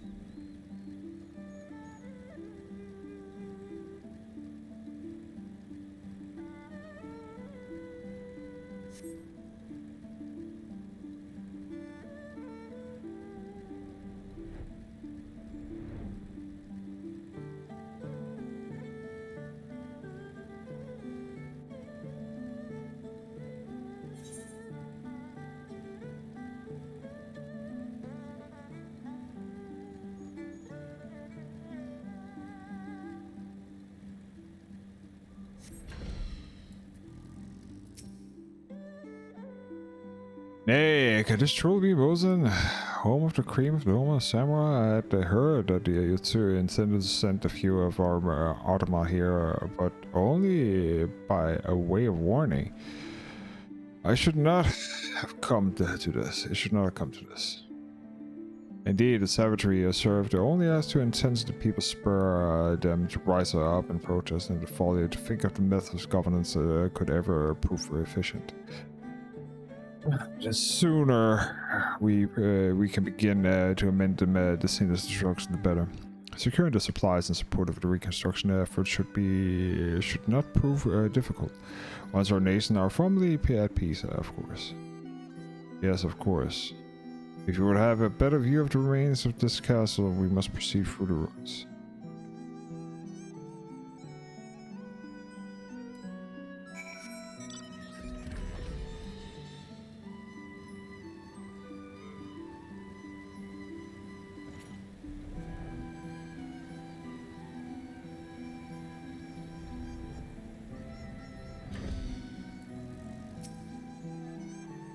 It's a travesty, a travesty. I remember the keep being so beautiful in the light of the sun. I would swear it was a flame.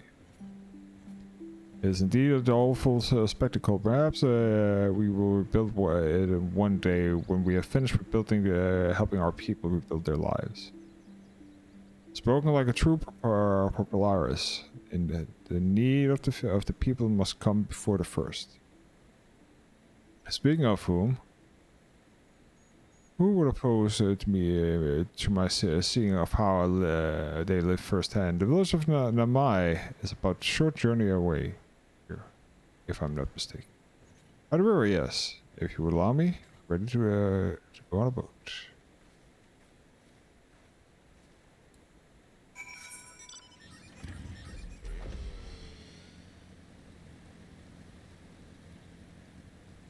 Can you actually leave this here from the boat? I don't think you can.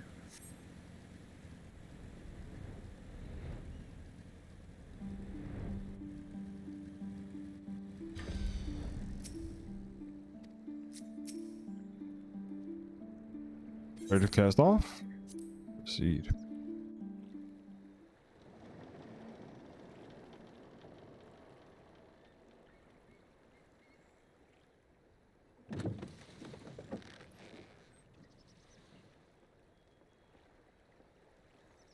it back!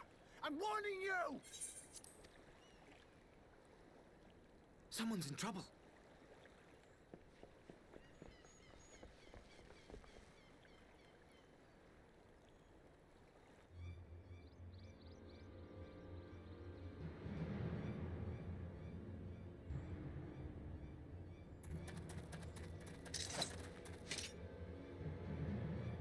Are you all right? Hi.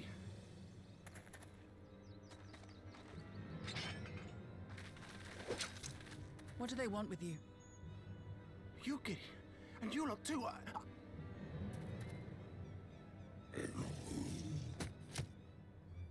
I don't know. We were returning from the Enclave when they came at us.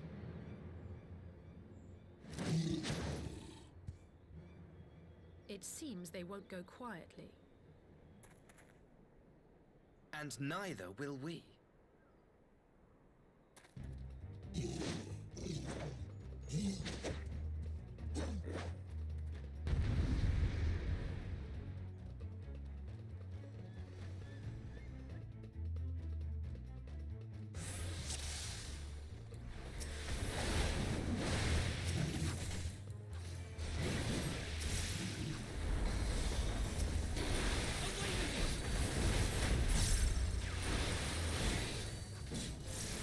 It isn't.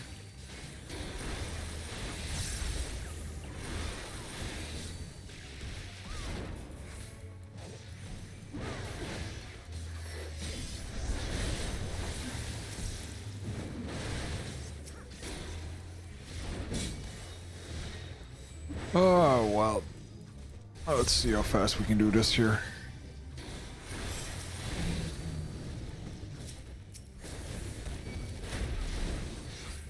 Leave this to me.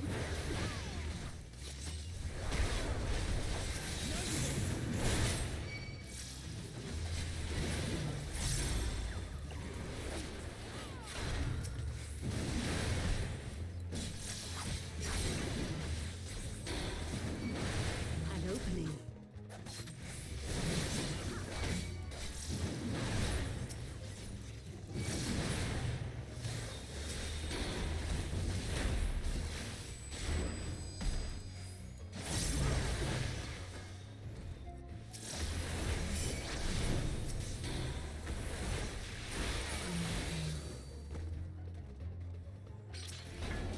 The art of my forebears.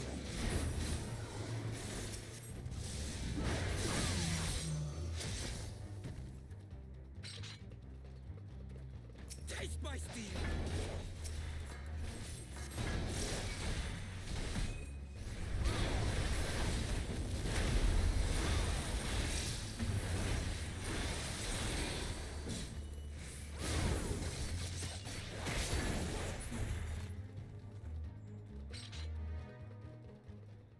There we go.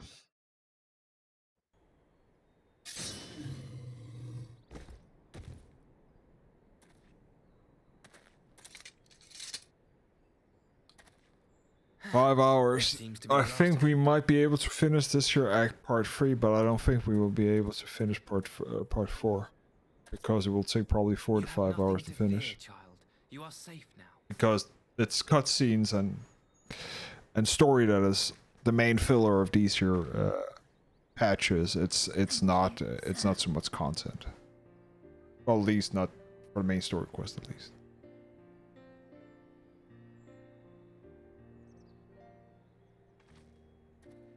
We'll see. You saved us again. Thank you. If you're ever passing by our village, look us up. You'll always be welcome.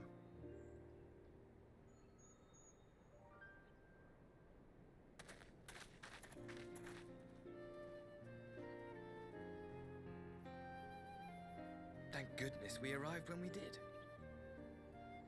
Indeed.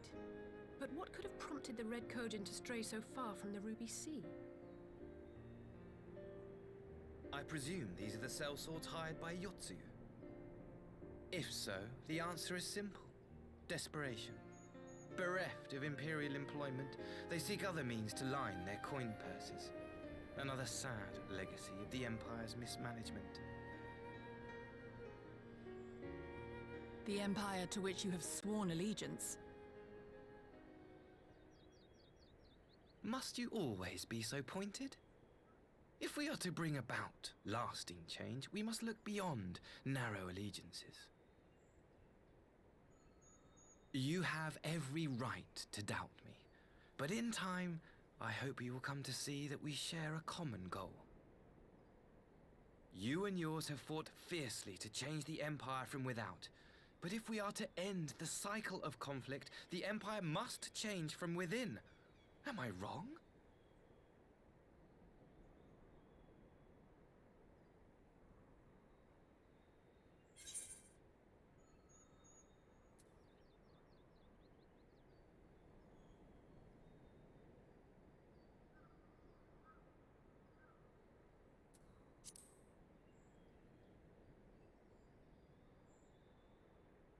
I knew you would understand.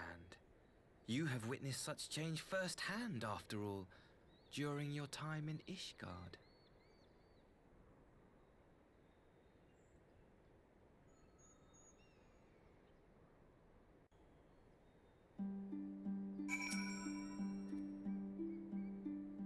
Dear me. I'd hoped to convey a few views of our nation and shared our hopes under more peaceable circumstances. Yet, this regrettable little interlude did afford me the chance to see famed hero and yours in action. A few Imperial soldiers can say that. At least a few who lived to tell the tale. Well, after all that ordeal, I believe it's time for us to return to the Enclave. Return to my lord, but what about Namai? It would seem so eager to observe the villagers to go on going their daily lives. To be frank, I still am. But I rather doubt that the good people of Namai would take kindly to the sights of a man in an Imperial uniform with blood dripping from his blade, even in your company. My presence would only prove a distraction. Fret not, Harry. Thank you for the fear. I'll see you greatly a deal more than I otherwise would. And with any luck, Lord Hien will have finished considering my proposal by the time we return. I hope so too, because I want to get rid of you.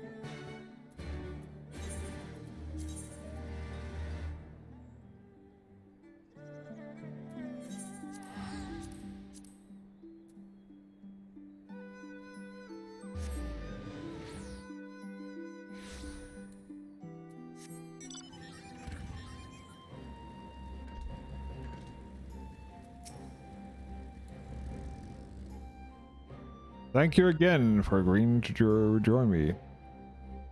If not for your aid, the Kojin may as well have overwhelmed us. Pray go ahead. Lord Hien is expecting you to remain without and keep watch our guest. Well, we had best not keep him waiting.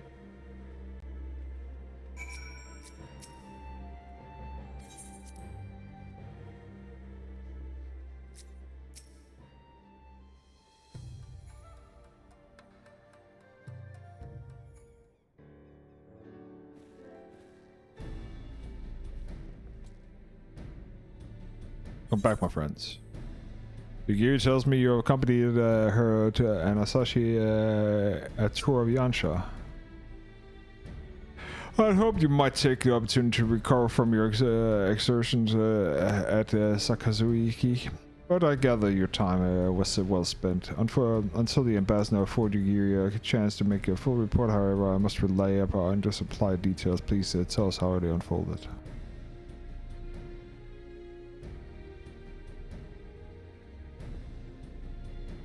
Red Kojin here. Has been no other instance before the deliberation that I'm aware of. If they are planning some new venture here in Yansha, we'll need to increase our patrols. In any event, it is indebted that you are fighting them off. But tell me, and don't be modest, was Asashi truly the first to leap to the youngster's aid? That he was quick about it. I was quick to doubt him, but when I first met him, but his desire to save them seemed quite genuine. It is possible he truly believes what he's saying. Nah, full of crap. In the time I've known him, I've always been an excellent judge of character. What do you make of the ambassador? I still don't think you can trust it. The question is, what his true intention may be remains. Regardless of his aim, I'm resigned to play his game for now at least. Well, persuading summonings should be simple enough considering you never dabbled in the first place, which is just leaves us the somewhat thornier question of how to police the red coaching.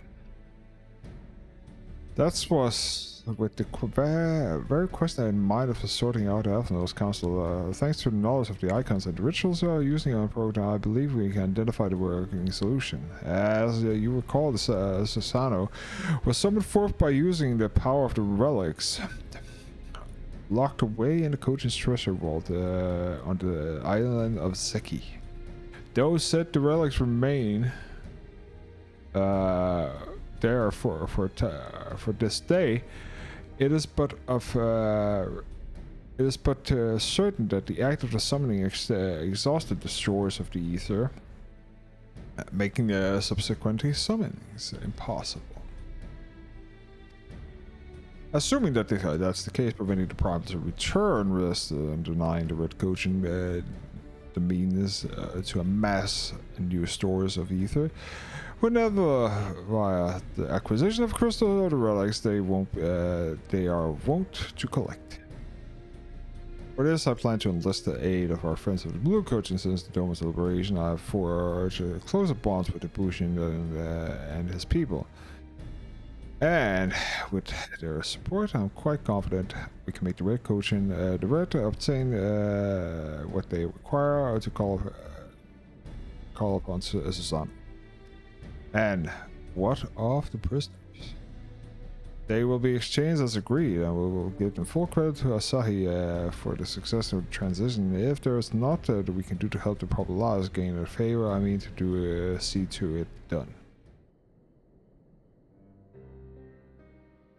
But first, I have to unfinished business to attend to. Would you all come with me? Yes, of course. But what manner of business?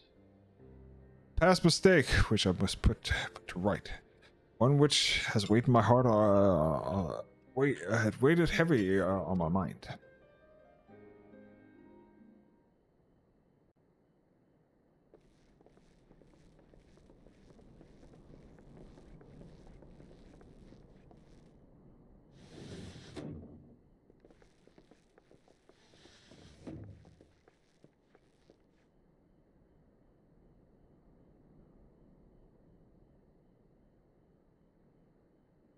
I had her brought here in secret while the three of you kept our guest company.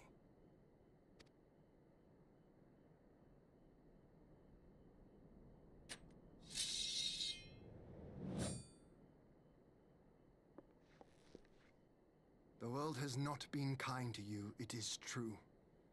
But that does not excuse your sins. You should be at the bottom of the river. Yet here you are. The living, breathing proof of my failure. A failure for which I would now make amends. What did I do? I don't remember. Was it really so terrible? Tell me, please. What did I do? You speak of sins, my lord. But at whose feet do those sins lie? With the soldiers who committed the crimes, or those who commanded them to do so? With both, I would say. For all have a conscience, and all must choose. But with no memory of who she is, or what she has done, what sin remains to be cleansed? You ask that I show mercy.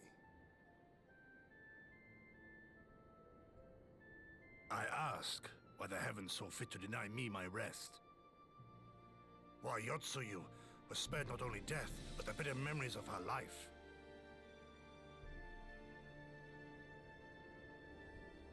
You truly think it the will of the Kami?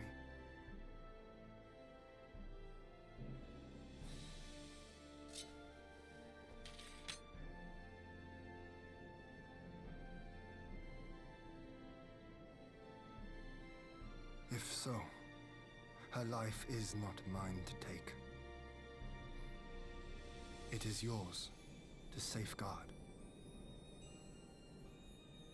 Come the hour of the exchange, if her memories have not returned, she may remain here in Doma to live out her days as Tsuyu.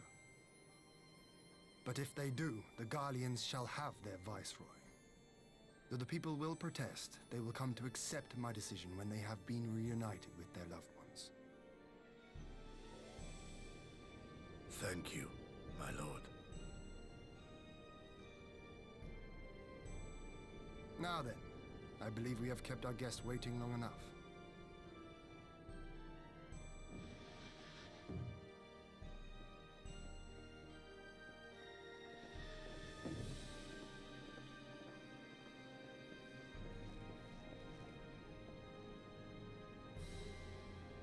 Did Gosetsu not seem strange to you?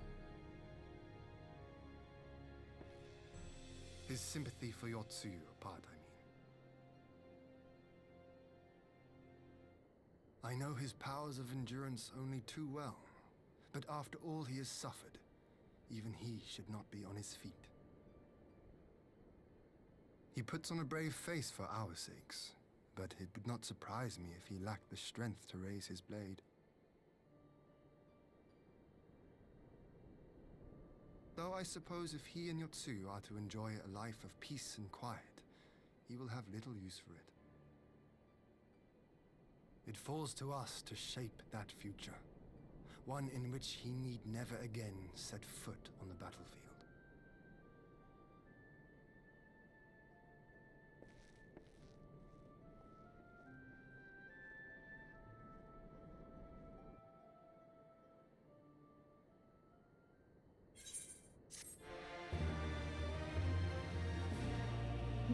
Done.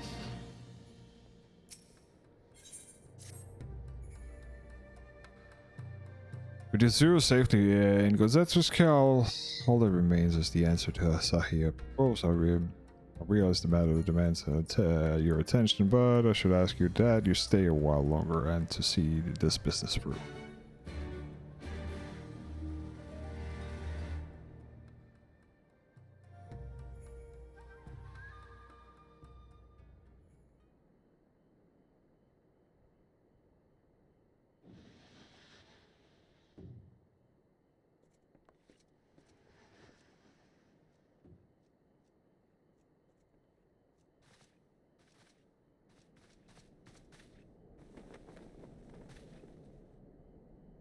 My apologies.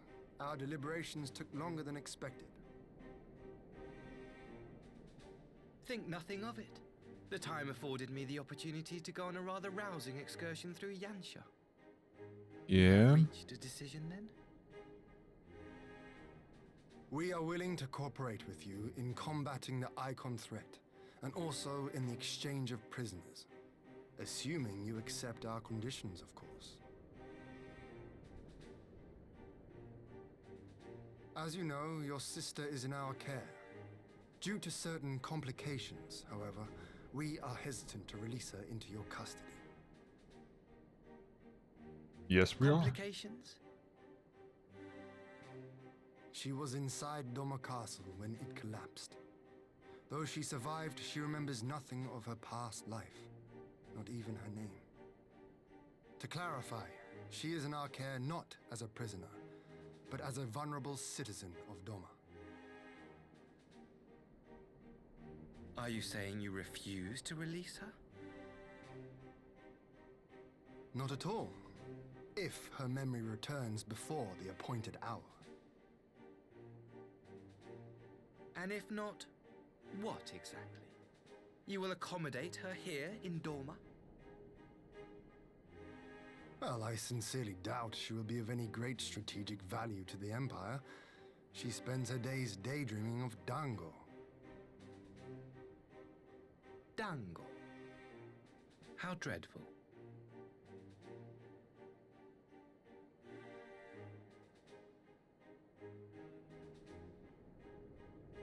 Very well. In light of our recent misstep in Sakazuki, it seems only fair that I show you the same understanding you have shown us. Though I do have one small request. Regardless of Yotsuyu's value to the Empire, she is yet my sister. Before I leave, might you permit me to speak with her in private? Stake number 1. Perhaps you could even bring her a plate of dango. She would be most pleased. Yugiri will see you to her chambers.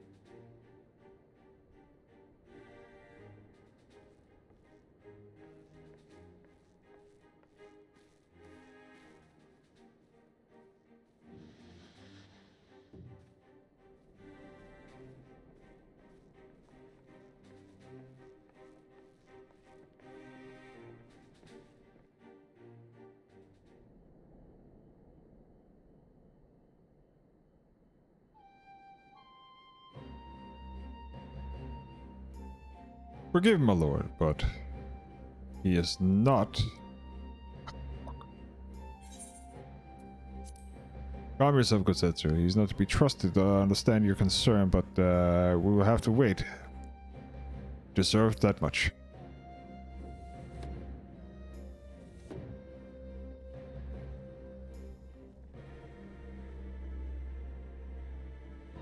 I'm sorry that I kept you all waiting. Thank you for your understanding. Long did I dream of a reunion, but never did I imagine that it would be so joyless. Apart from my hope that the stories of her condition were just that, but alas, it is as you say.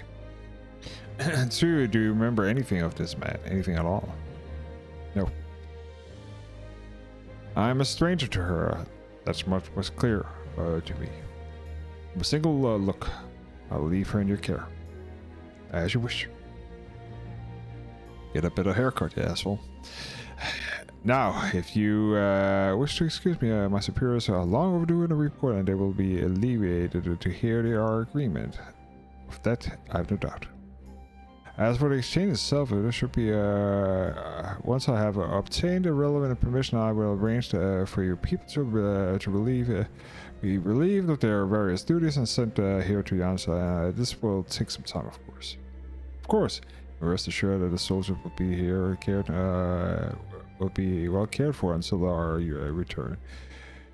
We'll also begin taking steps to better counter the threats of Kojin and her icon. Before you take your leave, there's one other matter. I'm informed that it was you who took the lead of rescuing 2 young Domans from the battle of Kojin Sellswords. I have not yet had the time to thank you for it properly. Please, there's no need to thank me. I did only what everyone would do under the circumstances. Unfortunately, I was in good company at the time. Right, that the correct coaching of the Empire is making, we were not our transgression. Those children would not have needed saving. And the people of Doma have suffered enough, my lord, and I promise that I will do all in my power to spare them any further playing. But be it at the hands of the Kojin or indeed at the Empire. I pray the Emperor will see things as you do. There may yet be hope for us all.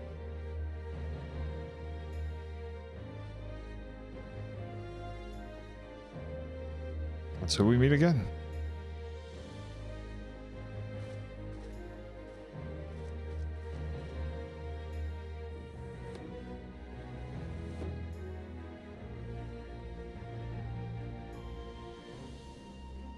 But as just before I leave you to you.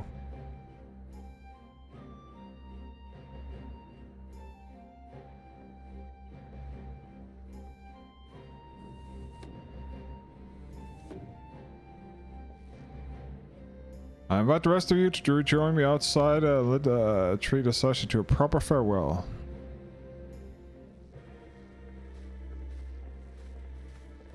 A cartoon would boot up his ass. That's where he should be, in my opinion. Let me just check what Gozetsu said.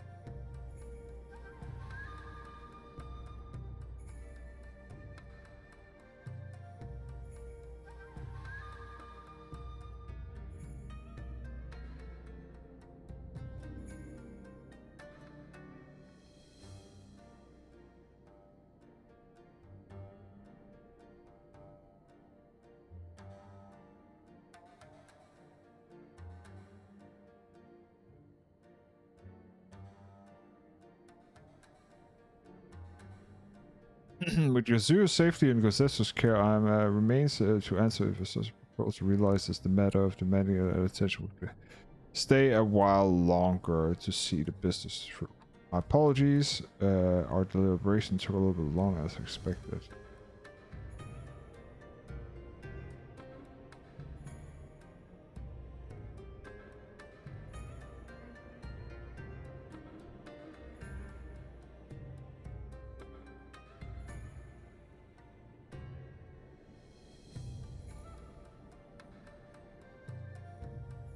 No, I can't find anything.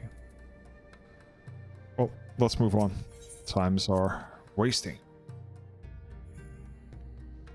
And Hien is here. The ambassador says her waste of casting from the let us be off.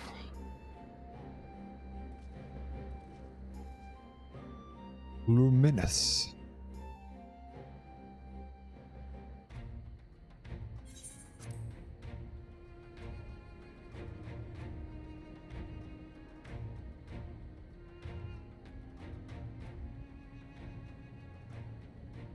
I wish you a safe journey.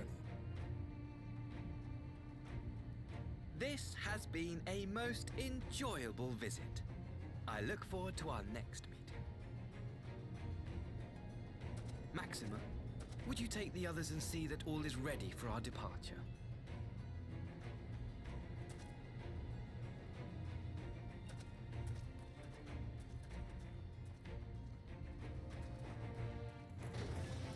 I simply cannot leave without first giving thanks to the Warrior of Light for accompanying me through Yansha.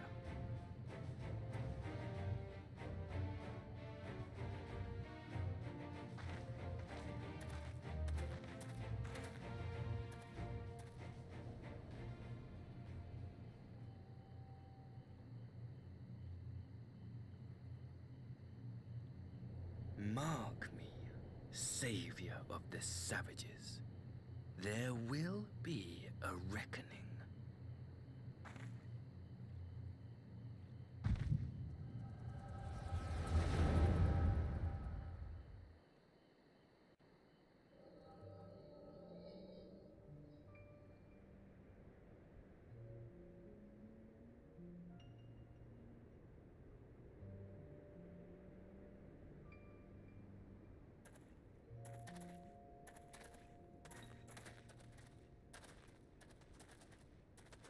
You've nowhere left to run, traitor!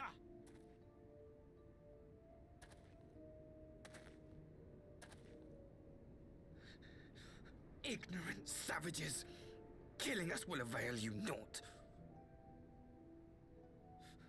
For every Imperial you cut down, 1,000 more will come. Abandon this foolish endeavor and surrender. You may yet serve our righteous cause.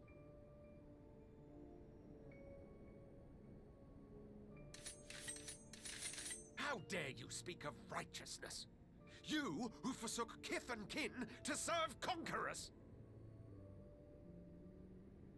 Be glad I grant you this mercy.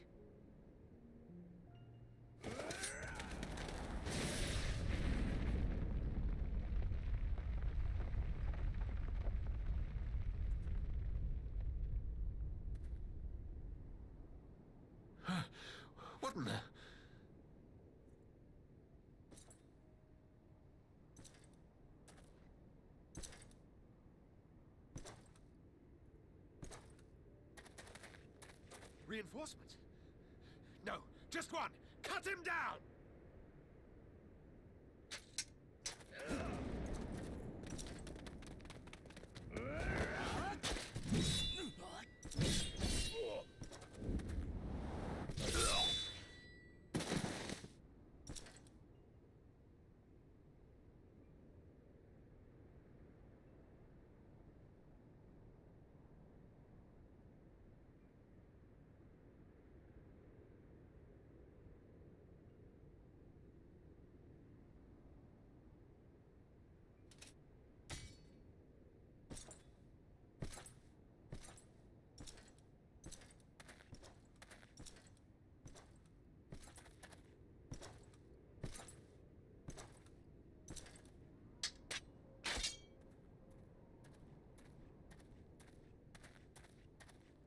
Thank you.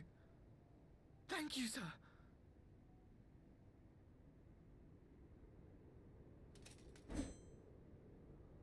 This one is promising.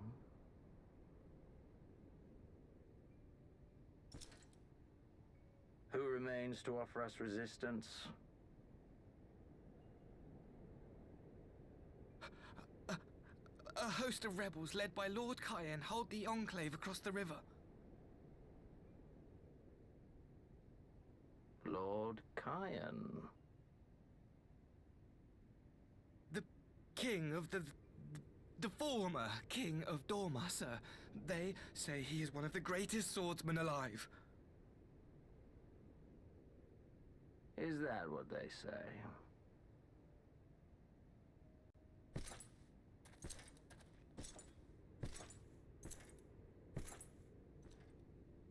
Who was that? Surely you jest. That was Xenos Galvus, legatus of the 12th, the Crown Bloody Prince. I heard he was strong, but that was frightening. Indeed. That was Lord Xenos.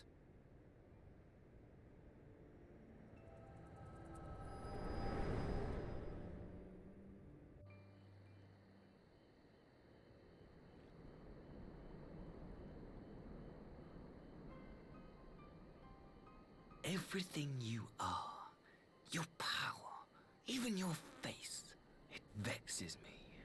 Your haircut vexes me.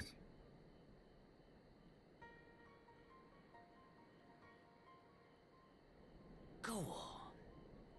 Lash out like the beast you are at an emissary and jeopardize the newfound peace between Dorma and the Empire.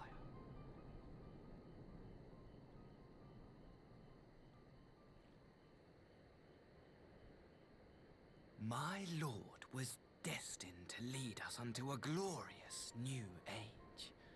Your light is nothing to his radiance.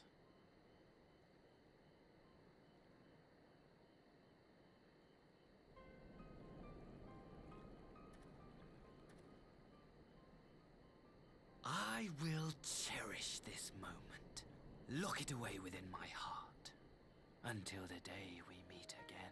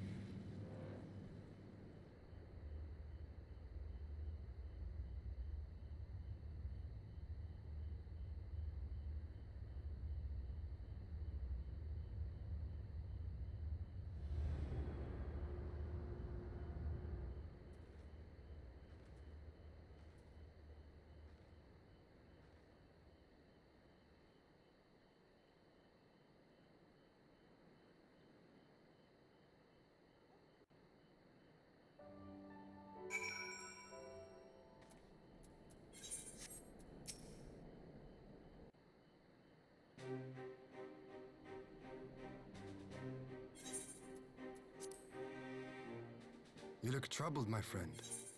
Was it something he said? Yeah.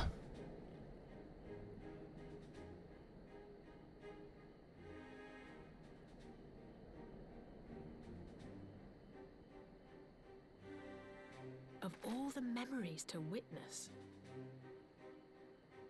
I had my doubts about him, but I would never have guessed he was a disciple of Xenos. My lord. Calm yourself, Yugiri. I set no store by him or his enlightened brethren. But if by treating with them there is even the faintest hope, we might secure the return of our conscripted brothers and sisters, I must play this game. After the way I risked their lives in the rebellion, I owe them that much. My lord, you bear no blame for their fate. If not blame, then responsibility. They were prisoners, and still I chose to fight, knowing they could be executed in retaliation. But now we have a chance to bring them home. If it means bargaining with a monster, so be it. My lord. Besides, I think he likes me, which is more than some can say.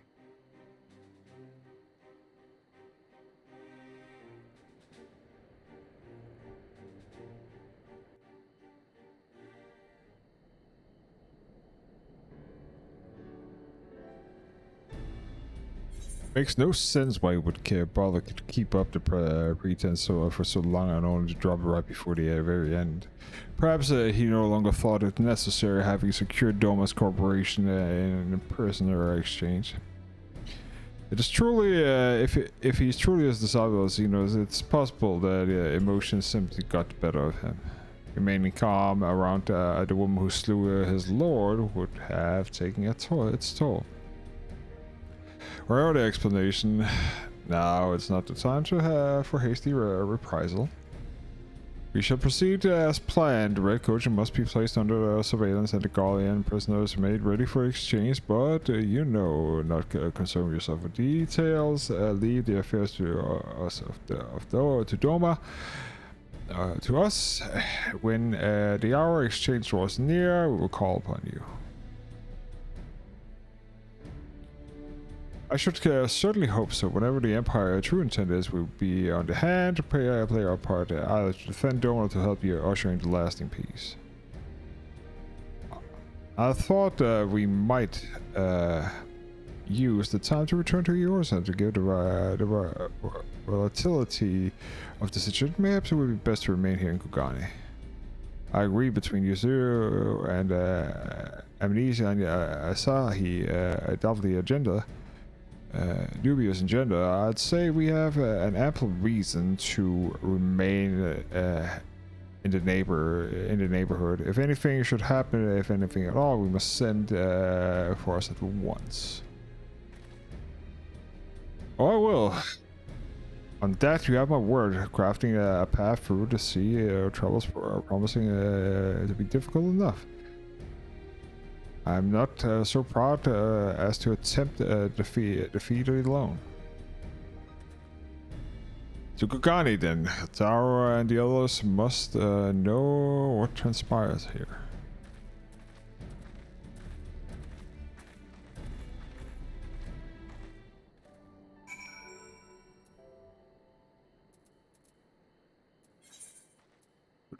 Be bizarre.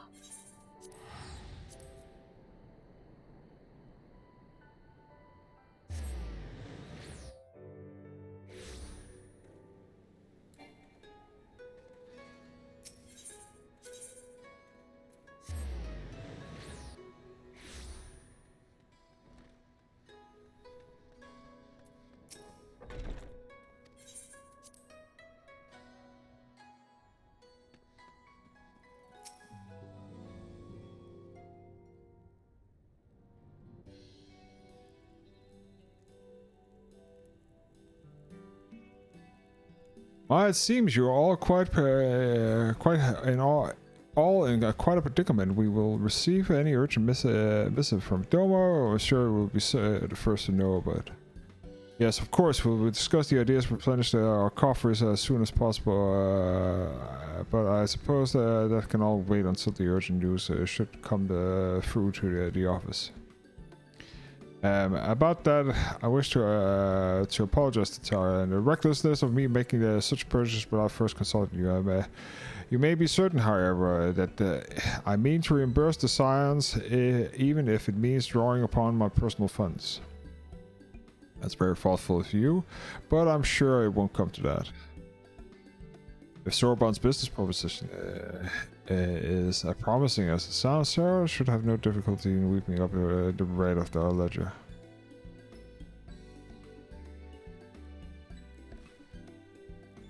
Forgive me, Sarah, we seemed to unwillingly heaped my financial troubles upon you. I swear I'll pay you back.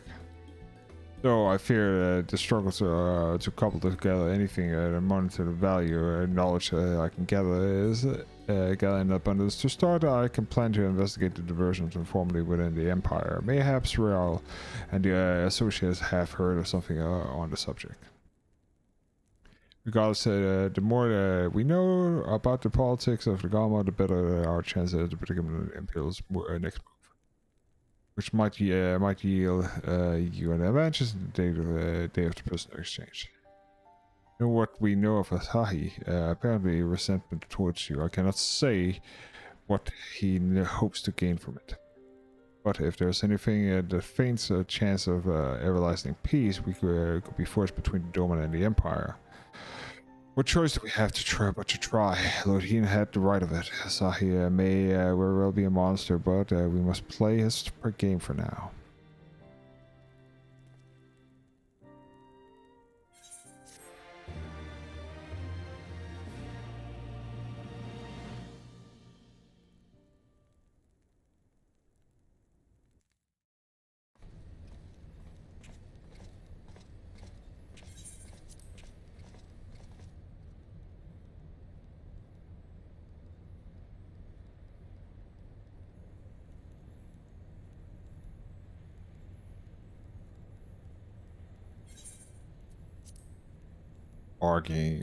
Arranging the prisoner exchange provided an easier than I thought.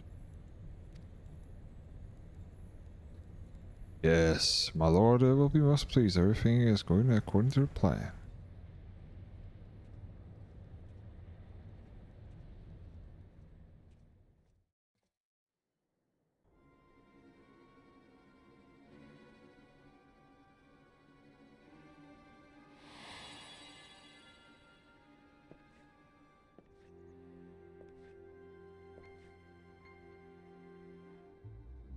Can you truly remember nothing? Nothing at all?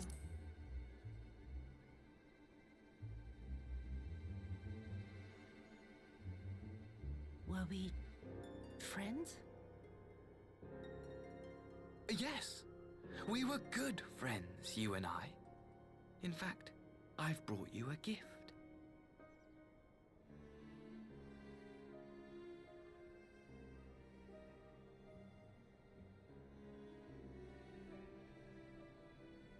I pray that one day soon, as you gaze into that mirror, you will remember the woman staring back at you.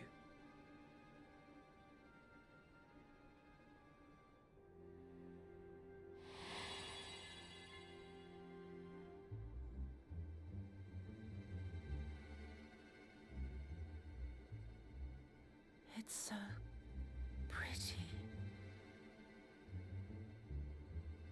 Who are you? Who are you?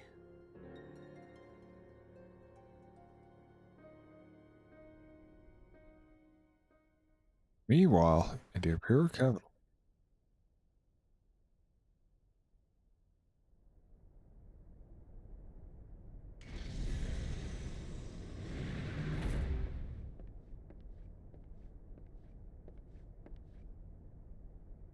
How are you feeling, my lord?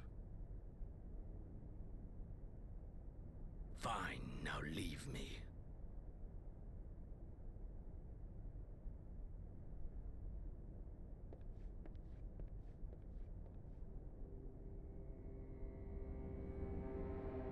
Xenos. Galvus. Or Xenos Vasca 1 Galvus. Galvus. Not dead, at least.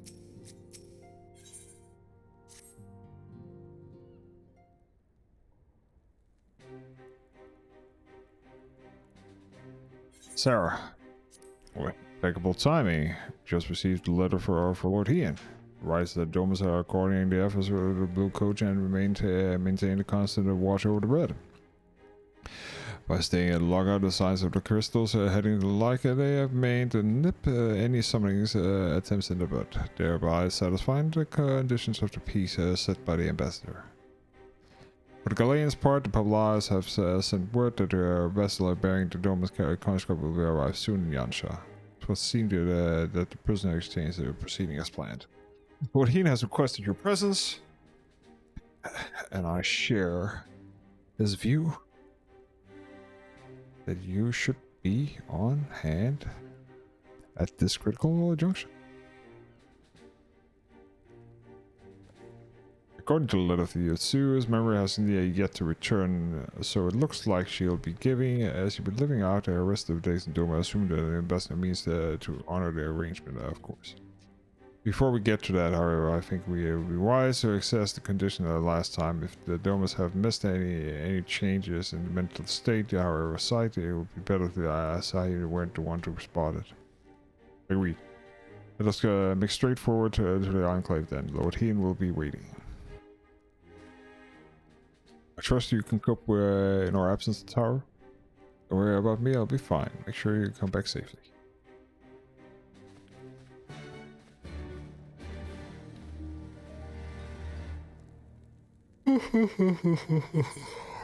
Crap.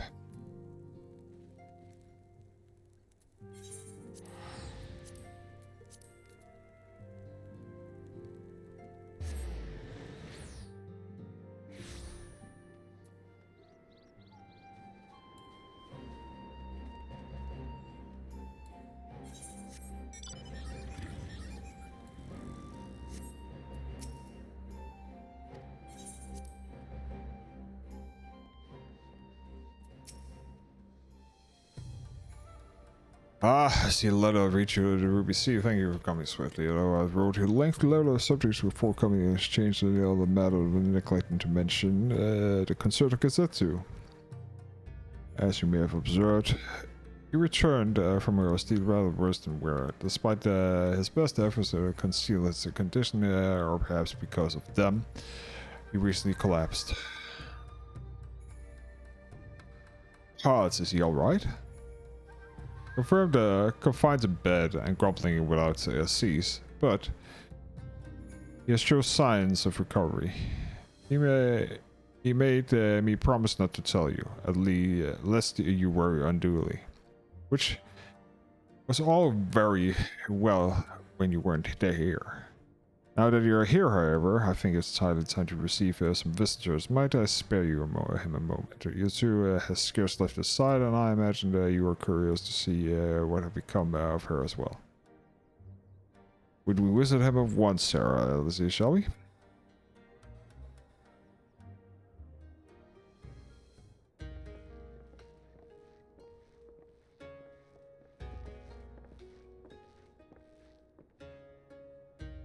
Open wide now.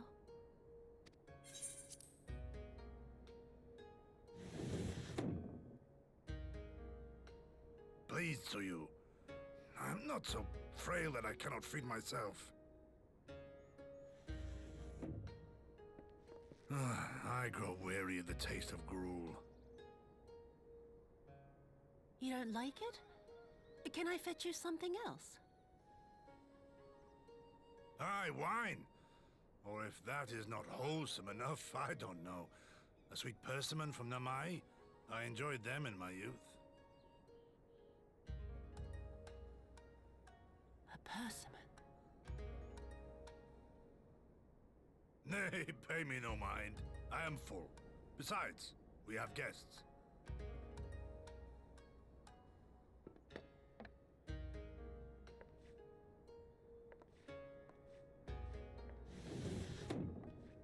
we are not interrupting your meal. We had heard you were confined to bed and thought you might welcome some visitors. Confined to... A gross exaggeration.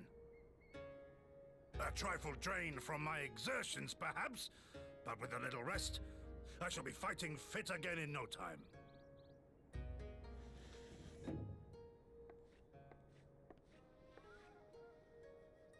Take off your clothes. Gosetsu, is this how you've been spending your time? My lady, I assure you this is not.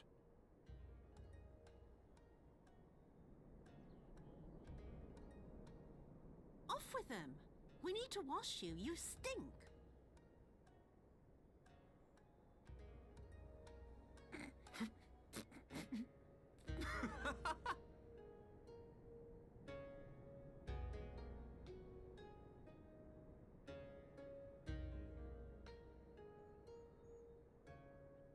What are all these scars? There are so many of them.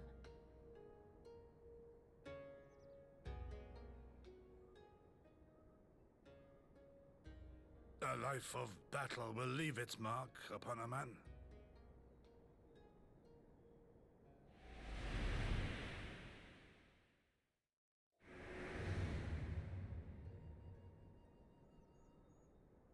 Is something wrong, Tsuyu?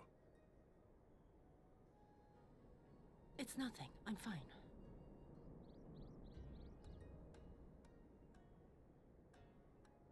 But leave me be, woman. I will not be fussed over like some newborn babe.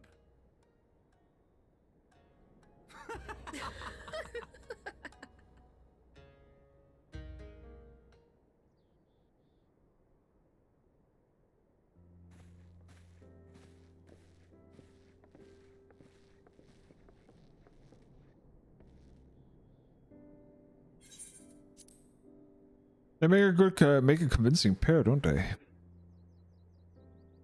On first acquaintance, I would think him a doting grandsire and a Moloch grandchild. Indeed. Someone told me years ago that I would live to bear witness to such a seed. I would have declared them mad. That aside, I believe to see Gosetsu hasn't lost none of his spirit. But what a turn of events! I mean, her to suddenly be watching over him. Not you wouldn't make it. You couldn't make it up. Although I suppose Gosetsu isn't old man. The way he charges through life is easy to forget. Aye. He has resident decrepitude. He has resisted decrepitude with the same defiance he showed the enemies of Doma. But no matter how adamant he is his will, no man can carry on forever. He has pushed himself beyond the limits of endurance too many times. Even if his health returns, the fact remains he will never again be a warrior he once was. He has given his all for liege and land, and we will ask no more. What of his nurse? If Yasura is feigning that well, she certainly has me fooled. This is no pretense.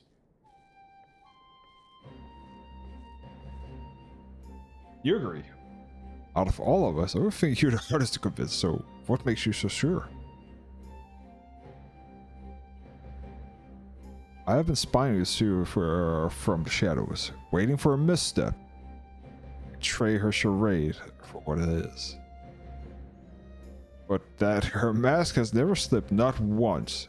She has remained in character from the first. One evening, I watched her as she sat in her chambers, unguarded and alone, and had taken the dishes from the cupboard, and was pretending to prepare dinner right there on the tatami, like a child's game. Even the warrior shinobi would not go to such lengths. I can but conclude that her mind is truly broken. Well, it's good enough for me and everyone else, I would hazard. Aye, the matter is settled. Yasuris will be come to you. Begin a new life here in Doma. Before that can happen, we will need to present her to the ambassador the one last time to prove her that her memory is truly gone. But I would not risk a parade of her in front of the returning conscripts. Her presence are to exchange would only stir up minutious thoughts. Understandably, she's a good fast and chains and sit their neck. Aye, and which is why I may conclude the business with you first. Out of the sight of my country will you help me? We are at your service. There's no higher purpose than the pursuit of peace. My thanks. The Guardians are on their way, and we must prepare to welcome the ambassador. We'll meet the dogs with you.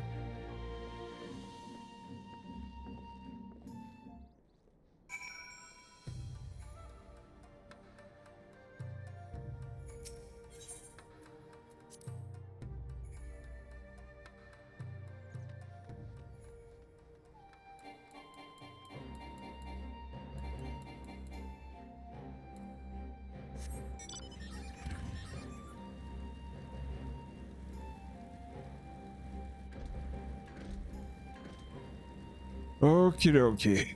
So here we have a couple of quests, and I think there's a trial in here.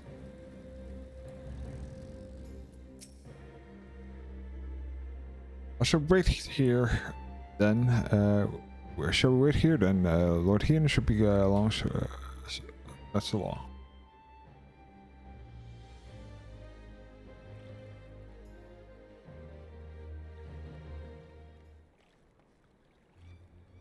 Our friends, have you seen Sue? She's nowhere to be found.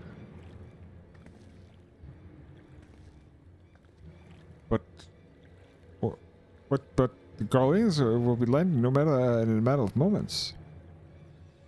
If she fled, could it be her memory has returned? No, I don't know. Yugiri is scouring the streets as you speak there, but it is possible she has left the Enclave altogether.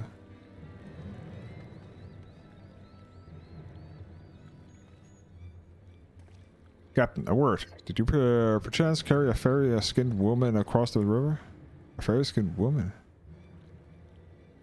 I do not know. I think yes, my lord. I know what to mention. A lady among them passengers whom I do not recall have seen before. Her face was hidden by the brim of her hat, but I remember her taking her hand to the boat, and white as new fallen snow it was. Was she someone important, my lord? Have I done something wrong? Wrong? No. I was merely hoping to catch her, guest before she departed. Be at ease, Captain.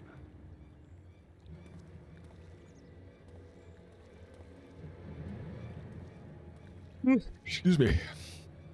It's what seemed to see us across the river. Okay, I can't help you. And no good can come from this.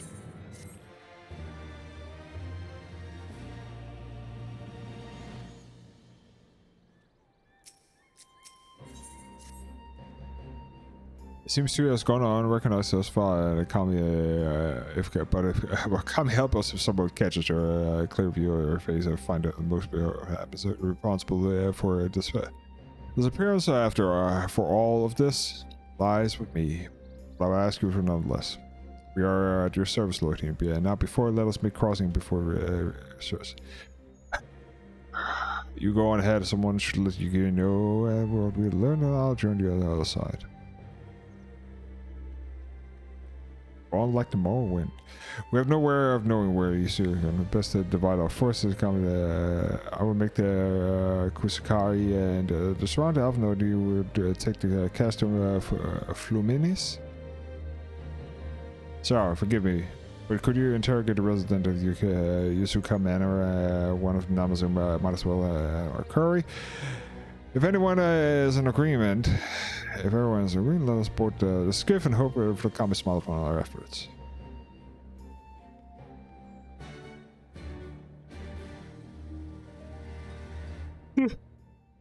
Christ.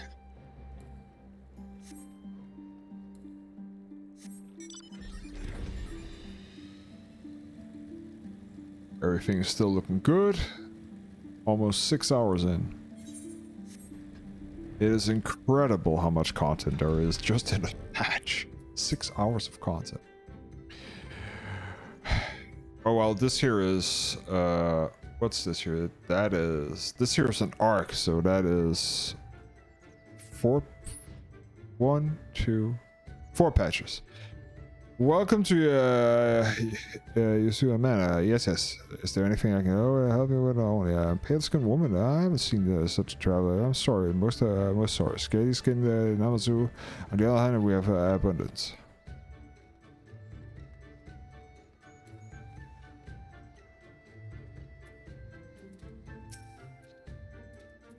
Usually a pale skin, yeah, woman. On the way back from our fishing trip, she had crossed the shell east of here and was headed in the northeastern direction most of the part. Her steps did not seem certain. If you hurry, you might still catch her. Thank you. Off we are.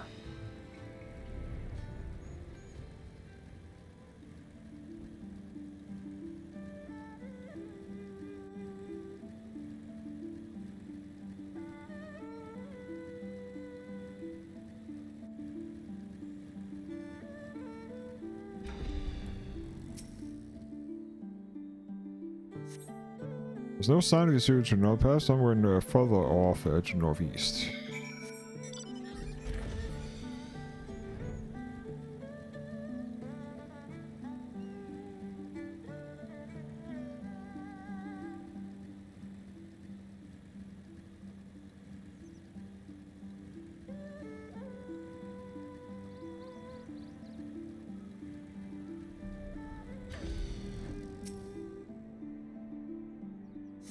No sign of you too. Perhaps somewhere far up to northeast.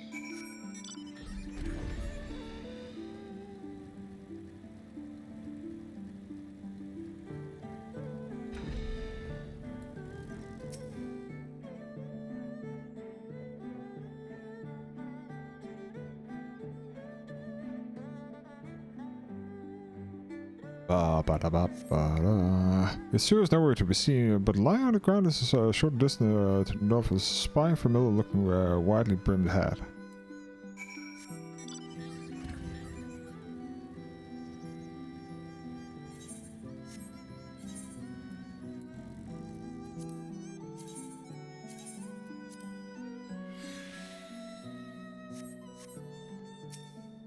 A boo hat. The curious glance required will confirm her suspicion this is the same hat Yasuo was wearing when she found her in Sakasuki.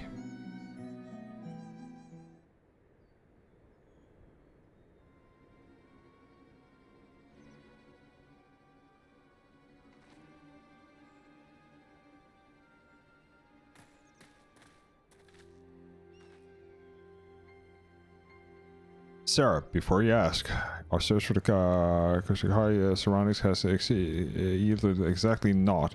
Saving this chance to reunion with you, I suppose. Mrs. Alazay has gone to assist her brother at the castle. It was she who informed you of the situation. I joined Lord He and her shortly thereafter. How did you fare in Suzuka Manor? Any signs of the missing guest?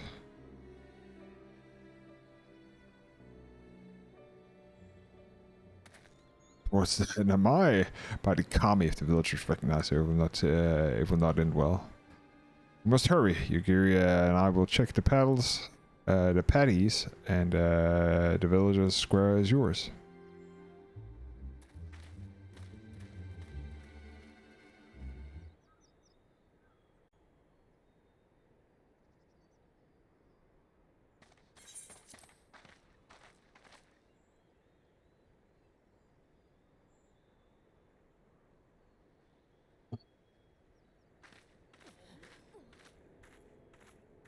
Greetings. Might I have one of your... Wait! Please! I only wanted a persimmon. I need to know what a persimmon is. Persimmon. Kami, save us! Her spirit spirit has returned! She's back from the dead to seek her revenge! Oh, it's actually a form of a tomato. Okay.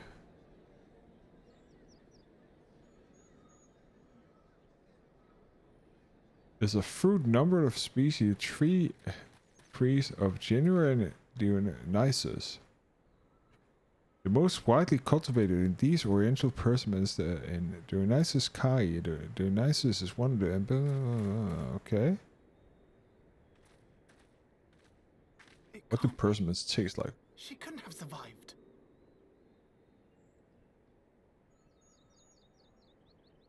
They definitely look like a tomato.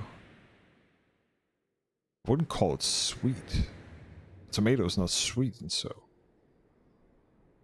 What did I... Maybe these are. I don't know. What did I do? As if you don't know!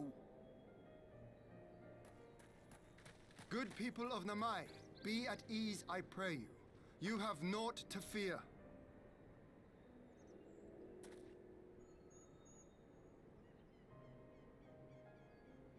My lord, forgive me, but what is that monster doing here?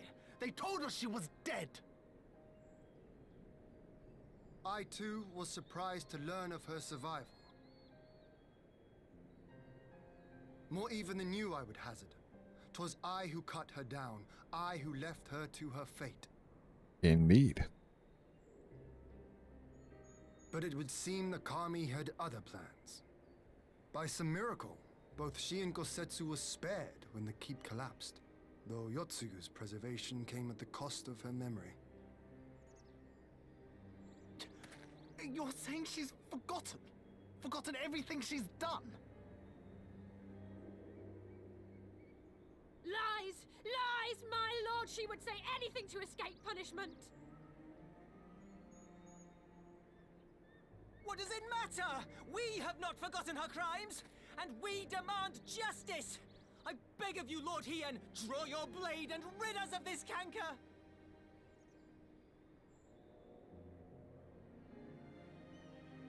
What I saw then, it's all true. I'm sorry! I'm so sorry.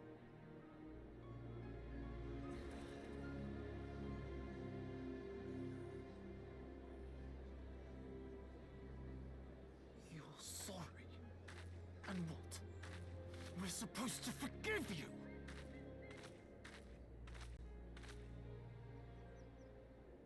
Here, there's no need to cry.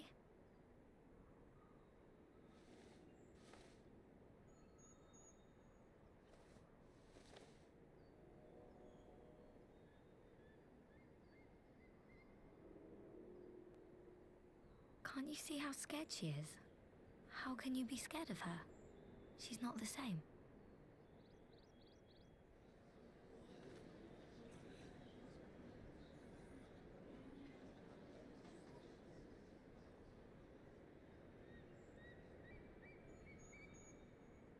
Until such time as her memories return, this woman shall be known as Tsuyu, and treated as a citizen of Doma. I will, however, see that she is watched at all times. Rest assured that there will be no more unannounced visits to the village. As your lord, I ask that you leave her fate in my hands, and suffer her to live, for now.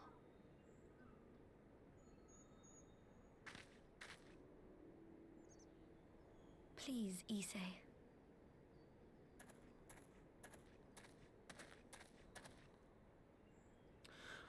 All right. I'll keep my peace. As long as you're happy, that's all that matters.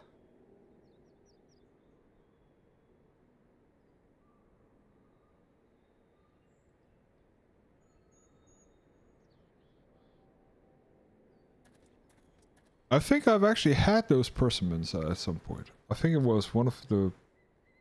I had like a meal case of something where I got ingredients to make stuff of. I had... it was HelloFresh, yeah, I think. And I think I actually got one of these. And looked like a tomato to me, but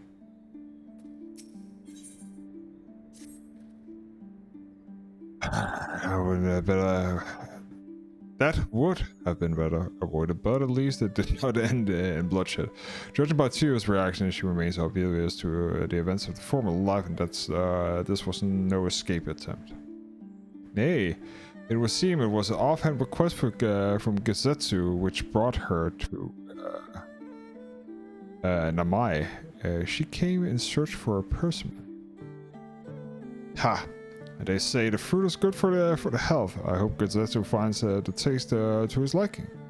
Well, they have certainly taken a longer way round, but let us continue to the castle of Fluminis and our meeting with our ambassador. Alpha Nota and the LSA should still be there, conducting their search.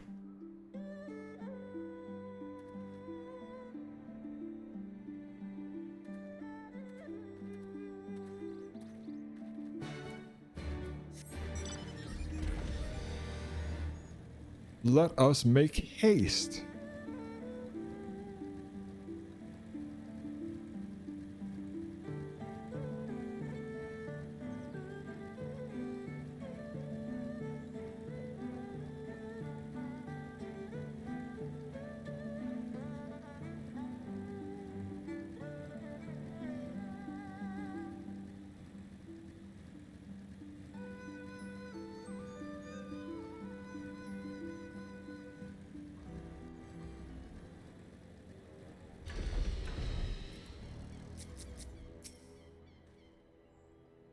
It seems our Imperial guests have already arrived. It's time to meet the ambassador.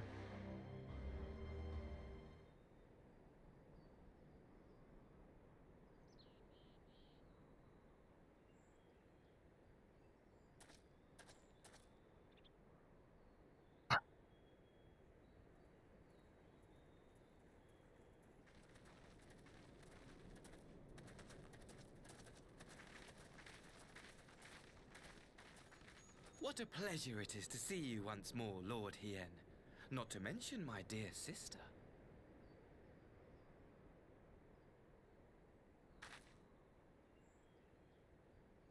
A pleasure to see you too, Ambassador.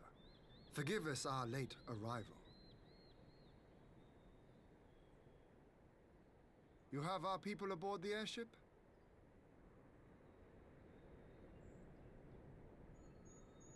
Exactly as agreed.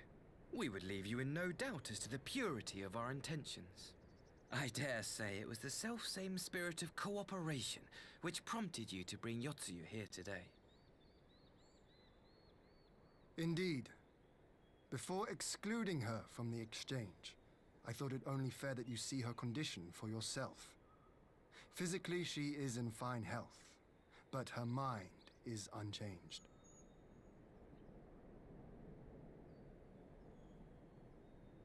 So I see.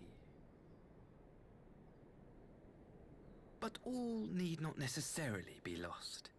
In anticipation of this tragic turn of events, I took the liberty of inviting some special guests.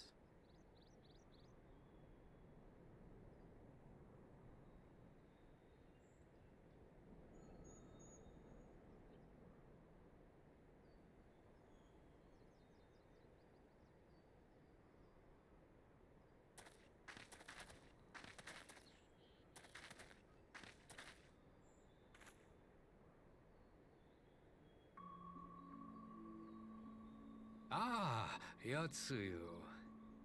You look, well.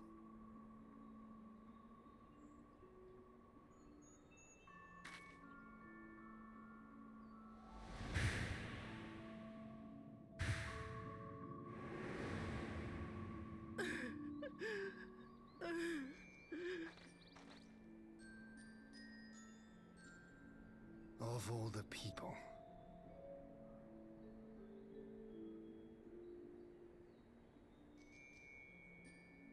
Is something wrong, dear sister? These are our beloved parents. Asshole number one. The sight of them bring back sweet childhood memories.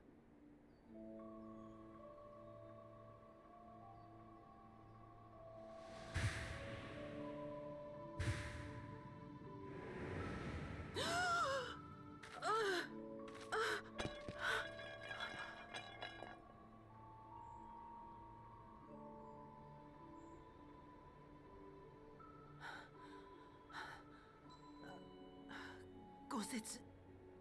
I have to take this to Kosetsu.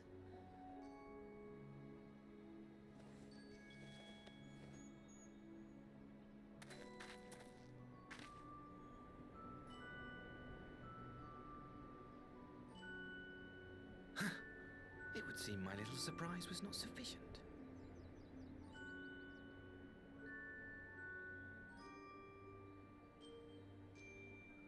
You needn't glare at me so, Lord Hien. I merely did what any loving son would do for his family. Lest you doubt, I am content to leave the acting viceroy in your care. Pray, treat her as you would any daughter of Dorma.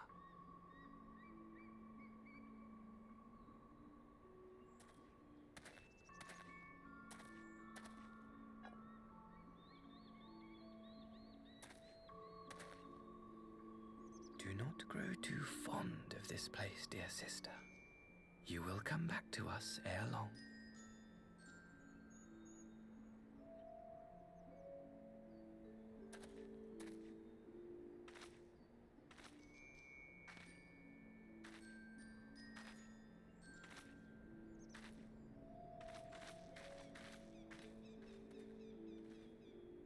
We continue with the exchange as planned, then. Very good. The structure across the river should serve our needs. We shall await you there with the conscripts. If you would bring your captives. Agreed. Until then, Ambassador.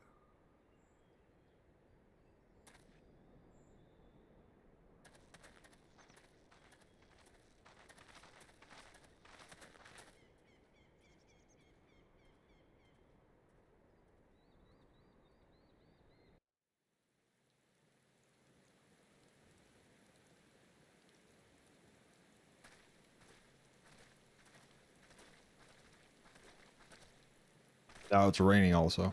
Great. I knew better than to trust the ass, but that was a dirty trick.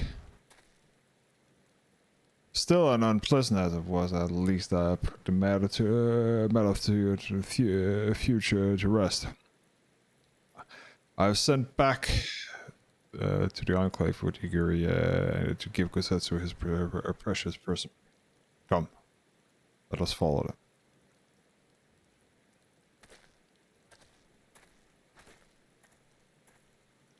You have that look up, and what is it? Oh, nothing of consequence, most likely. We can discuss it upon our return.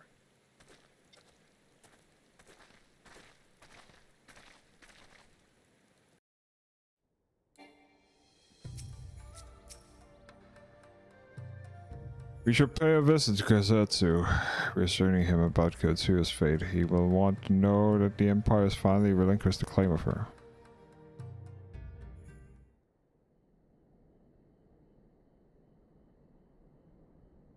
Kosetsu, are you awake?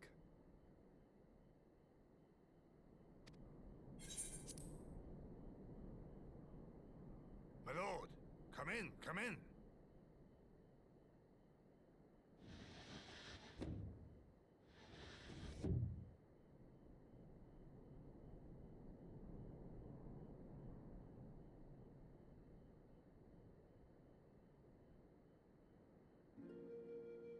When Tsuyu returned, her eyes were red from weeping. She spoke not a word, simply sat and peeled some fruit she'd brought for me. She then claimed weariness and retired to her chamber. Tell me, what happened to upset her so? The ambassador arranged a surprise reunion with her foster parents. A misguided attempt to restore Yotsuyu to her senses. It was plain their presence caused her great distress, but she seemed otherwise unaffected. Yotsuyu was mistreated as a child, was she not? It was a cruel trick to use her tormentors like that, knowing the pain it could cause.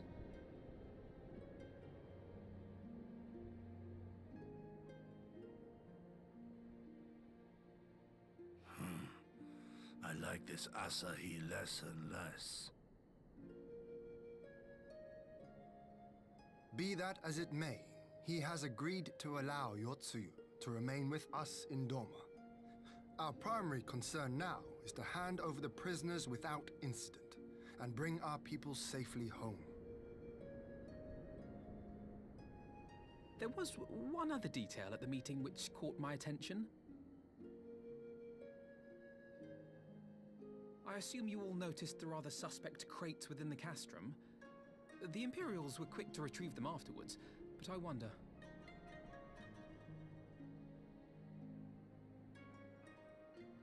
Out with it, brother. You fear they might contain bombs or war machines? If the ambassador wanted me dead, he has had ample opportunity.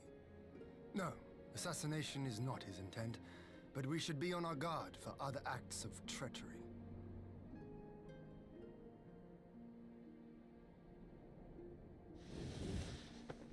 My lord! Forgive me, but the Lady Yotsuyu, she's gone! Gone?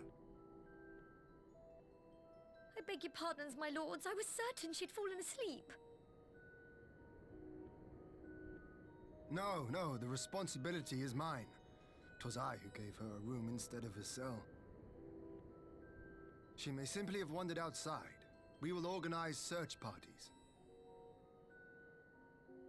Might I call upon your assistance? Indeed. Indeed you may.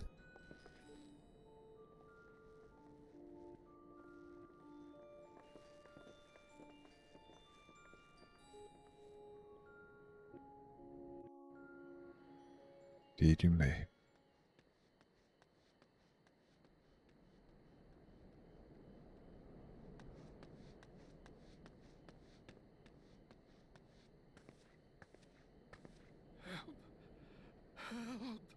Help!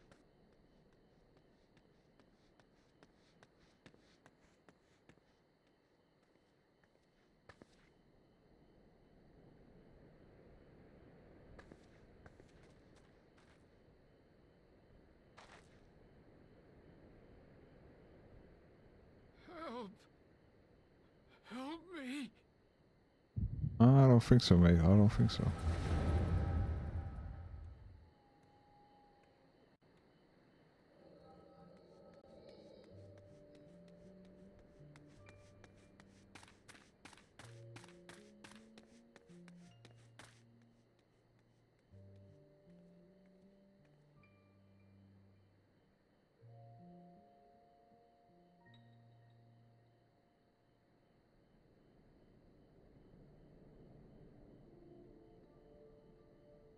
If only I hadn't remembered.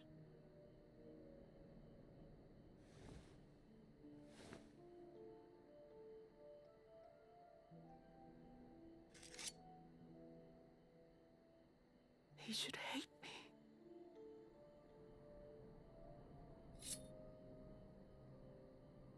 But I will not suffer his kindness. Not after what I did to him.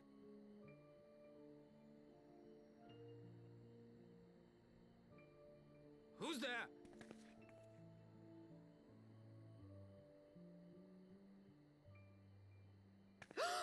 Oh, it's you.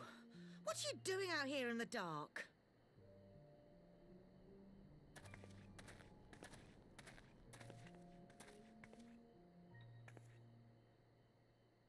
This is the Enclave, is it? When the soldiers dragged us back to Doma, you were the last person I expected to see.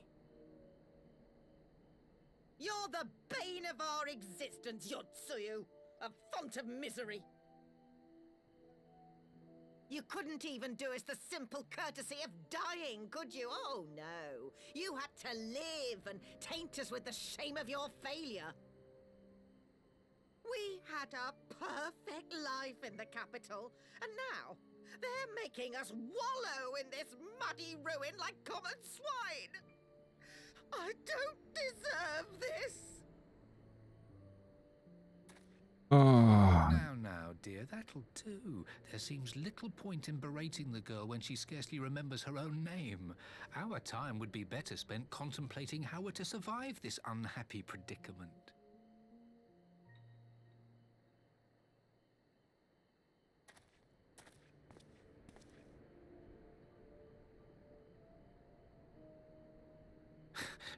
You've kept your looks at least. I suspect you'd fetch a handsome price with the right buyer. Maybe enough to get us to Kugani and start a new business.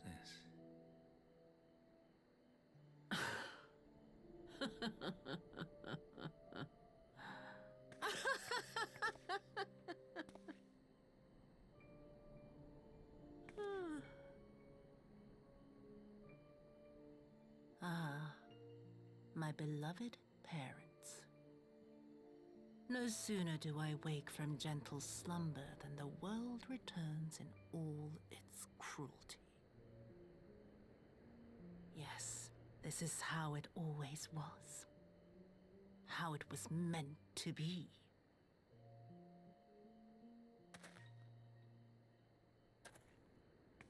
Very well. If I cannot escape my nature, then I shall embrace it.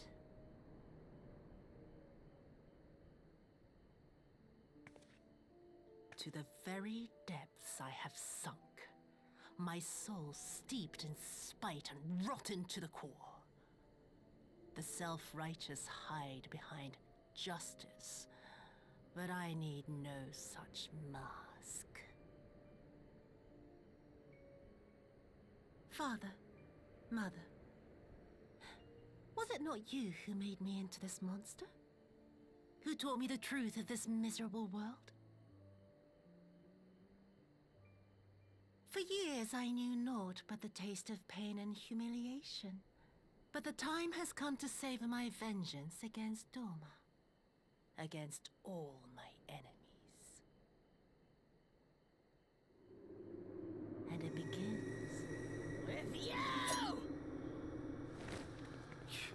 Yotsuyu! What?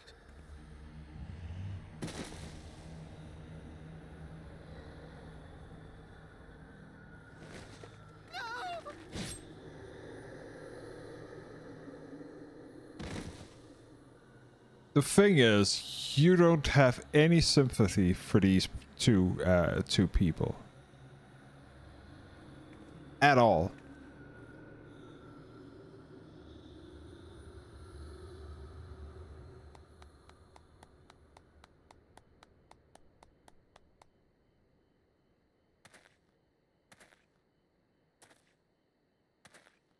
Well done, dear sister. Did I not say you would come back to us? Brother dearest, what a surprise.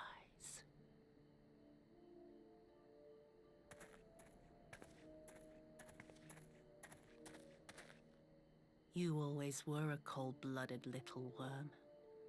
I doubt you thought twice about sending our parents to their deaths. Your dagger yet drips with their blood, and you presume to judge me? To be frank, I didn't think you had the strength to slay them so cleanly. A single thrust each. I'm impressed. But surely you can't be satisfied with murdering a pair of doddering elders. You yearn for a deeper vengeance, and the power to see it through.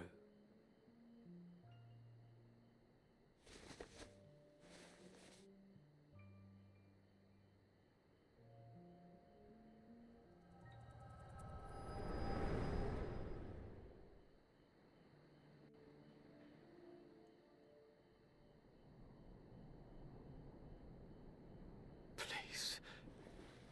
I don't want to die.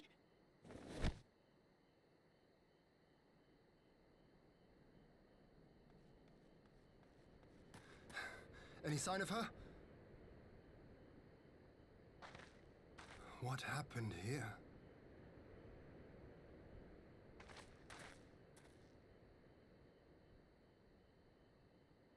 I knew what would happen if she recovered. And still, I did nothing. You say she left with her brother? Whatever he wants with her, he was willing to pay for it with his parents' lives. But this is neither the time nor the place. We must gather the others.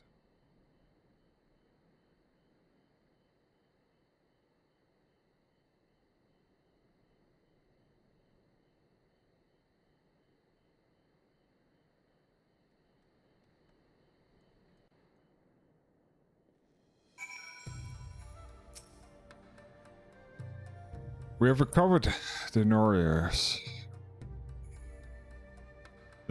remains, and will hold a ceremony anon. We would have never again set foot. That they have never set foot again. Set foot on Doma again on Doma. I broke the news to Gozetsu herself. He was quiet. I think it's best that he be allowed some time alone.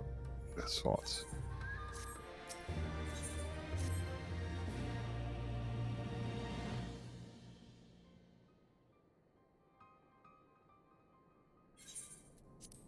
So, my friends, which is we feared has come to pass. Yasura has regained her memory and returned to the Imperial fold. It is, by any means, a cruel twist of not least for Gozetsu, but one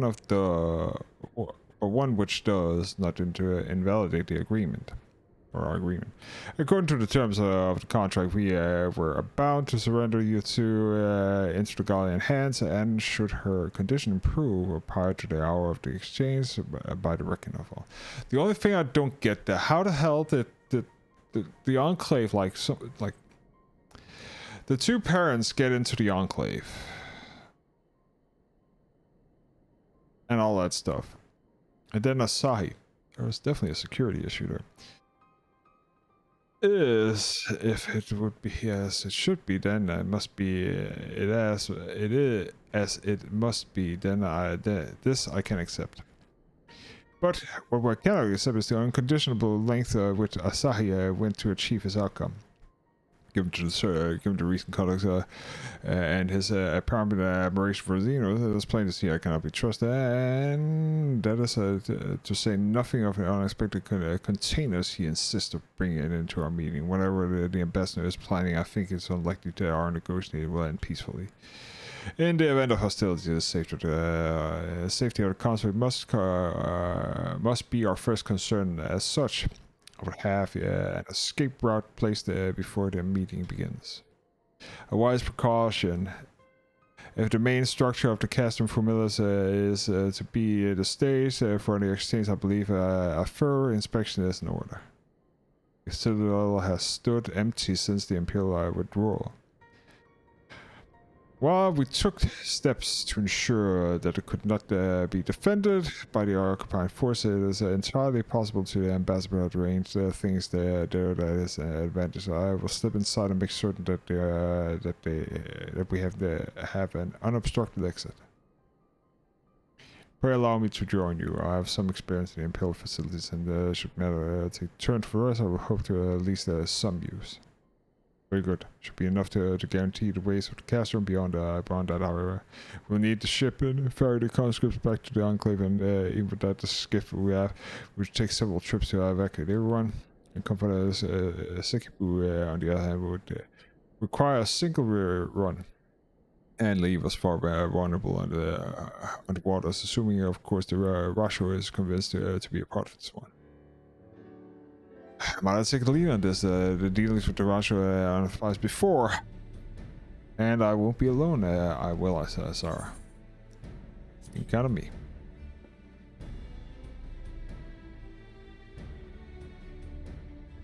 Much peace. Quite fancy parlaying with the powers again. It just Sam Lees won't be there to reprisal her price of role. I certainly will make a persuasive pair, but I think I will accompany you in these negotiations. It's all the same. My lord, the ruler of Doma should not be seen consorting with common brigades. Come now, you stood with us against the Empire. We should ask if they're for a common threat, because their presence shall serve demonstrate our sincerity. Indeed, my lord, please pray forgive me for consumption. By your leave, Master Alpha and I shall be about our task.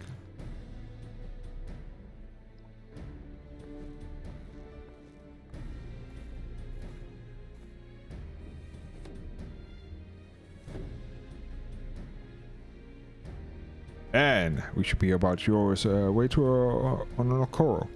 Time is short. Roger made 6 and convincing.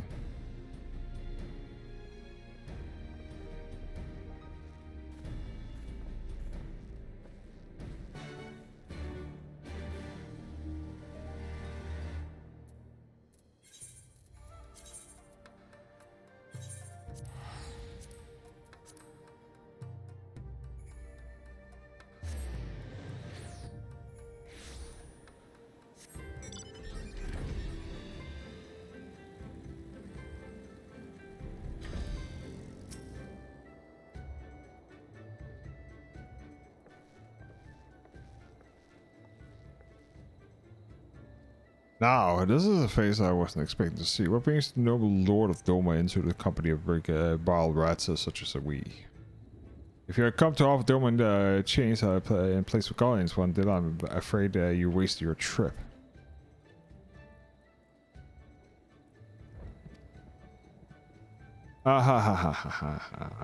Fine subject you would make, but with your fleet at our disposal and resorting to your efforts would be hesitated sinful. But let us speak seriously. I stand before you not to demand your fleet, but to request your aid once more.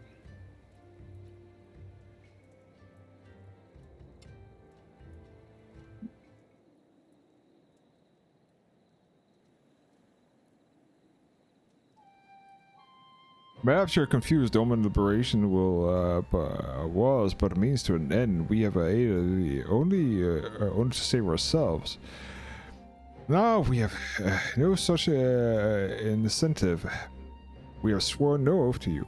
We will not come running like hounds to their master's whistle. And I would not presume to treat you as thus. I come here to petition your cooperation in the ally of equal standing. Equal standing, you say, seems like a bit loop-sided to me. Where's the profit in us in all this? Profit? Must always think of short-sighted terms. Have you ever heard of doing something, doing the right thing? Have you ever heard of pirate middleness? If you find we're simple souls, we pay you pay your tithe and we sail in peace. Deny us your tithe and we take it by force. We pull you out of the water and we'll if we see you drown, but we do not. But we are not in for business doing something for nothing. Calm yourself, Mr. Salazar. We did not come here here to moralize. We came here to talk.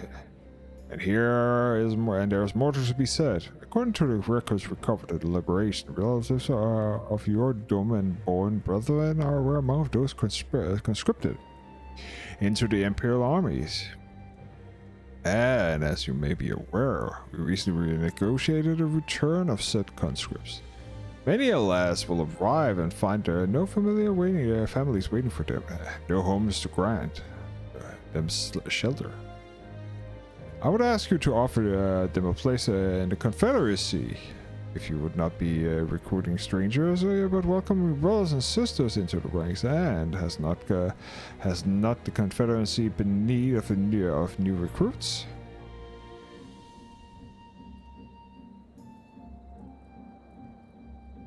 You seem well informed of our affairs, Lord Hean. The losses of the suffered of the Galileans' hands are no secret, but since we drove them out of Doha, the Ruby Sea has been alive in traders and travels. So many vessels to tax, and so few prize to tax them. We could do with some more hands on the deck, obviously so to be familiar with the inner workings of the Empire.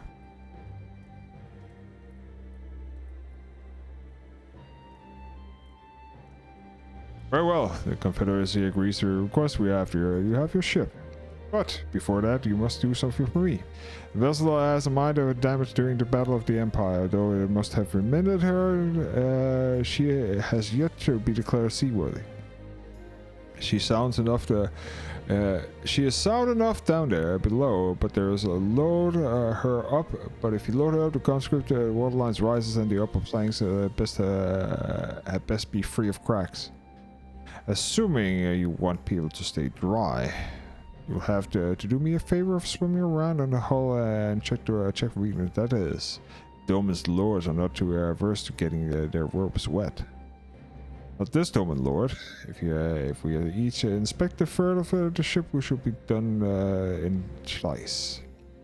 That's the spirit. The ship is moored at the Quickscape Pier. Our appreciating shipwright will be on deck. Here you will look for a lad named Ihanashi.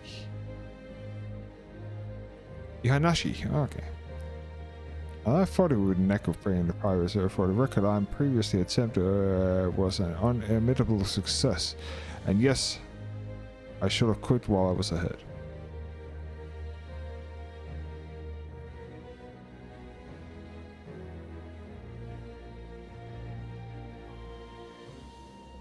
Well, I thought the rumors were exaggerating, but the Lord lives up to his reputation.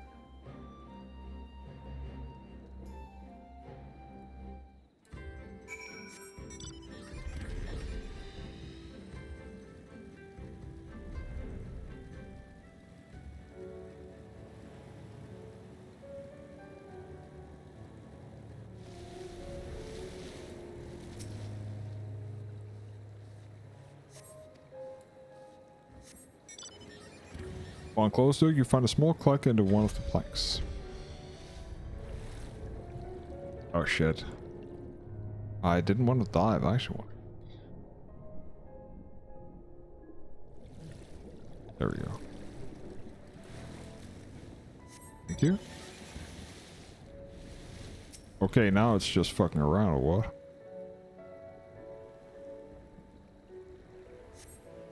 You see no signs of damage. Thank you.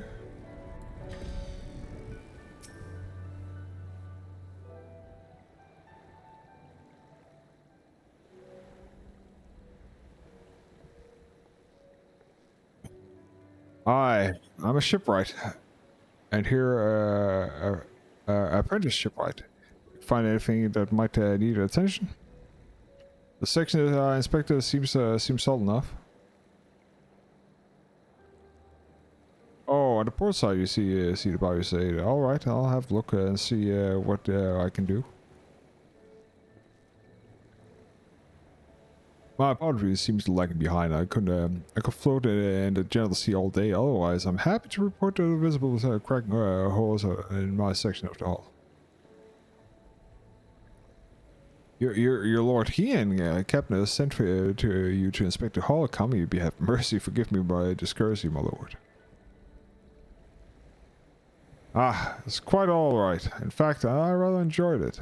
I take it you are a Doma. You are of Doma. Yes, Lord. The Imperials took my father away, and after the uprising, and I have nowhere else to return. The Confederacy became my new family. But someone told me that they're releasing conscripts now. Maybe my father will be more among them. Now that not that I could go back. There is no leaving once you've joined. How fares Our Lady? Is she seaworthy? Captain, we found a small crack in the port side. We will have it fixed before you know it.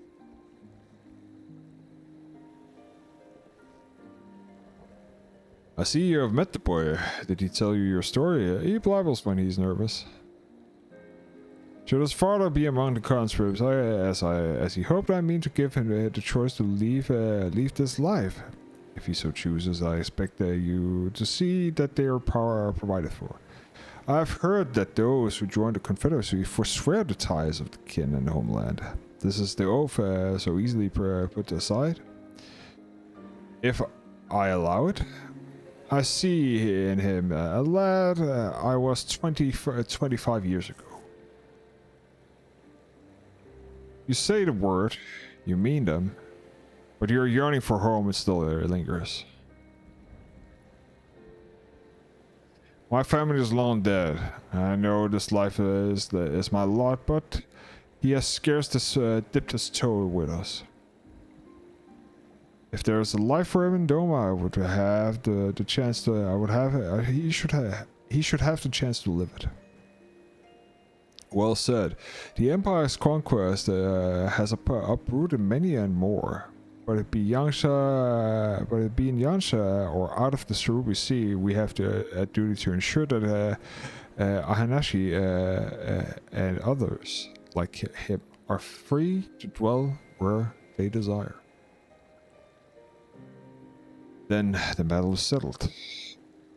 I will take the I will make preparations to cast off. One of my friends seems to have a ship. Let's return to the Enclave.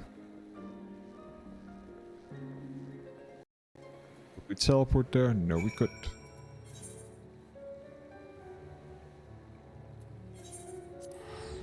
Then I'll do it manually.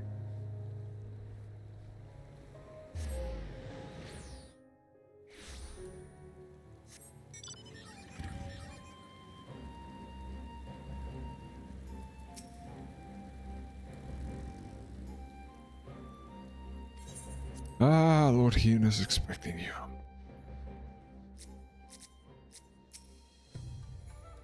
It seems you're giving enough hours completed as before as they have been waiting. We scouted the structure and determined the swiftest path to safety in the event of hostilities. We will lead the conscript outside with all possible haste. For there is the Confederacy has pledged a ship to ferry across one of the rivers, and now we have but to attend the exchange and pray for to the comment that these precautions were unnecessary. While we were putting contingency plans in place, I left Hakuru in charge of organizing the transport to the Imperial prisoners. He will set the arrival at a appointed hour and leaving them free to reorganize with the Confederate allies. Come, wait us on the riverbank, not far from Castro.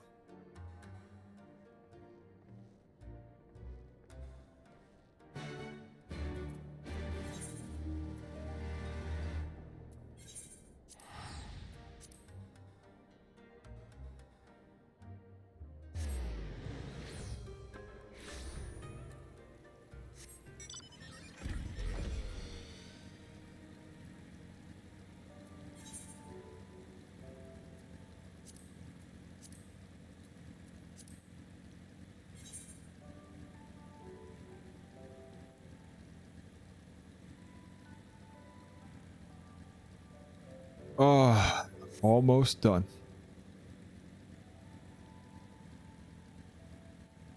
Feel past adventure.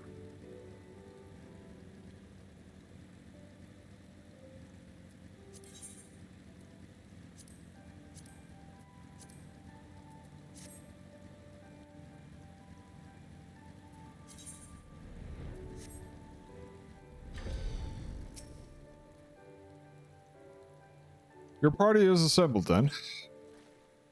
Aye, we're ready to what lies ahead. I trust, lest you are confused though, that the tower across the waters is to be the scene of the exchange. That is what else Asahi has planned. But regardless, the ambassador intends to bring out our people at home. You agree, or you are to evacuate the conscripts at the first sign of trouble? Yes, my lord. We meanwhile sail or to cover their escape and lend what support we can. Your ship awaits you at the Castro loading docks. She will see you safely home. Then she will stand ready and play their part. Come, let us be about it.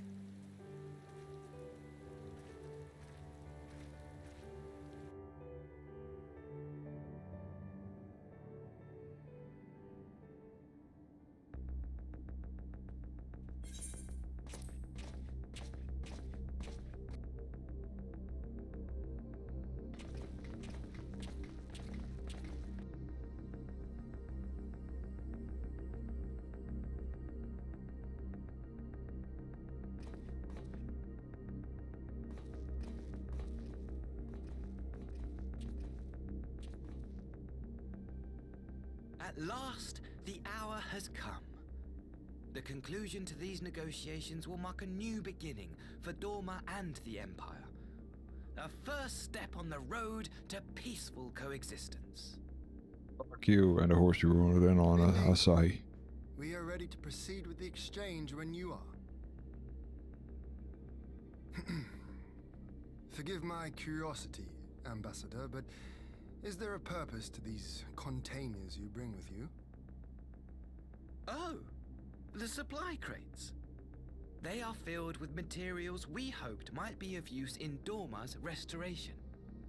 I meant to gift them to you at our last meeting, but we had so much else to discuss. How very generous. I confess I had not expected such compassion, welcome though it is. But then I was also surprised by the news that one of our captives had delivered herself into your custody ahead of time. A minor discrepancy I shall overlook in the spirit of the occasion.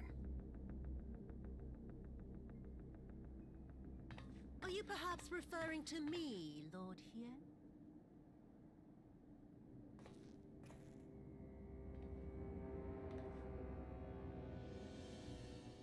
Yotsuyu.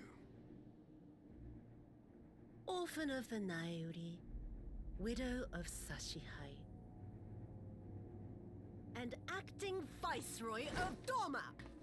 You and your people are mine to govern, mine to punish!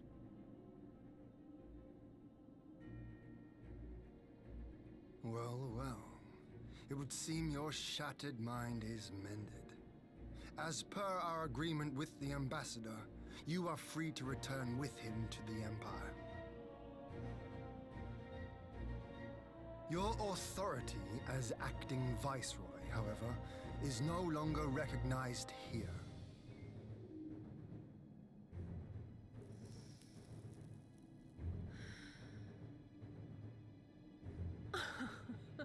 My position is not for you to decide, little lordling.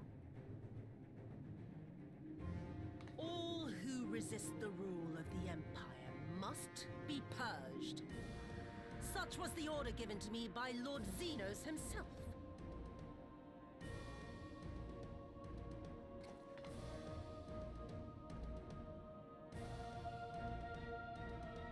I will reign here in this putrid, pestilent swamp until the last of you has been broken.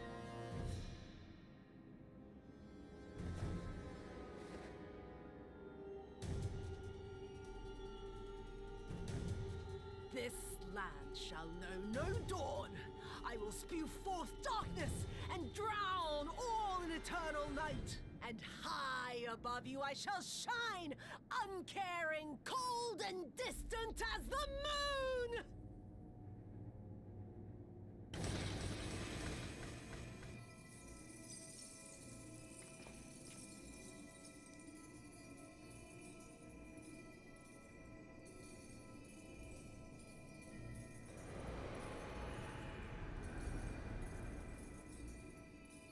What has she done?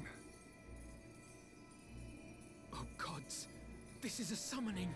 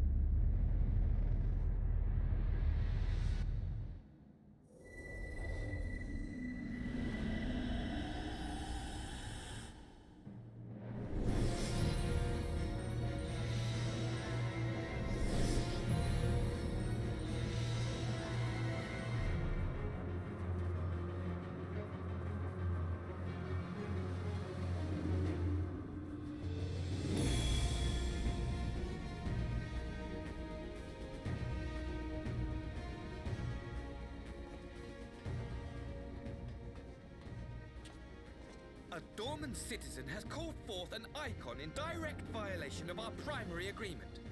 The negotiations have failed. Abandon the captives and make preparations to withdraw. But Ambassador! Disobey me, Pilus, and you disobey the Emperor. Make preparations to withdraw! Now!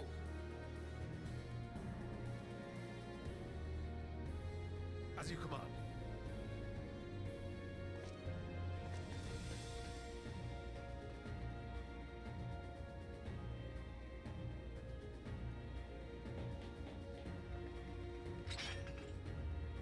My lord, you must fall back! You ask me to run?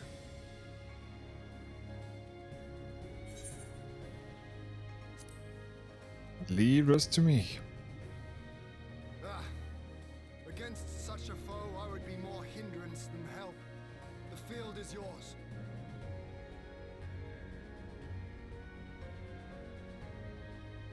We will withdraw, but not without our countrymen. I want every soul accounted for. Every soul! My lord.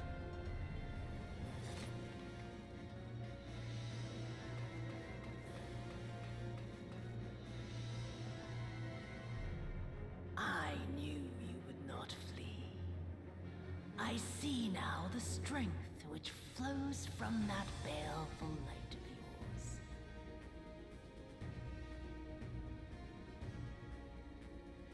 But I am become Tsukuyomi, goddess of the moon and divinity of night. What power can compare to such celestial majesty? I shall plunge all I despise into darkness. And within that black abyss, even your light shall flicker and fail. Come, let us cast the stalks and look upon the fate of Dorma. I see a future in which the sun sets on this wretched land. Once and for all! Come on.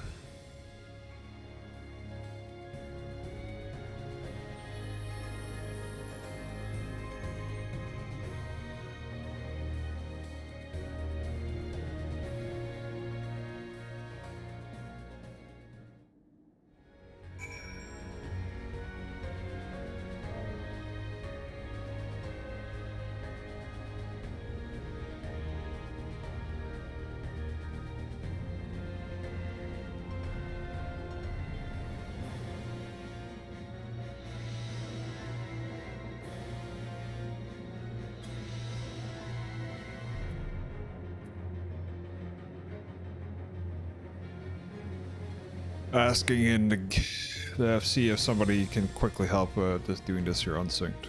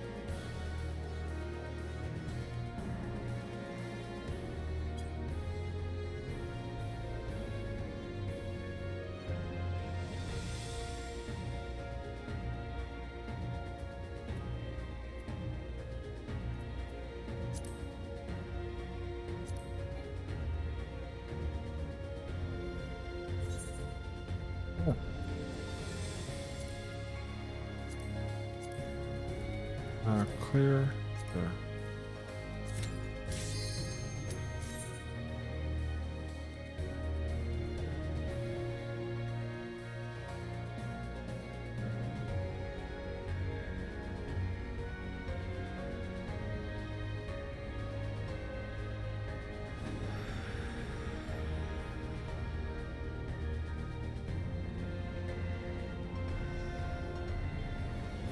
See how fast this here goes.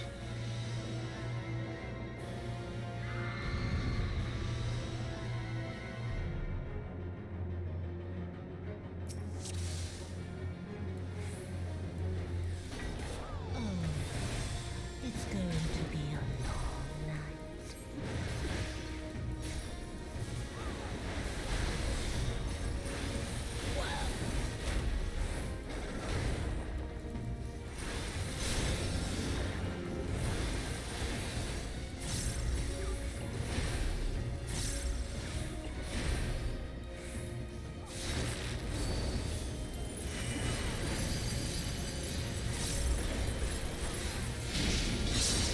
Your end is near.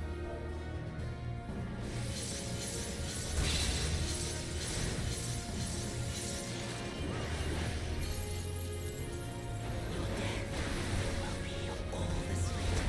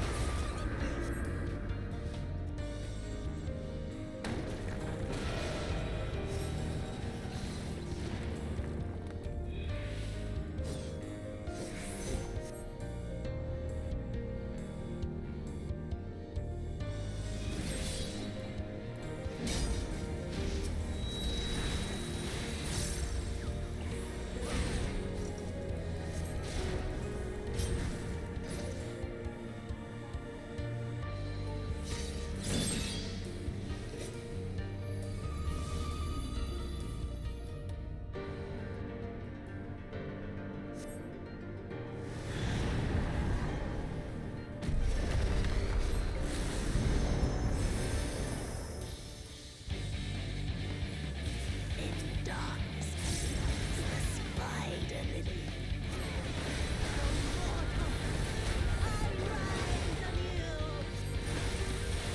Fused with night, I shall prevail.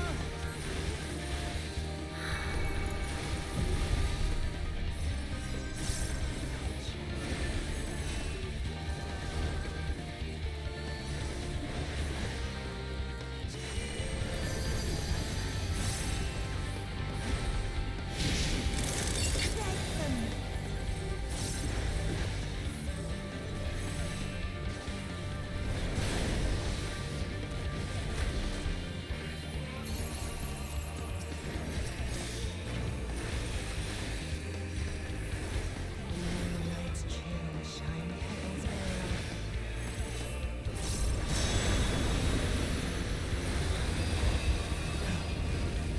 Not yet. Not yet. I'll grind you under my heel.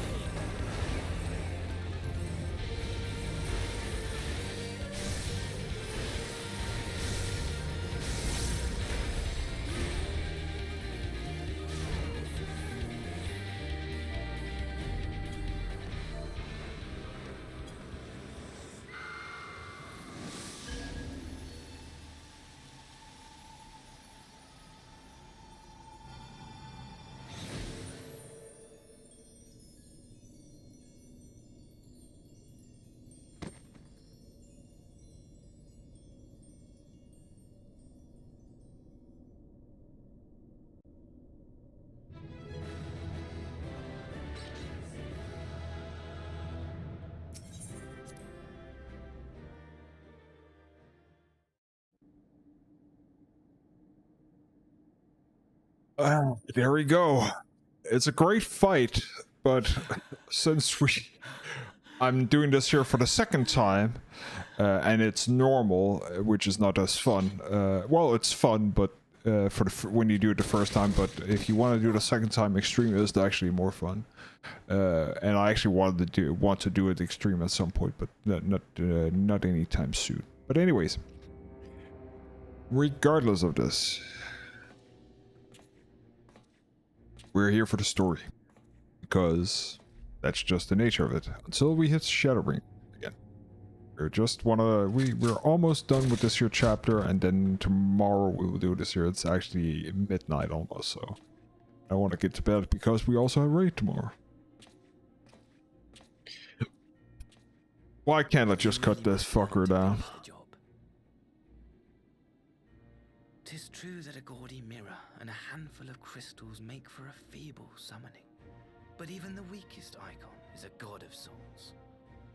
A threat that must be put down.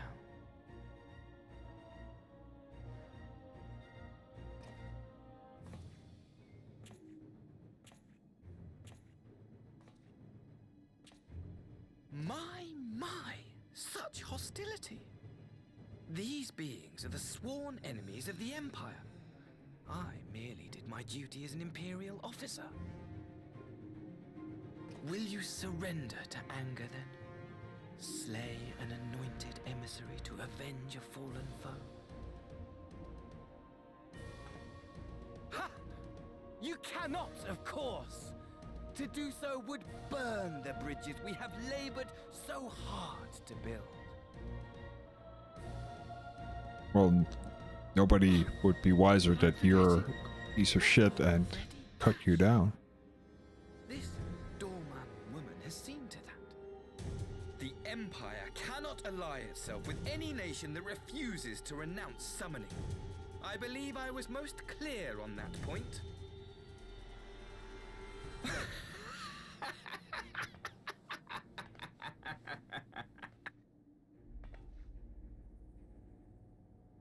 It should have been mine.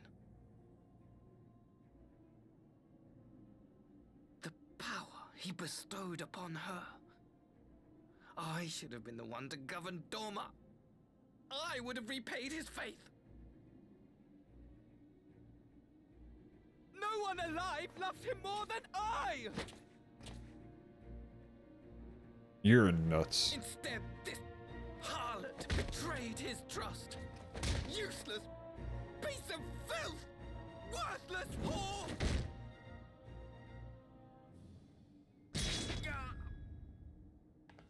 It's sadly not me. But it's still lovely. Thank you, dear brother, for this precious gift. Vengeance.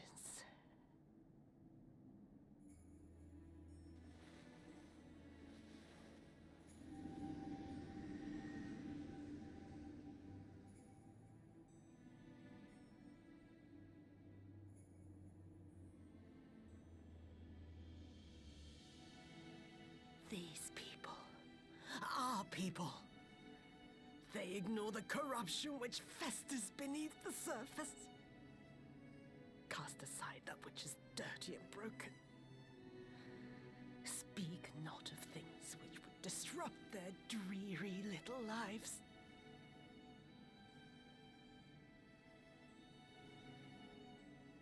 $7 hours almost, okay. Like you, Asahi. Always pretending not to see. You were the first. The first I swore to kill.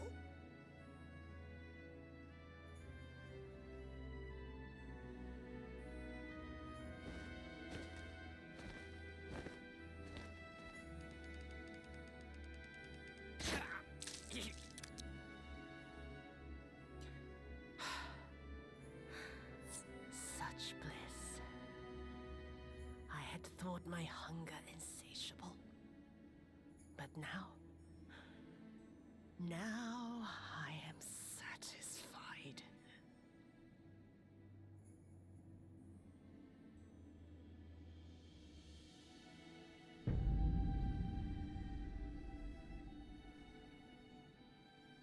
You should feel honored, dear brother. I saved the last of my strength, just for you.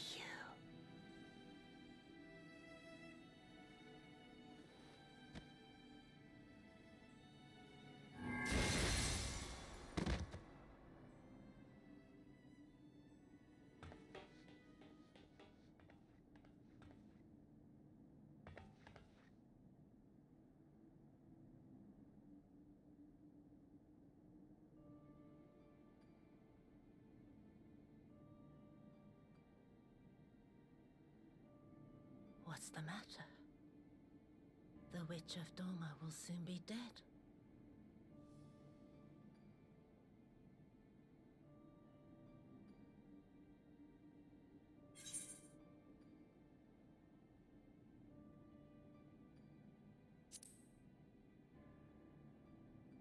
Gosetsu will mourn you.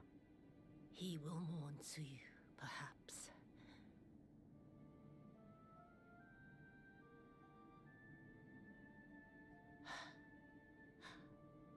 I wonder, was the fruit as sweet as he remembered?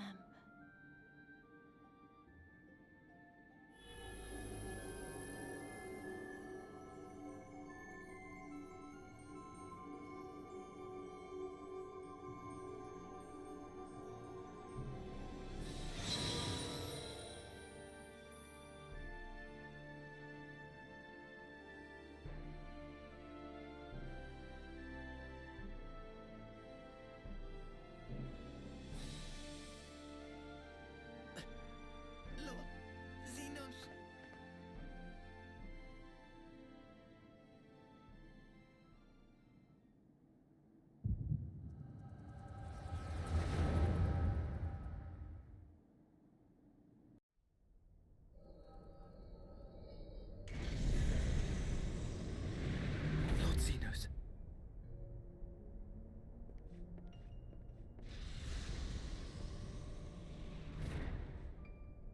I am at your disposal.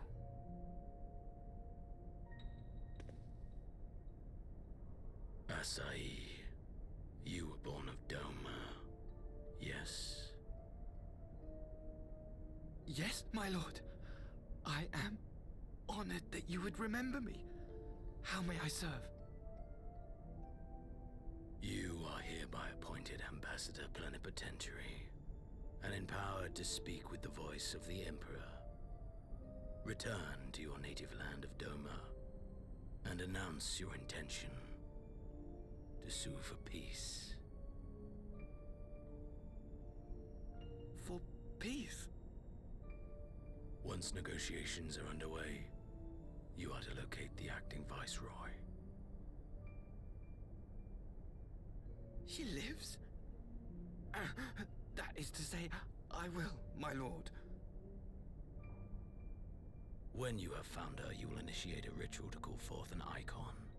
I will instruct you in the necessary steps.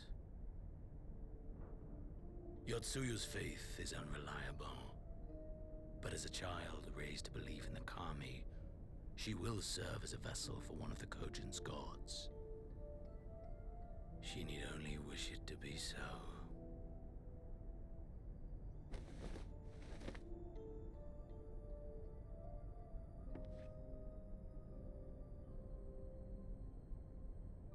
The power will seem a gift, but the icon's essence will consume her.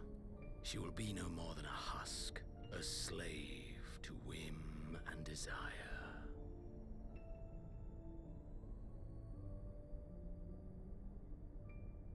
My lord, ever since the day you saw fit to save my miserable life, I have dreamed of repaying your benevolence. Upon my honor, I swear to devote myself wholly to your service. All that you command will be done, no matter the cost. But I fear the subtleties of your plan yet elude me. From the reports I have heard, the champion who aids the Doman resistance would make short work of a single icon.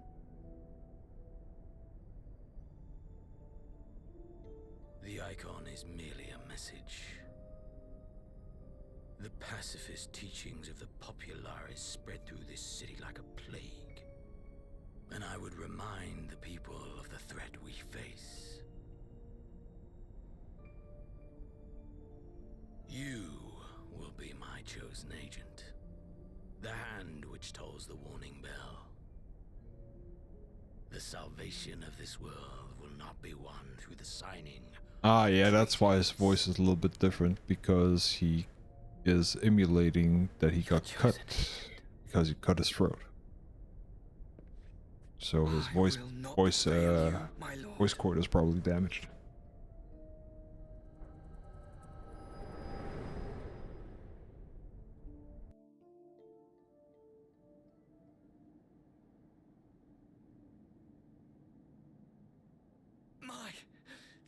My master, Lord Xenos, he will come for you.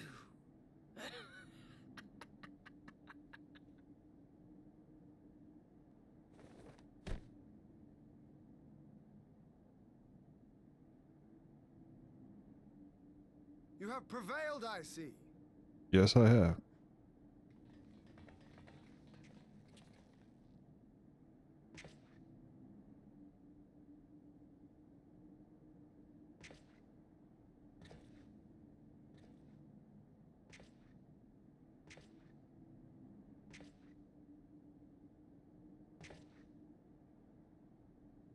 She is gone. Wherefore did the Kami spare us, only to inflict this pain?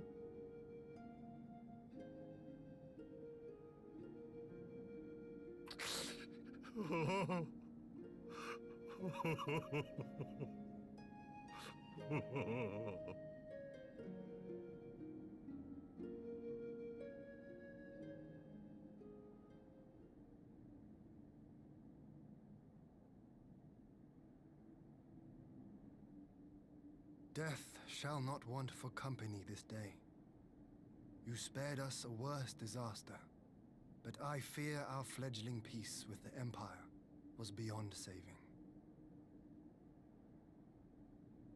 It's never a thing to begin with.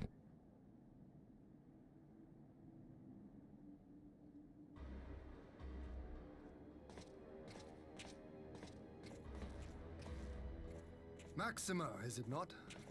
I assumed you long fled. I entertain thoughts of escape even now, but our negotiations have yet to reach a satisfying conclusion. The ambassador insisted that the summoning spelled an end to our mission here, but it seemed to me there was more to the tale.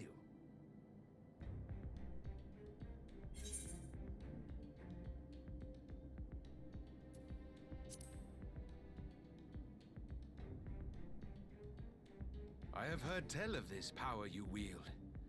And in your vision, you witnessed Lord Xenos giving these orders. Indeed. How can that be? Xenos is dead. He took his own life after the battle in Alamigo. That is a question that needs answering. Forgive me, but Lord Xenos is very much alive. He granted our party an audience prior to our departure. That he was gravely wounded is certain, but his recovery appeared to be proceeding apace. I'm afraid I share Lord Hien's confusion. The man's death was confirmed and his remains interred. These are matters of public record.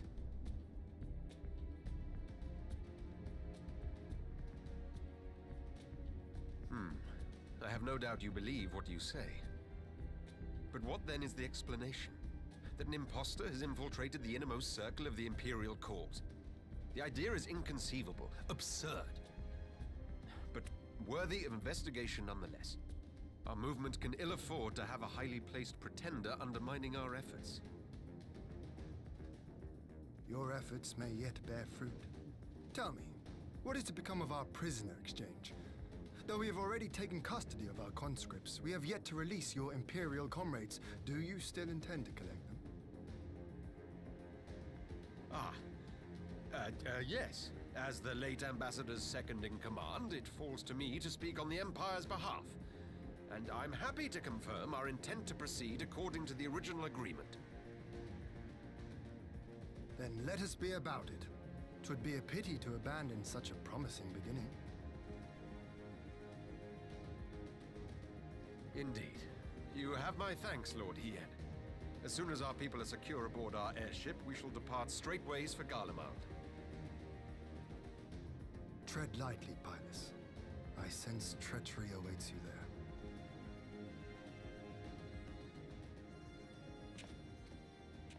Might I accompany you to the capital?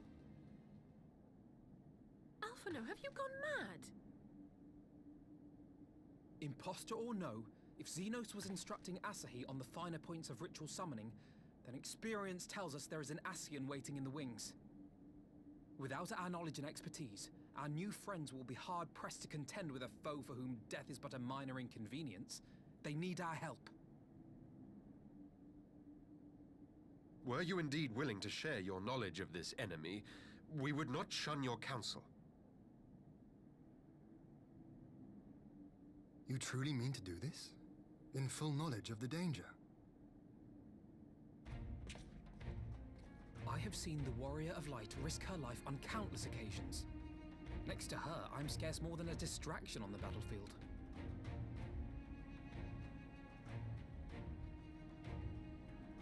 But in the meeting room or the audience chamber, there I can make a difference.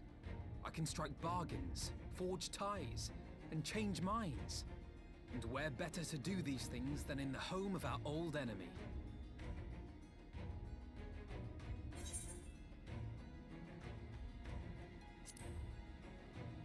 Your moment, man.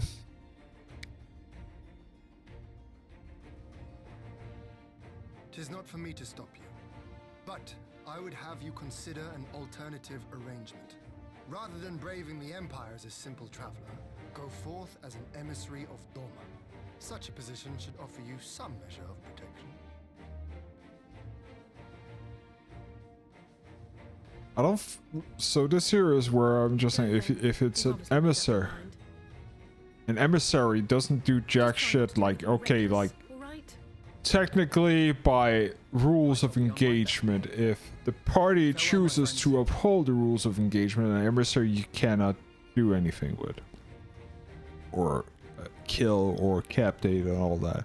But we're talking about somebody who just lost a part of their land to an uprising of rebellion, and then saying, oh, we're sending an emissary to negotiate peace between them. And I'm just like saying they could give you the finger, kill the emissary, and just launch a new attack. It is a very interesting way of doing things, but yeah.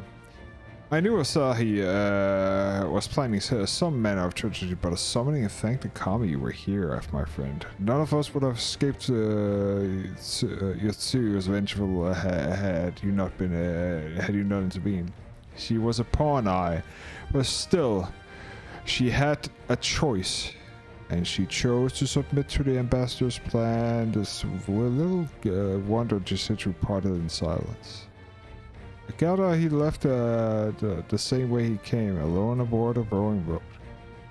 For the conscript, he had made most of the Sekibui before the battle began in earnest, but the vessel yet awaits to the rear bank and those who did not flee in time. Then I suggest we put this doleful place behind us and make it to the Enclave together. 'Twas a shame to miss the joyous reunion.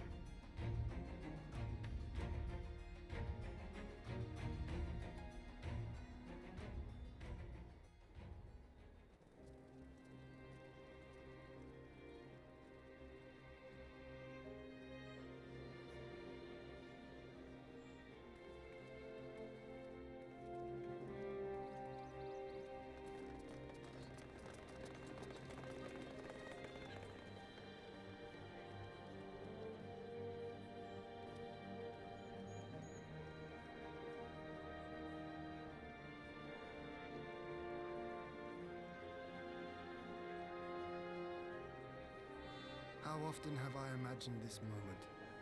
Thank you for helping it come to pass. You're welcome, Lord Ian. You're welcome.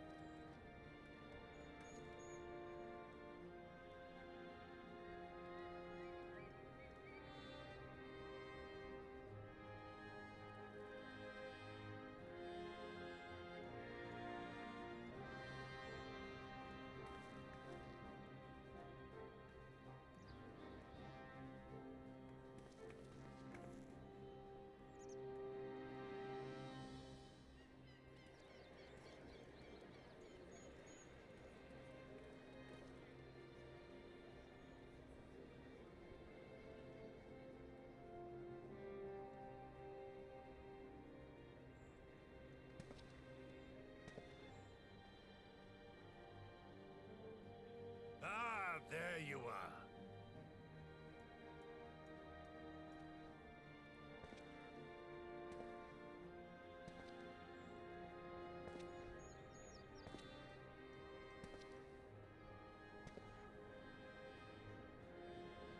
Gosetsu, your hair. My friend, what have you done?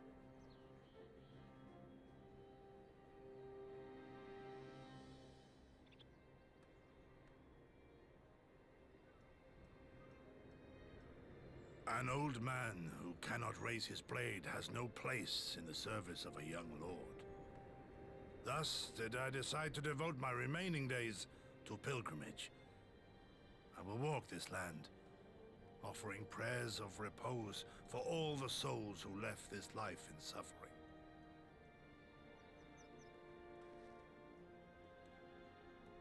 So becoming a priest. All of them?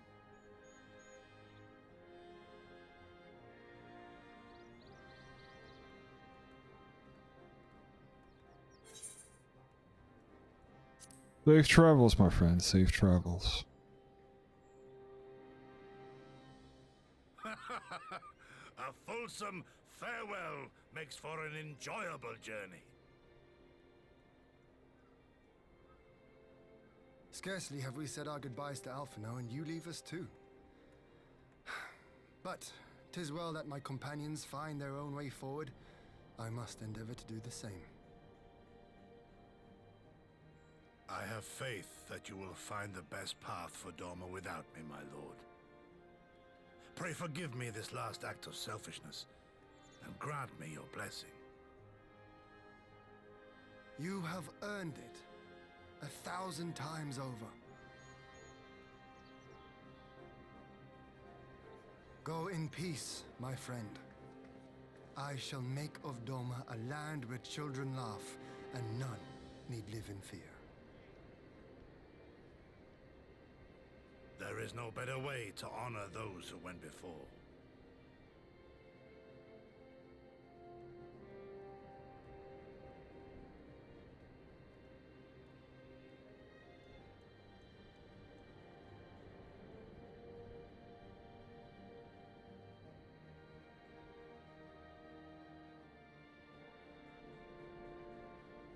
And with that, I take my leave.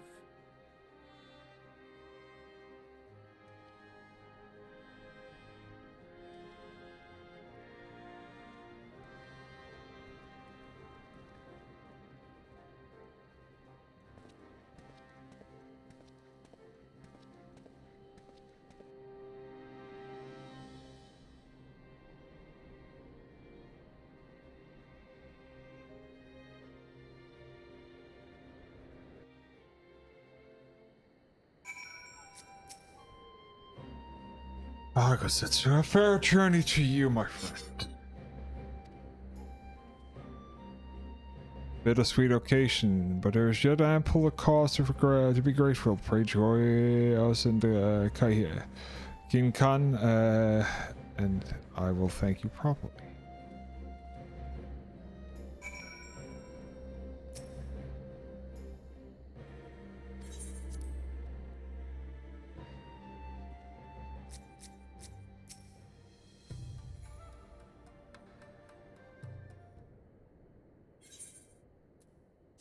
Our brothers and sisters have returned to us, and our dream of Doma's restoration is so much closer than realized.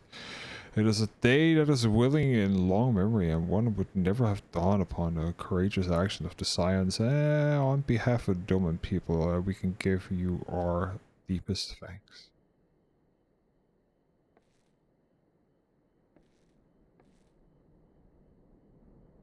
Lest you think me complacent, I assure you.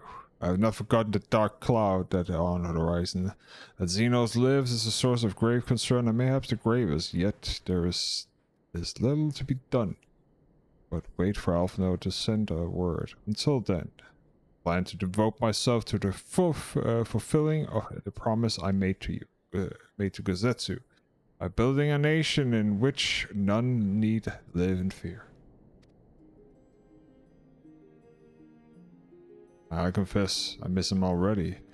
The thought that he has at last found a peace goes some way of softening the blow.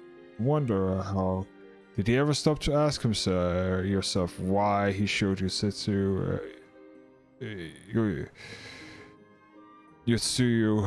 such kindness? I believe the answer lies in the past tragedy.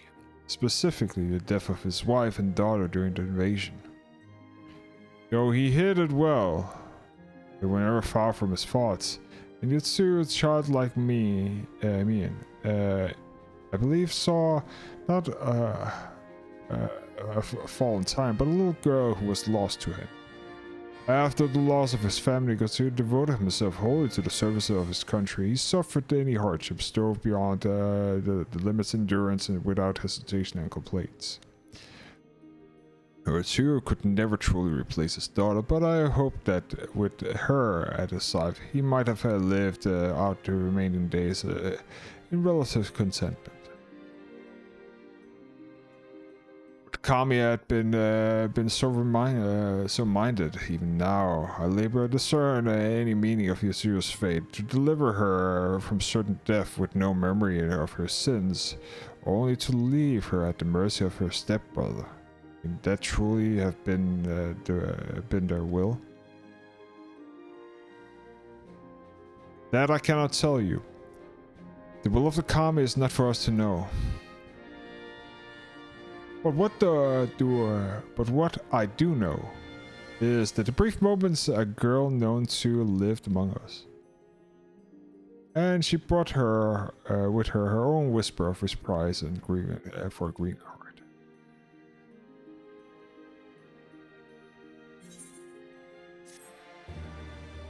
And that is that. New game plus complete. After this one here, I say, seems ready to bid farewell to Doma. I think it's time that we are getting going, don't you? We've done all we can here, and we have a lot to report. But before we head back to the Wise, well, let's call the Realgos region the ones that tell Lise about Xenos, everything we went through together. Where were that?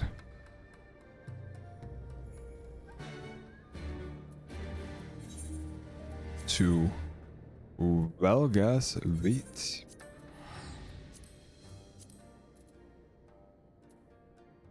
Reveling in the past adventures. And we can actually do that really fast. This here.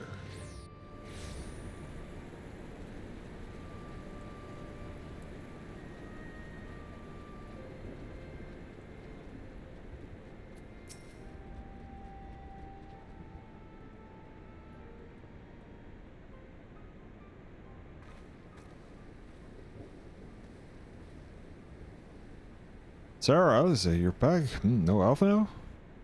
It's good to see you, Lise. As for the heartstrong brother, he's off on what will most certainly turn out to be one of the lifetime trips to Golomor. It's a long story, but we have evidence that Xenos might still be alive. What the? But if that's a joke, God, you better be a joke.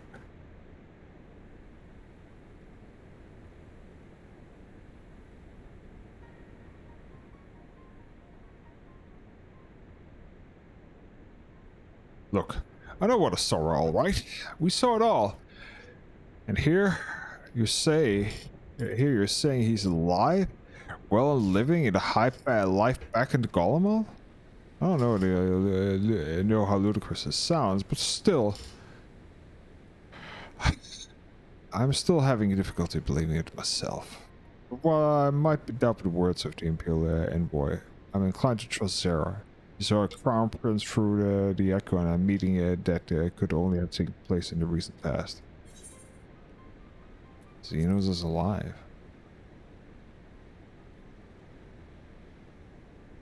Now it must have been, I don't know, some kind of further convincing imposter. Xeno is dead. He had a great big hole in his neck. We buried him. And someone went to the trouble of desecrating the bastard's grave, remember?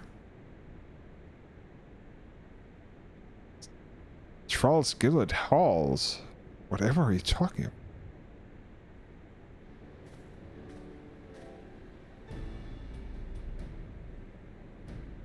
Thank you, what brings you to the Reach?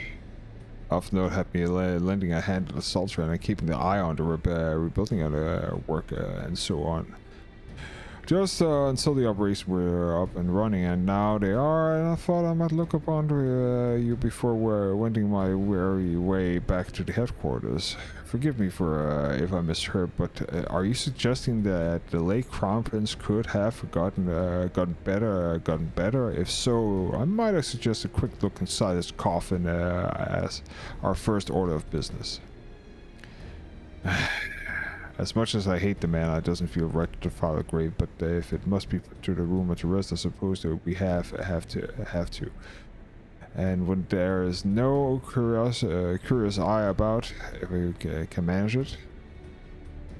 Xenos was buried in the blood pool in the loch. His grave was set apart from the others and left unmarked, as not to upset the locals. Then it shouldn't be too hard to find. Now go. You're in charge until we get back.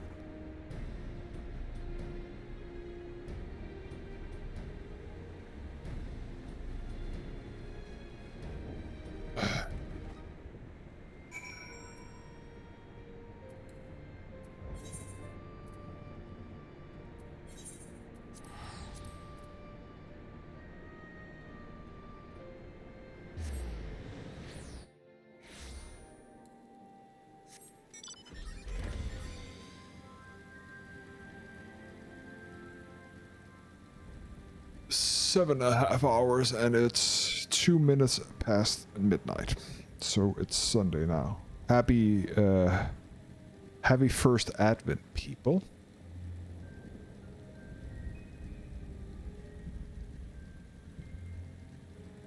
We are 4 weeks away from Christmas. That's also why it's fucking cold as balls right now. Balls indeed.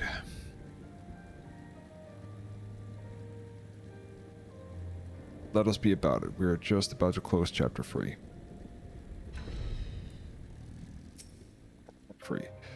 This is it, guys. It better be in there. Someone crawled all over the scrawled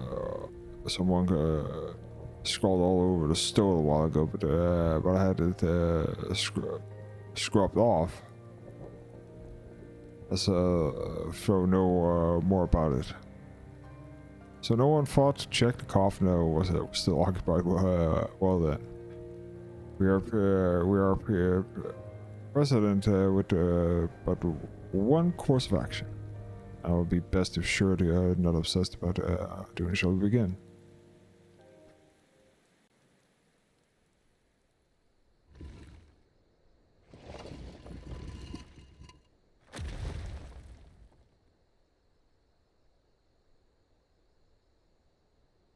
Oh dear. We seem to be missing a corpse.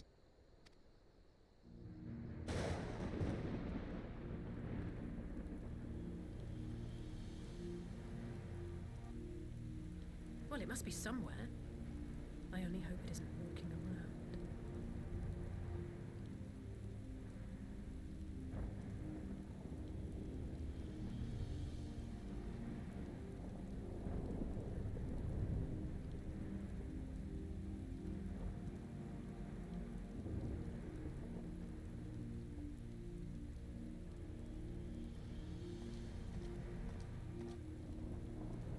What could this be?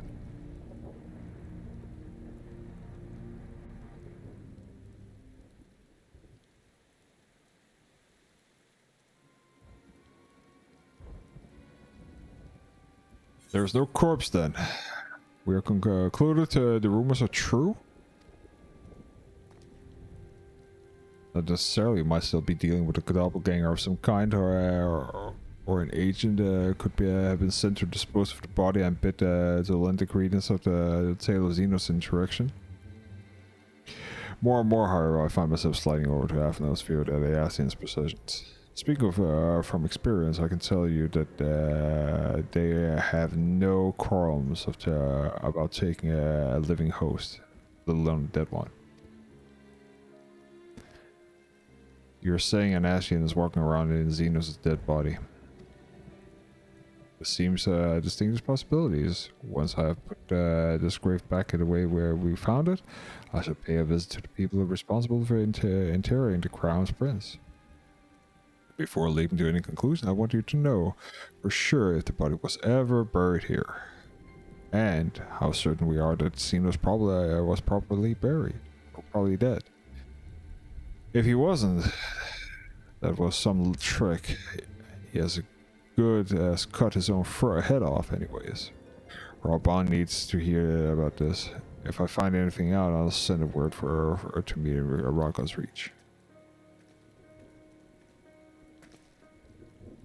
I don't know why I'm surprised. But the matters settled down in Doma, we're due to another crisis. So I'll make for Rising Stone then. It is part time we share these developments with the others.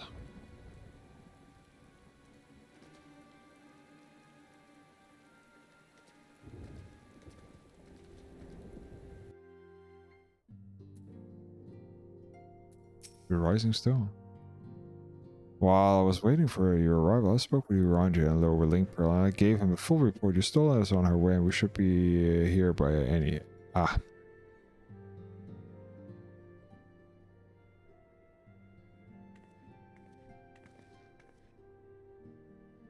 Alice, Sarah, this is good to be safe and well. What news do you have for me from the east? A tale? Big tale. Disturbing development indeed. Given that all that we know, I too would conclude that the essence inhabiting the Xenos body, the doppelganger might fool the Crown Prince supporters, but Sarah, nay, Atheno had the right of it. With that, his wisdom would extend to the questioning of his safety, capable though as he's become venturing alone into the enemy stronghold and the shadowy web of paragons, as not.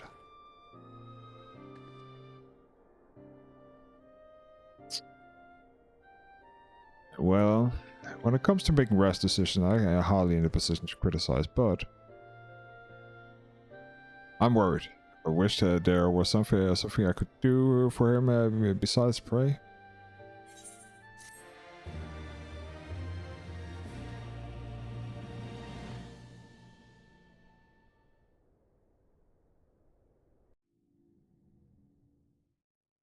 Meanwhile, in the Imperial Palace.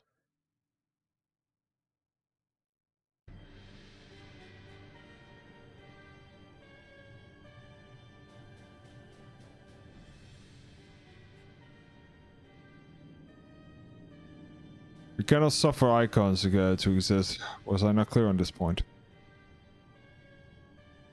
Or then clear. The icons in question have summarily dispatched by the Warrior of Light. The summoning is dead. The summoner is dead, and the right of it beyond repeating. Everything proceeding according to plan, and every part behaving exactly as required.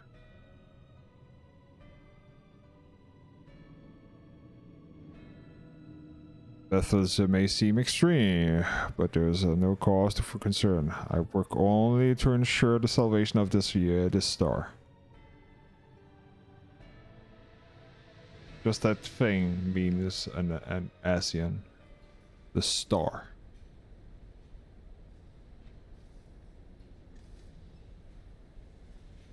But who is this? It's not Estinian, because he doesn't wear that armor. What are you doing here, fiddling around with that thing? I ask you a question, soldier.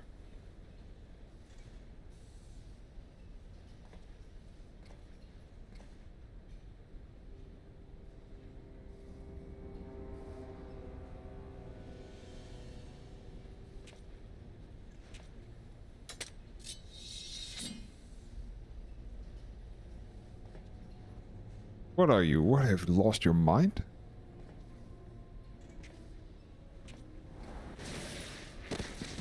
Oh.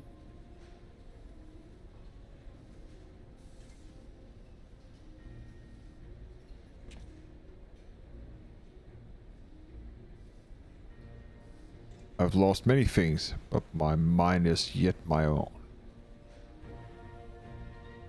And upon the stage I stood, preparing to take my final bow, only to find that the final was but an intermission.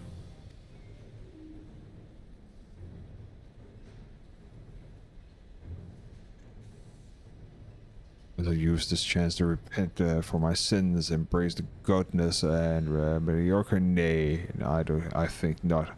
While the one I yearn to face yet lives, the hunt must go on. And that's where the hint is, the hunt must go on. Because Xenos has always been talking about hunts, so there's something there with Xenos. Don't know what happened, but looks like something.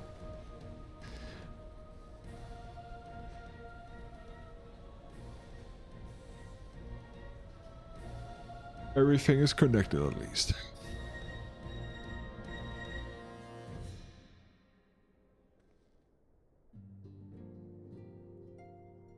The Emissary of the Dawn. It's been an eventful few days, hasn't it? But I suppose that all I can do now is wait for a word from Alphino. Let me just check something here before I'm going mad in this queue list.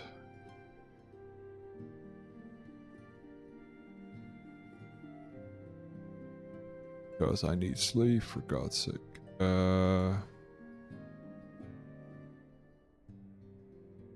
Yeah, this here's the last one. Okay. I don't recall the last time I had nothing pressing to be getting on with. We should probably make the most of it. Shall we put on some tea? Tea would be lovely. May regale me with some of your tales of the adventure of the Far East and encounter with the new primer, especially. I'll put the kettle on then. The table looks free. I'd like to take a seat.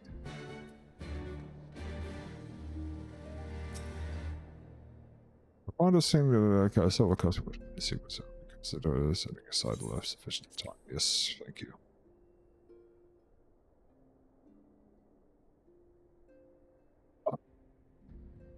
Interesting. So this Tsukiyomi was summoned much the same manner as Sasano. We had a medium of a sacred relic.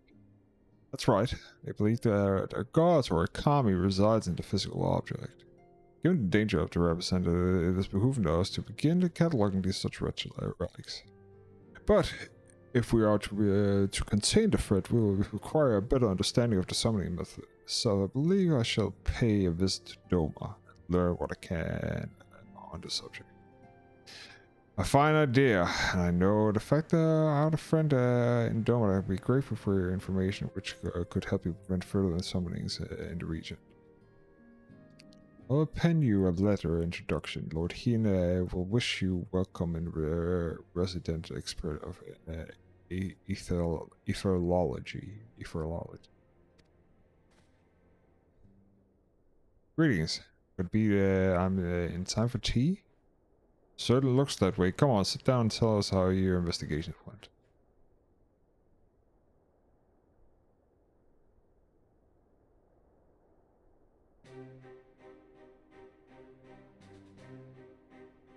After you left, I went to the questioning of the Bloodthrow gatekeepers. They all told me the same story. Once Lisa and her officer confirmed that Zebras was dead, the corpse were interred under the strict supervision. There seems to be little reason to doubt the testimony of the on that point. But when I mentioned the defecated of the Xenos grave, the accounts grew rather more vague. None report of having seen the suspicious person in the vicinity, and I assumed that the act had been prepared to revenge for Alamegan's cruelty. However, I was able to confirm that when the offending scrawl was removed, as per Lisa's instructions, no one involved thought to check the content of the coffin, and by that stage, this like the corpse was already missing. Assuming that Xeno has not in fact risen from the dead, we are left with two possibilities. Either the body was disposed of and lent to the concretance of the claims of an extreme committed imposter, and or an Asian has taken up residence within.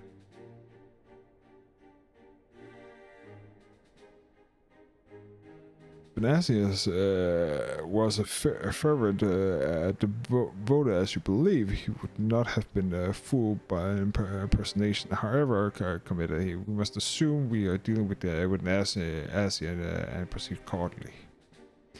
Agreed. Agreed. The question is how many more of monsters are awaiting us? Are waiting for Alpha and Galmoth. Their person has his chief reason was their presence was his chief reason for going. He understood the risk. I only hope he did not underestimate the extent of the infestation.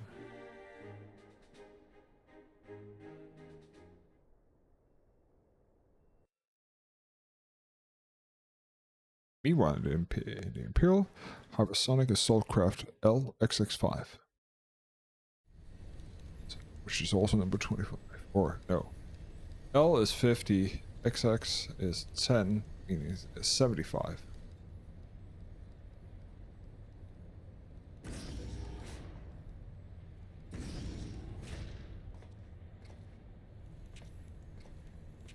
As the Alpha Node, we're making good speed towards our destination, as I ought miss. It's just seen not in my cabin. I was just curious to how the land over which we flew. I'm afraid the military craft are built for little thought of niceties. I'm happy to indulge you in the curiosity. However, the prize that we're over the burn on the western edge of Orfrot. When the brief of a porthole, your gaze would have been greeted with naught but mounds upon mounds of lifeless earth.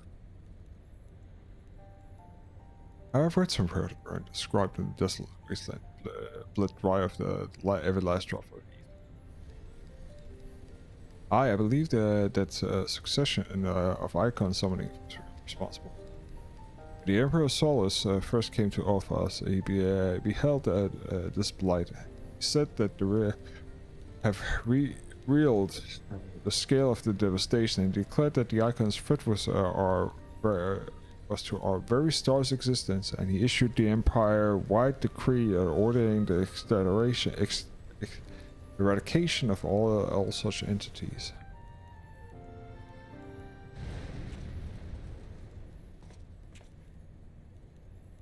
Report. We are under attack. Agitate armor. No visible designation. Agitate, but who? Cannons. Return fire. Damage report.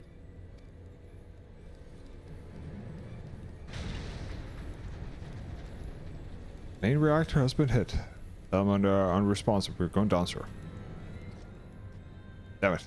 You know exactly where to hit us. All hands on brace yourself. Brace for impact.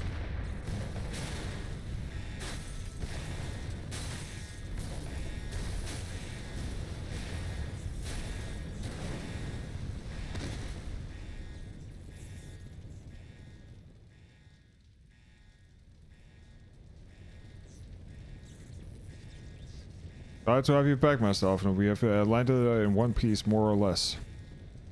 But the infiltration is damaged, and the filling of smoke. We must gather our survivors and get out of here while we can.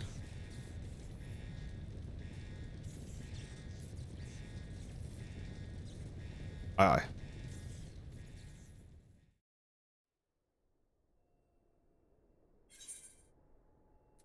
Very easy.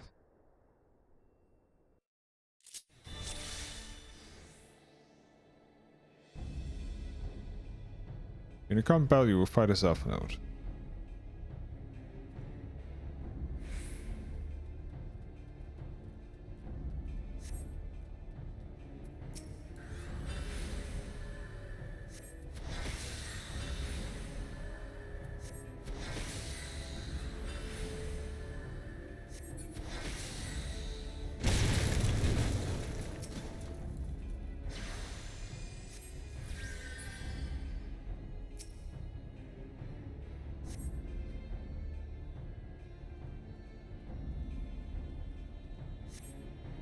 Come on, here we go.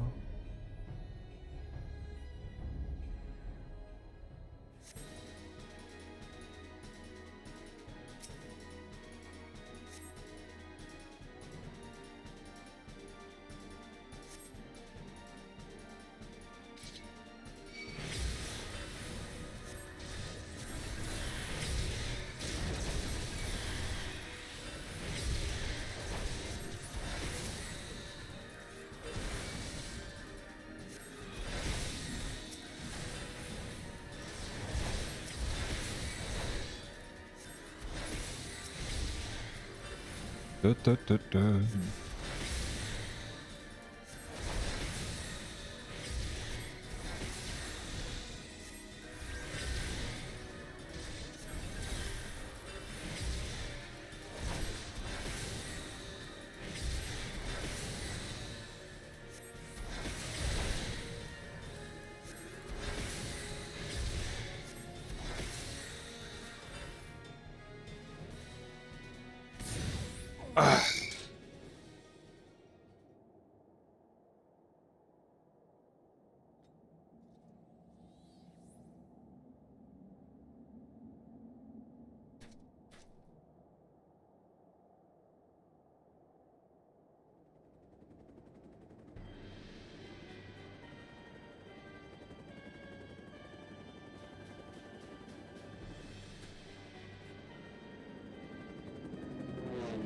Here we have all Golem almost.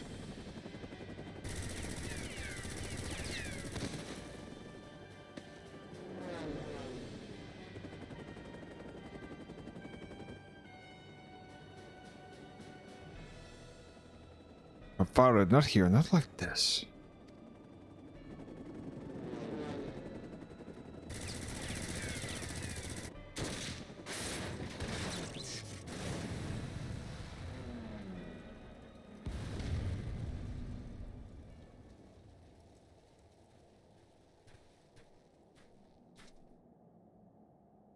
What are the Emperor's name? Enemies are of our enemies' introduction can wait. You can you're calming the crisis, myself. Let us finish this then.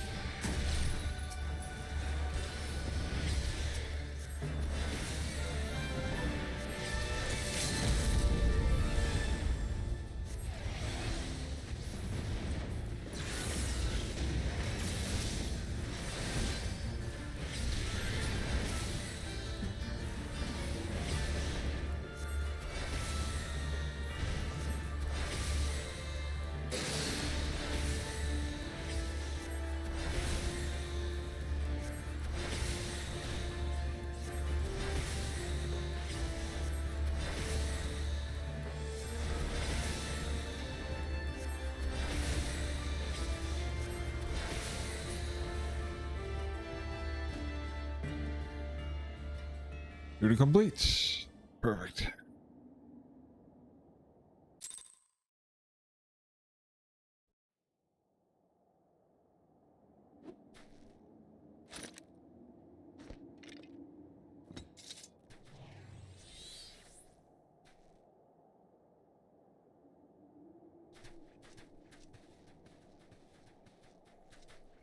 My thanks. Your intervention proved most timely.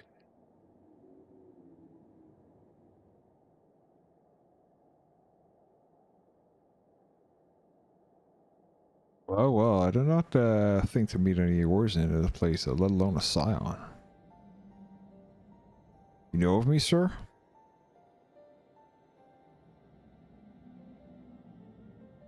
I have some small history with your order.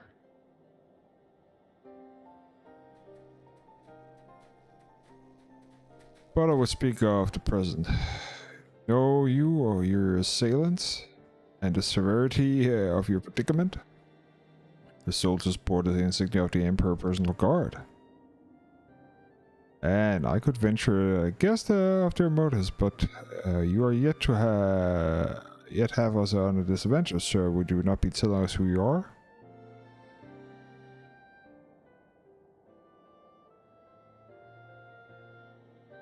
Our names are not yours of asking, and for our purpose, let this be your answer.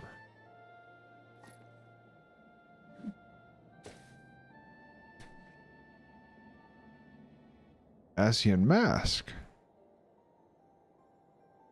The face of our prey.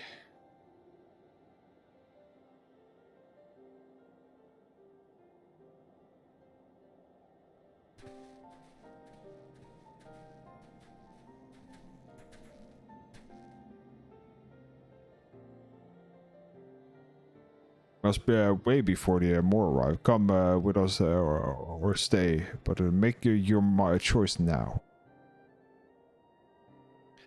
Even should we manage the long trek to run to the burn and secure the passage to the capital, it would no doubt be greeted with the Emperor's guards. Indeed, accept your gratitude's offer.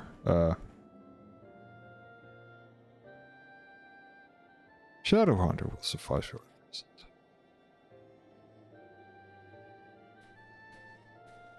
Come.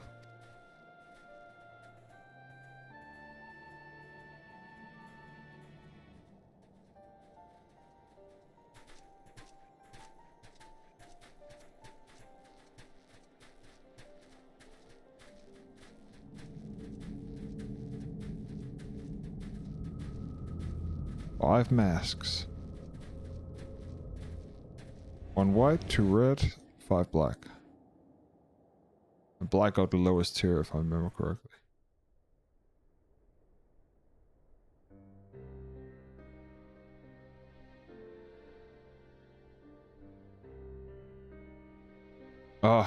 It's intolerable, but as much as I wish it were the otherwise, there's nothing I can do for Alpha but pray for his success.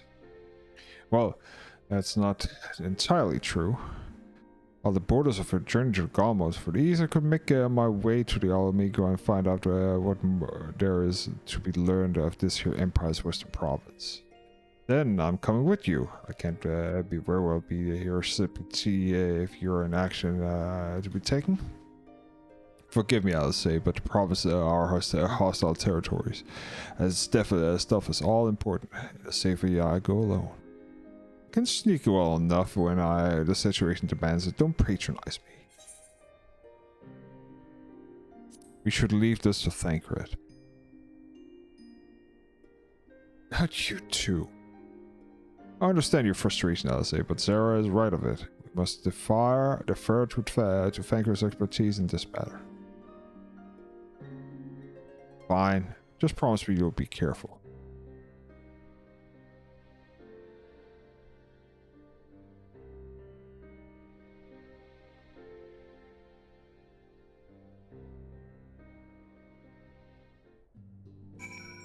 And it seems I'll be praying to be more extent than of my contribution after all.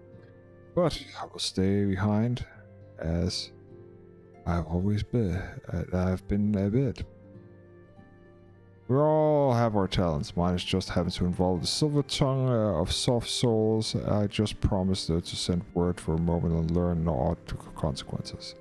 See that you notified me too. I mean to depart to Doma as soon as I find a suitable Eastern Alvanaut vessel to bear me thither. But I shall return if I am needed. But sure to drop by every now. You're in the area in the area, Sarah. With any luck, you will have a painful detailed report of from Alpha Note to share.